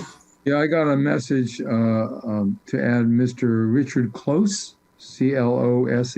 I think is the spelling. Mobile Home Park attorney. Yeah. Can you repeat that, Councilman Deere? Close. I'm not sure about that. Let me see. Let me look at the message I got. Hold on, Madam Clerk. Hold on. It is CLOSE, Councilman. Oh, okay. You know him, right, Madam? Yes. Okay, very good. All right. Thank you. I'm complete. One more. I'm sorry, one more.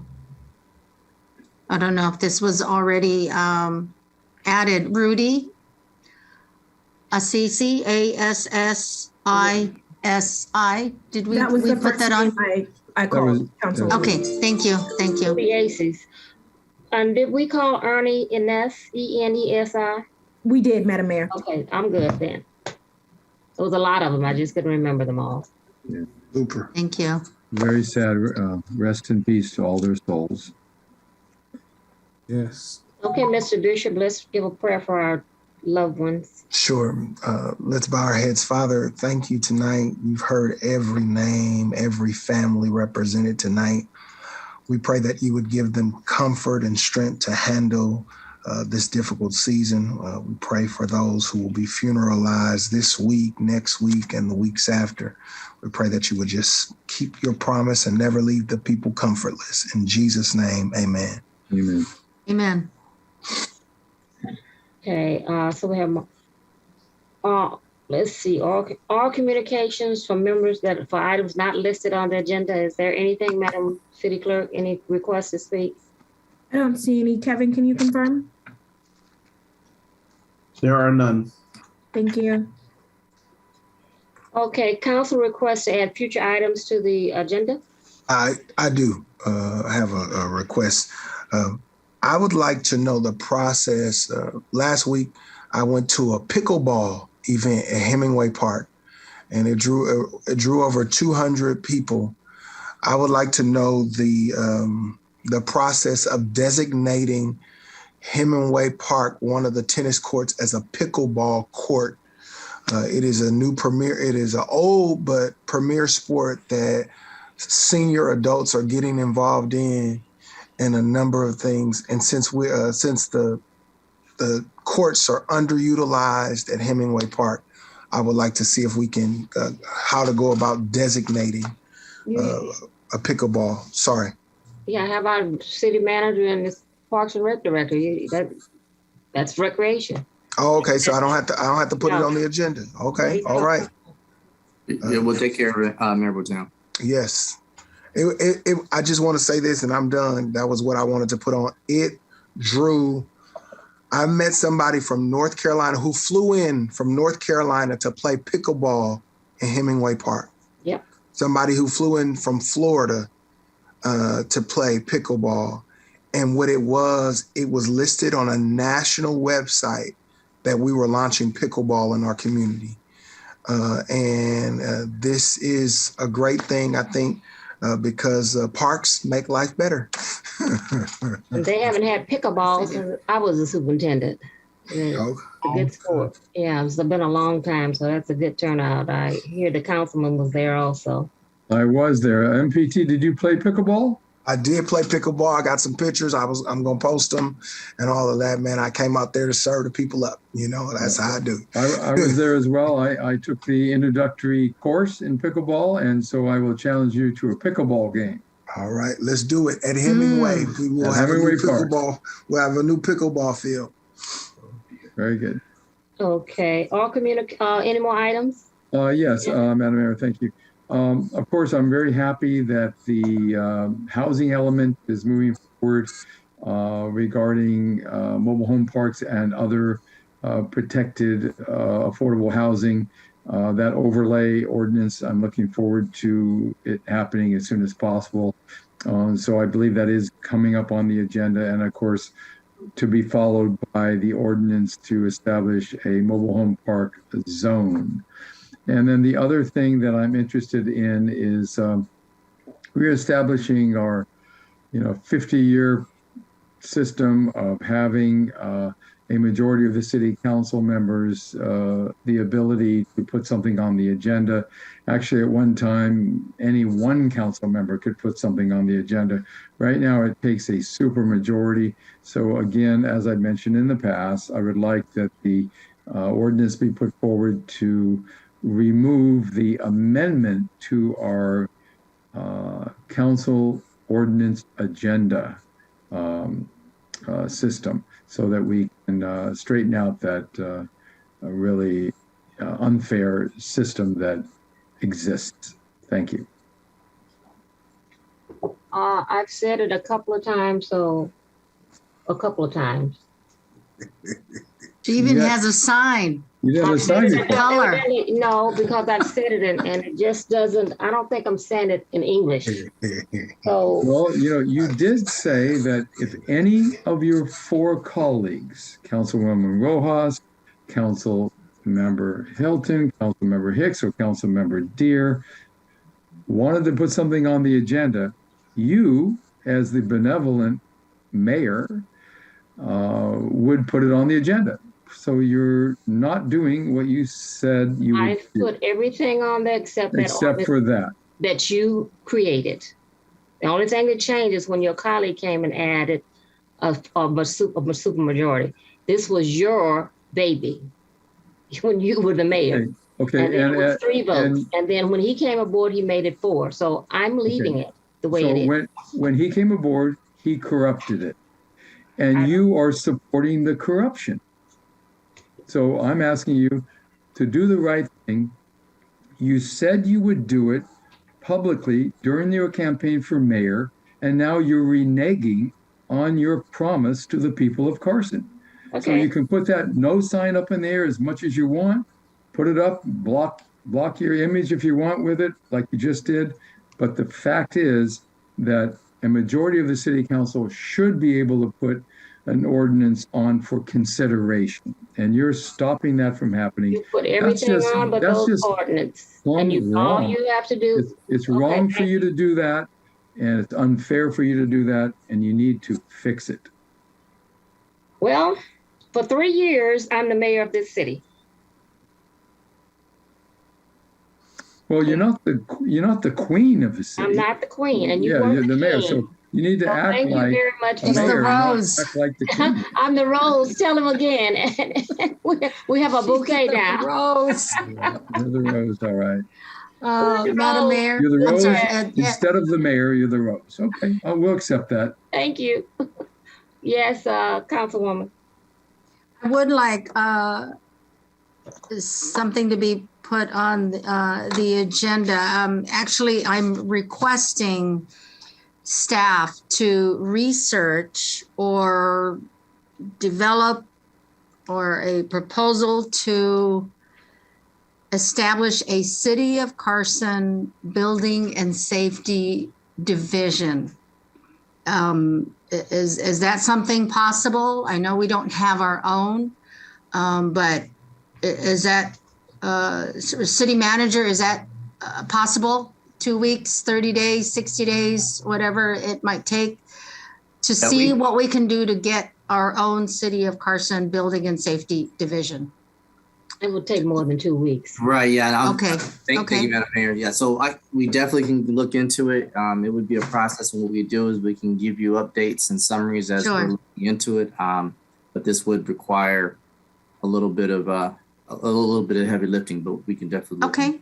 If we could do that, and then again, Madam Mayor, I mean, not to change anything, but what I would like to do, I don't know if this needs to be agendized, I would like to review our agenda ordinance. So, because I keep seeing the one that we were talking about with your red sign. Oh, you can review that. It's in. Yes. I think I have one. I have it on my desk.